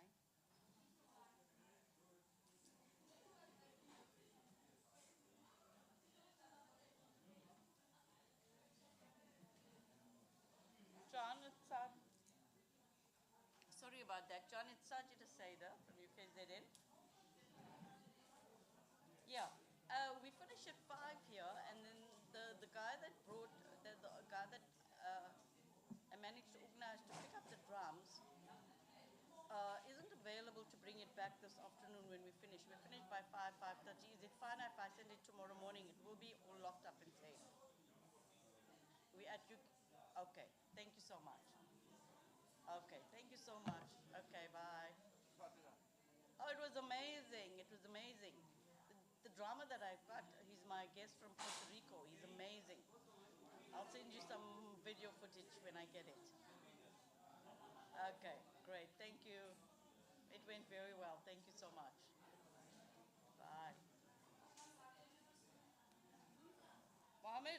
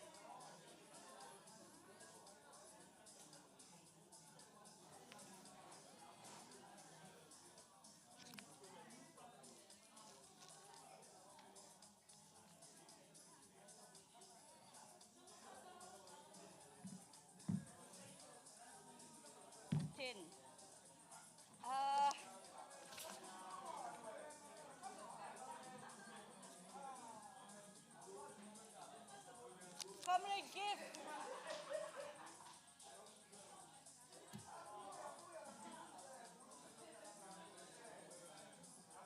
Hello, Comrade Gift, where's Comrade Gift?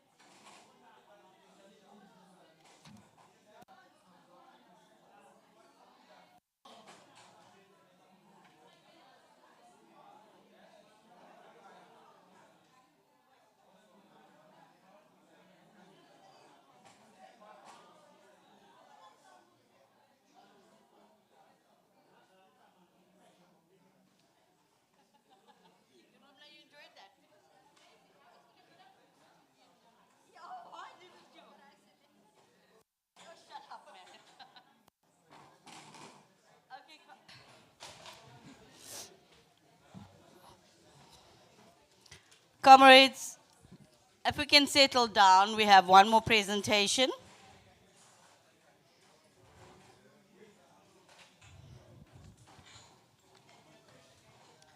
Oh, sorry. Gift, my laptop is here, and let me introduce you quickly, right? I need to open my laptop to introduce you, Gift. All right, no, I didn't send you my presentation. Okay, then. The bio. Okay, you introduce yourself. You got the bio here. Good to introduce yourself. Instead of me saying, yeah, you take it over. Tell them who you are and where you're from and what you said to me in your bio.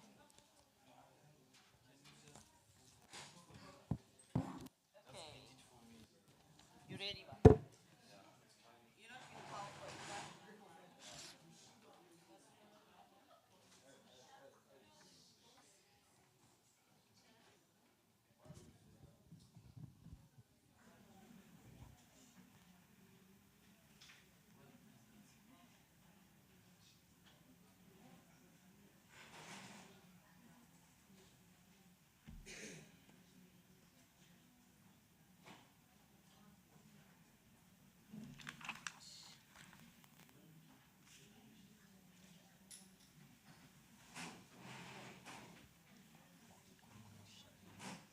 Hey, yeah, there's it. Okay, comrades, I hope you, the tea and cakes didn't make you sleepy. Let me introduce Comrade Gift Makisi Mashaba. Sikisi. Sikisi. Sikisa. Sikisi. Oh, Gift Sikisa Mashaba is a community leader. Sorry, can we settle down at the back there? Thank you. That's the teacher in me. Comrade Gift Mashaba is a community leader, activist, and advocate for youth development, environmental justice, and social equity. Currently, he serves as the chairperson of the Zakhele Informal Settlements Group and a member of the executive of the Solidarity Action Committee Collective in Potchefstroom. Thank you. Thank you, comrades. Today, I'm going to be short, comrades, just to save you your time so that you can retire early today. My speech and my presentation is all about decolonizing and empowering the next and current generation through liberation and critical thinking. As the Solidarity Action Committees and Solidarity Action Collective Committee in Potchefstroom, it started as the grassroots social movement that emerged from the activist movement in 2021. So Solidarity Action Committee, comrades, with all the action committee we have, we saw it as a weapon to use to decolonize ourselves. becoming self-reliant and building an alternative power as the Solidarity Action Committee from hashtag in Potchefstroom. And yesterday, my comrades just alluded on the offices we have and the action committees we have, of which is Land and Crisis Committee, whereby we deal with the land issues, advocating for land rights and housing for residents in the informal settlement, water and sanitation, fighting for access to clean water and proper sanitation facilities, women and children empowerment, supporting gender equality and opportunity for women and youth, food sovereignty. We've been running that program.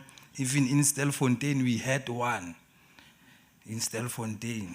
With other comrades from Stelfontein, they were planting in schools and everywhere where they could get a space. And then Solidarity Action Committee, we see it as an evolution that will take us as a mobile, that will take us from colonialism to decolonizing ourselves indefinitely. And we call upon our youth especially that, comrades, it's about our time now so that we can decolonize ourselves mentally so. But I will go through and elaborate more further on how we can decolonize ourselves. The possible activities of our movement, Solidarity Action Committee. We protest and we advocate. We demand government action on land, water, and GBV, and many other programs that we have there at our community. And partnership and collaboration with any progressive forces around our country. As much as Comrade Shahini has alluded yesterday that we have a Northwest Coalition, we are mobilizing. And we think even here, when we leave here on Friday, we will be meeting with some of you comrades and working together in the near future.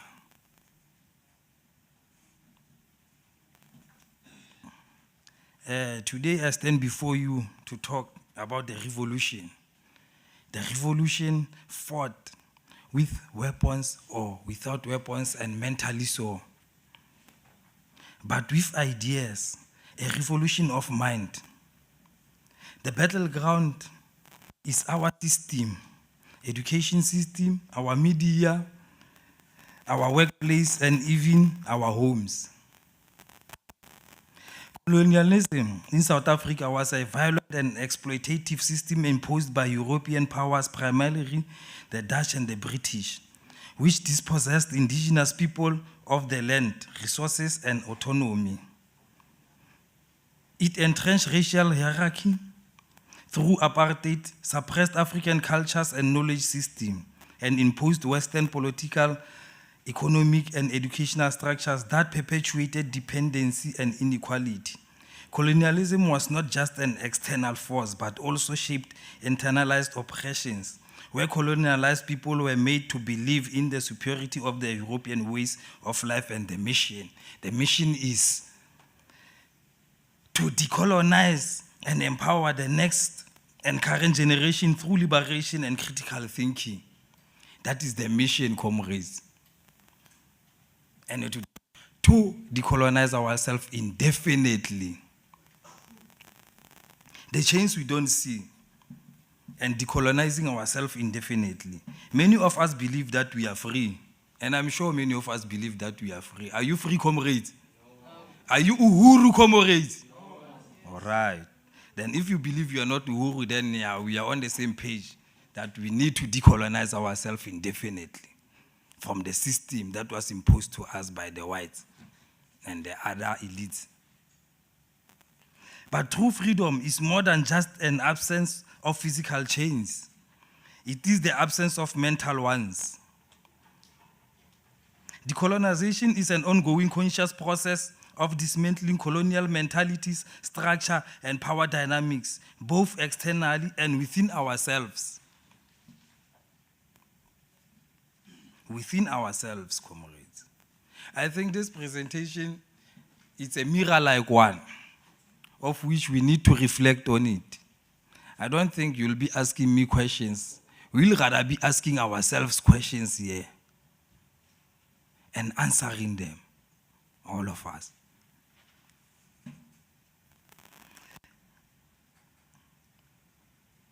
It involves reclaiming our indigenous knowledge, language, and practices that were suppressed.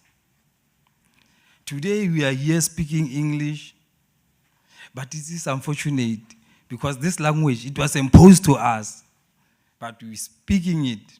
And we feel that if we are not speaking our home languages, we are not speaking more sense. But where I come from, re rata gore rona, ya rona ke ya batho. Our movement is for the people. So in the near future, I would like us to have our presentation even in our mother's tongue so that they could be of value in the platforms such as this ones. And then we will say we are decolonized, comrades. And we are about to be free. Challenging Eurocentric narrative in education, media, and governance. Redistributing power that should belong to the working class, the people. As we have said, as the Solidarity Action Committee, we are building an alternative power and not to rely on the governance. I'm not sure, comrades, all of us here, we don't trust our government. Do you trust our government? No, we can't trust those people, guys. They are not for us. But the working class is for us. And nothing without us, about us. Healing and internalizing colonialism by unlearning racist ways, capitalist and patriarchal ideologies.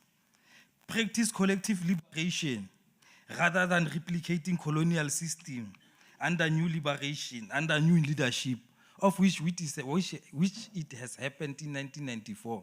We believe that our government of the ANC, it inherited that system. And I can go further, at least just to elaborate more on that, why I'm saying that our government of the ANC inherited the colonial system. They did not change nothing there. What they did is just they took the transition, they took a white mask and then they put a black mask. Then they say, it's for us. But the system mentality has not yet changed, of which I can say those people and our comrades who are studying law, there are those who did Roman and Dutch law, and it's still being practiced here in South Africa. Why are we being judged by the law that is foreign to us? That is not our law. That is the law of the colonialism. And they are still studying it. Am I lying, comrades? I'm not. Why Sobukwe, he refused to be judged by the law of the foreigners? They are the foreigners, those ones, the colonialists and the capitalists, they are the foreigners. But we say today, we still remember Sobukwe. Amandla. For example, comrades, as much as our culture it has been depressed,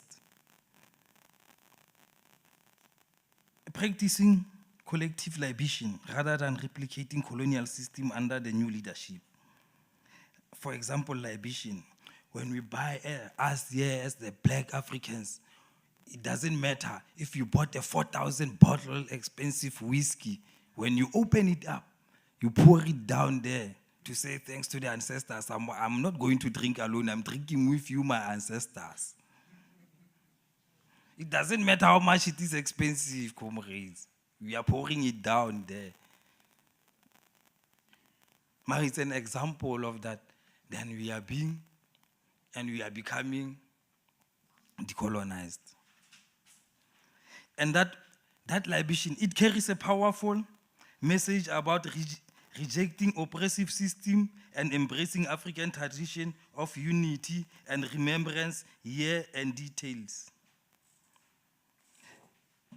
A call for unity and ancestral honor.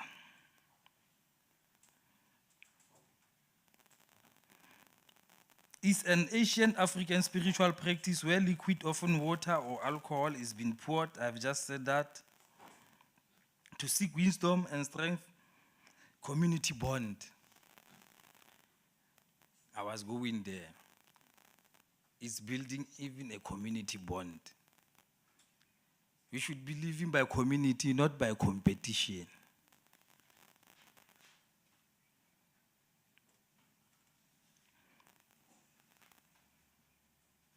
A collective emphasizes that liberation and progress must be shared effort, not dictated by a single leader. The phrase suggests that instead of relying on hierarchical powers, communities should draw strength from the cultural roots and collective memory, of which is us, the working class.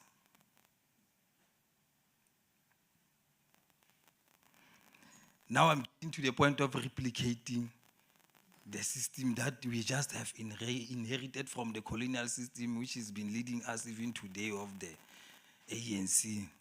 We should be getting rid of the ANC and these political parties.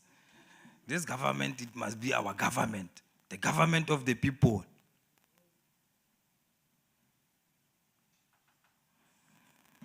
Many post-colonial African nations inherited governance system, political, economic, and social designed by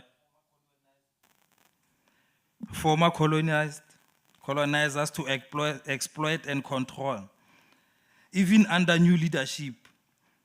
If the same oppressive structures, corruption, elitism, police brutality, economic inequality remain, true liberation is not achieved. We are still under that replica. We are still there. We haven't changed nothing. ANC doesn't change nothing. And their system is still perpetuating us.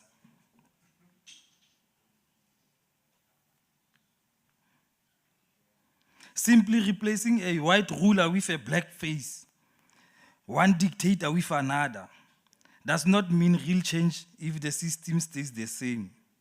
True liberation requires dismantling colonial mentalities and rebuilding systems based on justice, shared heritage, and people-centered governance. People-centered governance, power of the working class, comrades.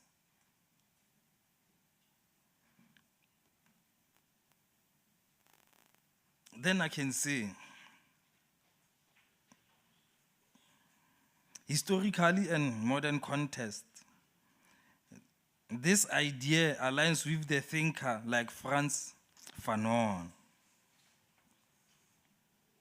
who warned about the pitfalls of the national consciousness without true decolonization. That's what we have, comrade. And practicing collective liberation rather than replicating,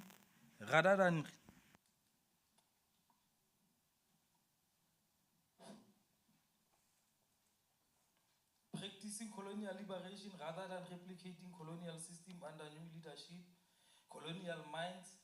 For centuries, oppressive systems have taught people what to think, not how to think. It has taught us what to think, not how to think. There is a quote of John D. Rockefeller where he says, I don't want a nation of thinkers.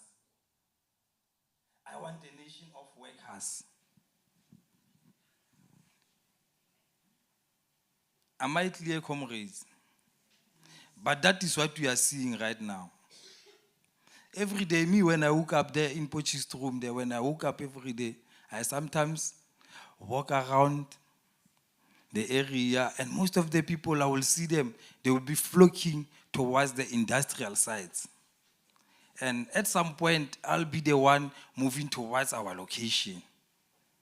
But most of them, they will be flocking, moving to the industrial site, where others, they are not even working. He's unemployed. He's going to search for a job.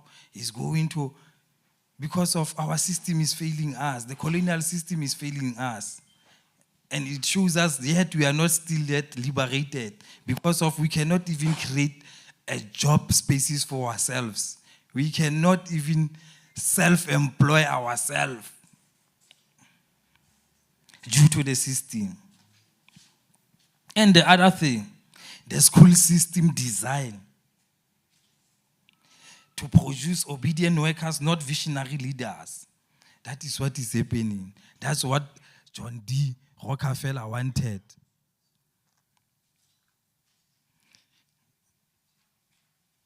And there is a media. Hey, we like generation, comrade.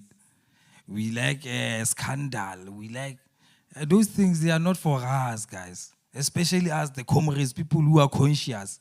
We are not supposed to be looking at the media, following the media, because the media is selling us distractions while hiding the tools of true empowerment.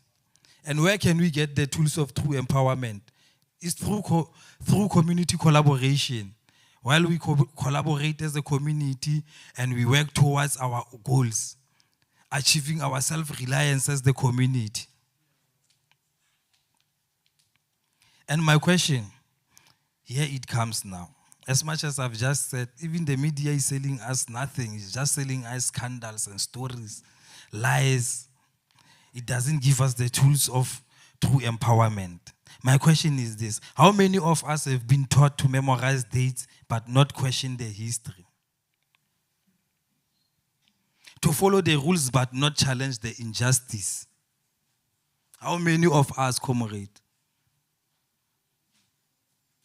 Because even now, if we say we don't stand with the people of Palestine, we are not in solidarity with the people of Palestine, the people of Sudan, the people of Congo, the people of Guatemala, Peru, everywhere, those who are being brutally destroyed and their justice it has been taken away from them, and then we don't support them, it means we are bystanders. Even here in South Africa, we still have that injustice, comrade. On the 16th of June, we were just shot at by the police brutality.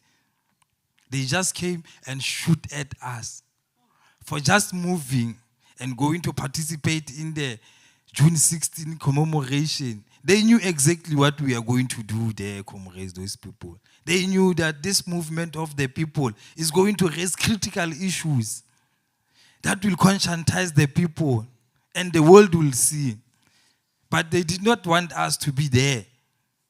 That's whereby we saw the police are still being used by our government to destroy their communities. They are the vanguard of the injustice in our country. But I hope my question will answer it along the way, comrades. Yeah, you must not forget it. Or you'll rather have to say, you can answer it in the near future. Unlike colonialism, which was imposed, decolonization is a voluntary decolonization. It's a voluntary, continuous struggle, not a once-off time event. It requires constant self-reflection, solidarity, resistance to neocolonialism influence that persists in political, economic, and culture. True decolonization means not just replacing colonial rulers, but transforming the very foundation of thought and society. Transforming the very foundation of thought and society. How do we think mentally so in our society?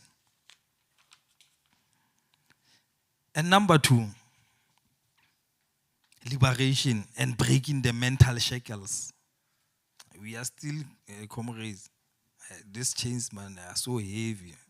I don't know, are those ones that anchoring those big ships there of the colonialism, but I will fight to break them down. Liberation starts when we unlearn what we've been conditioned to accept. That's when the true liberation begins. Decolonization knowledge. Who wrote the history books we read? Whose voices are missing? Do we question those books of history? comrade? Do we? Or we are just reading and saying, this is what is being needed. If I know this one, I'll pass, I will get my PhD, I will get my master's. You don't question that history, do you?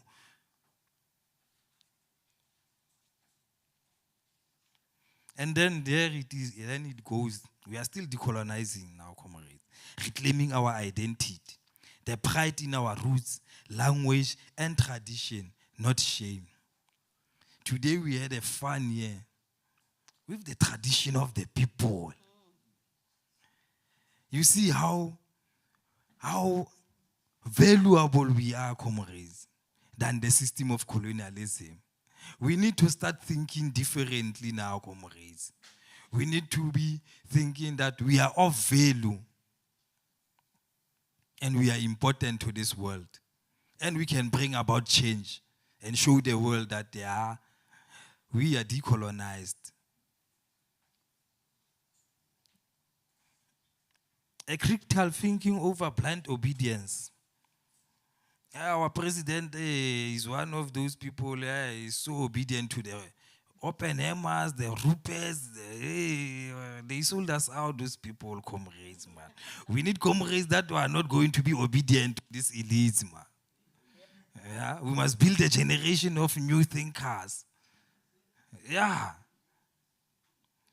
Asking why things are the way they are and who benefits from keeping them that way is Ramaphosa and his crew. They are the ones who are benefiting because they are the ones who are not thinking that us as South Africans, each and every one should be a critical thinker. They want us to be just those obedient workers. Yeah, the slaves of the system. For example, I can say, Nelson Mandela once said, education is the most powerful weapon which you can use to change the world. But what happens when education itself is the weapon used to control us? What now, comrades? If the education system is the one used to control us, it is the weapon of the oppressor. We must change our education system. We must do, comrades. And we must fight for that this education system, it must change.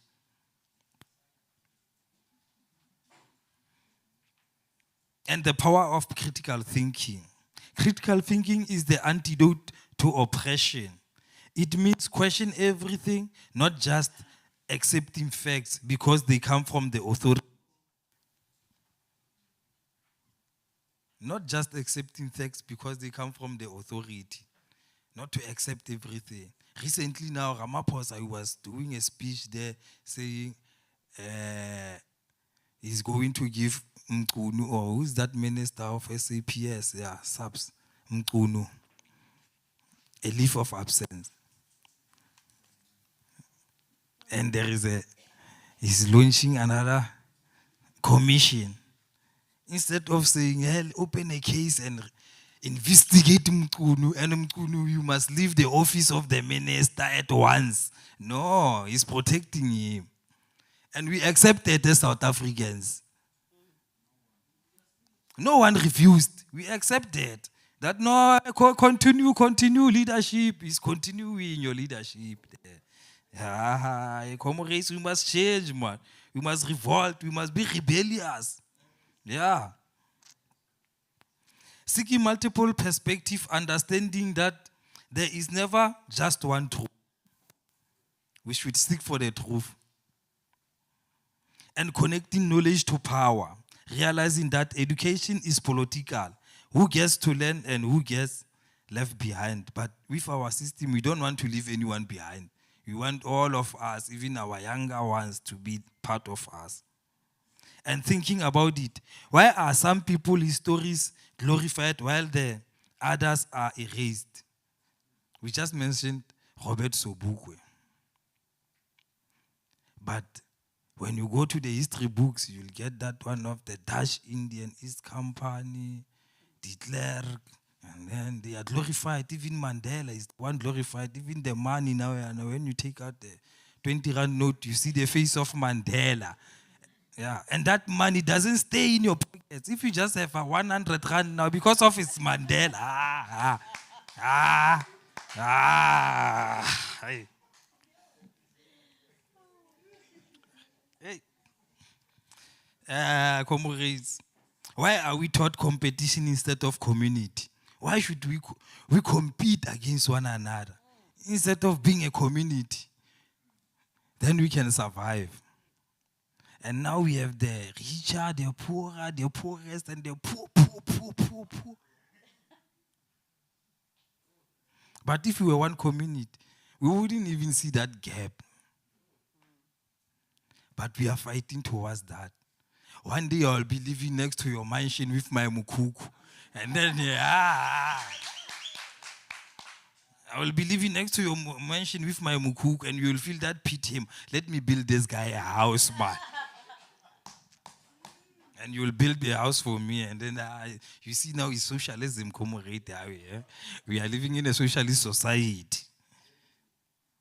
Yeah, why do we fear questioning the system? We fear assassinations, kidnappings, a lot of things. But now, comrades, we must venture on and fight and be strong. We must be strong, comrades. And empowering the generation that is coming. We must raise generation that think of itself, not just regurgitating information, but analyzing it. Ask questions. I want my 6-year-old child to ask me a question. If I tell him about Robert Sobukwe, he must be able to tell me, hey, tell me about that Robert Sobukwe. What did he do? If I told him, hey, there was a Sobukwe clause, he must tell me, hey, I know exactly what did they do to make that clause for Robert Sobukwe. Why did they not make it for Mandela and his other comrades? But it was only for Sobukwe. We want the generation like that, comrade, that will question.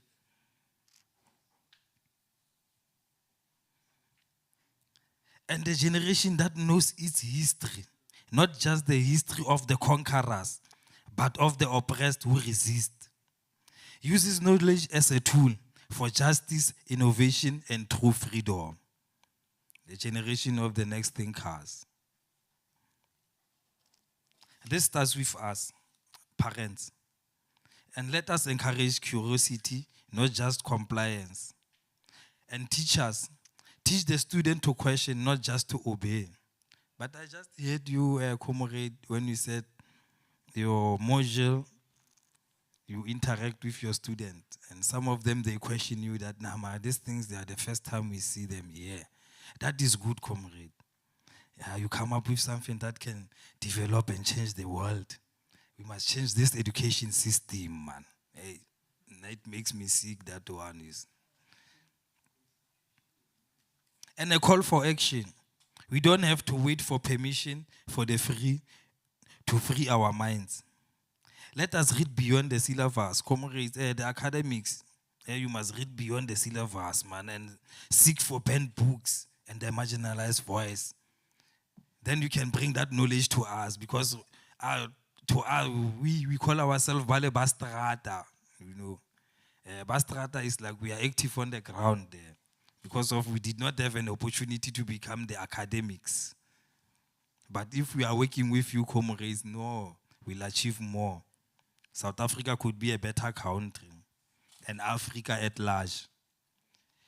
And challenging the narrative in the lecture room, in the classrooms, in the workplace, and even online, because they are using this social media to attack us and to still oppress us. And let us mentor our youth, comrades. Share the tools of critical thinking with those coming after us, because they are the next generation. And my final thought, colonialism was the finite historical period with a clear oppressive agenda, while decolonizing is an infinite international process of reclaiming autonomy, dignity, and alternative ways of being beyond colonial logic. And, comrade, I still remember this quote of Steve Bantu Biko. The most potent weapon in the hands of the oppressor is the mind of the oppressed.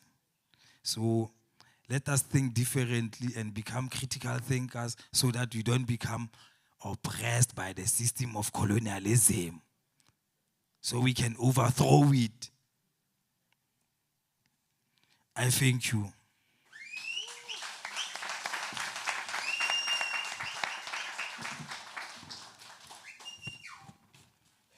Elele swilo gogo bethu. Elele swila bantu abamnyama. Elele swilo gogo bethu. Elele swila bantu abamnyama. Elele switambu. Elele zwila bantu abamnyama.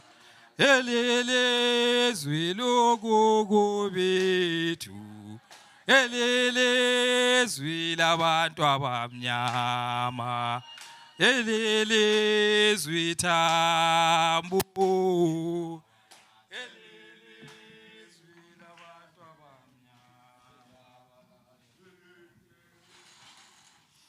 Thank you, Comrade Gift. Very appreciative of that presentation. We have some time for questions and discussion. Hugo is still here, but we had you had your turn for questions. But in terms of questions to Gift, anybody have questions, comments? Things you want to urgently share and say?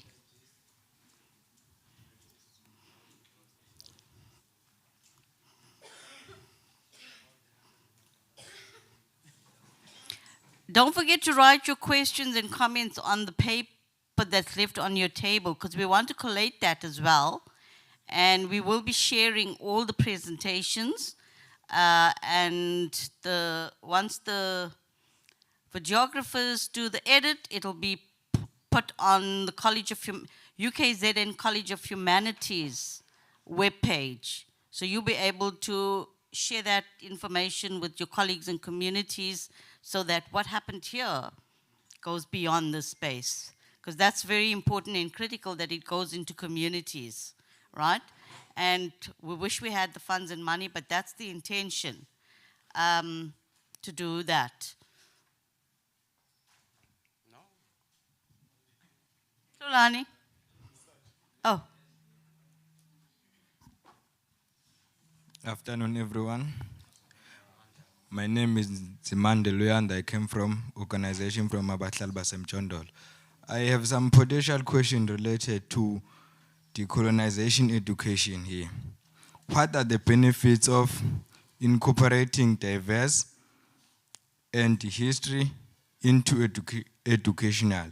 And second one, what role can decolonial approaches play in promoting social justice and in education? Thank you.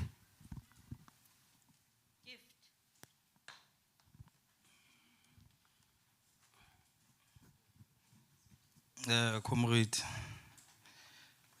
can you repeat your question? Just to grasp it, I was just trying to write it down there.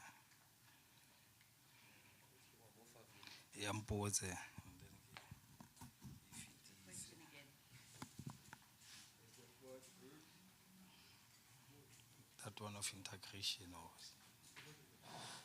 Yeah, first of all, what are the benefits of incorporating diverse perspective and history in educational? Comrade, our history has been long time erased from us. And then to incorporate it, the benefits of incorporating it is that it's going to bring consciousness to our next coming generation. And then they will know themselves directly that who are we and what are we for? And then that is whereby we'll see a different Africa that is not reliant to the IMF, any power mongol that we have around the world now. So we could be self-reliant as the African comrades. That is the best way. If that is the history and how it is being incorporated, we'll be having a different Africa by tomorrow. The second one, what role can the colonial approaches play in promoting social justice? I talked about community, not competition. You see, then it is easier to grasp at that one, comrade, to say, when we live as a social community, in a social society, there will be no inequality, comrade. We will think differently, and we won't let anyone to suffer while we are still together.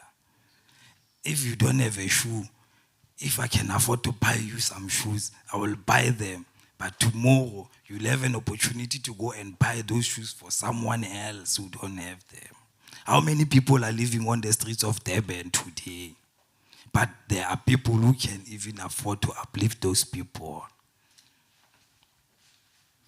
It's because that we don't live in a society of the socialists. We live in a society of the imperialists and the colonialists, the profiteers. So we must start thinking differently. Not like the capitalists, we must think like the socialists. Thank you, comrade.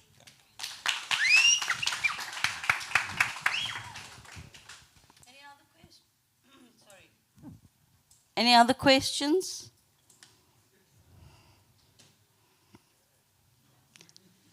I think the drumming took all your energy out of you.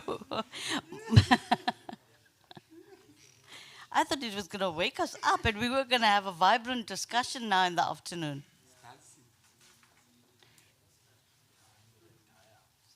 Question?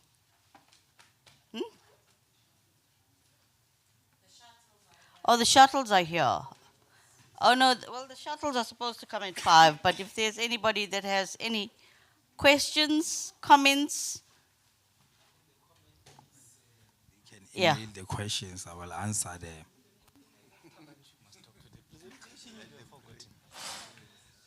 I just want to make 2 points. One is process. And I don't know, we are in almost advanced stage of our school. I've been battling to keep track of my questions of the first presentation that I must answer or ask at the end of the session. It would have been so helpful, probably at least to me, and I think many, that you have a presentation, we interact with the presentation and move to the other. There is nice thing that comes out of the presentation. They are so interlinked and so correlating to a point that it might make it easy for a declaration to come forth. I just want to comment briefly. And I hope my process issue is captured. I think it's a pity that we didn't have, up to now, a presentation that talks specifically to the question of education, specifically, not indirectly. Because at the heart of it, it talks to what kind and form of education are we being subjected to. I think the second aspect is probably the cultural issues, and I'm happy that that has come quite strong. And the comrade from Puerto Rico, I think they did us a great deal of work to understand the similarities that are there and the interlink between these particular historical struggles. And the fact that they did mention of Haiti, it's a very important country for us to get to understand their struggles and what is happening currently there. And why is that important, and how they have resisted the Americans' imperialist agenda corner of the world, and why it shouldn't be allowed to triumph, so to say. And how best we can try means and ways to relate to what we are confronted, what they are confronted with, and hopefully at the end of the day, a declaration may talk to those kind of struggles that are being advanced. I'm happy that one point has been confirmed.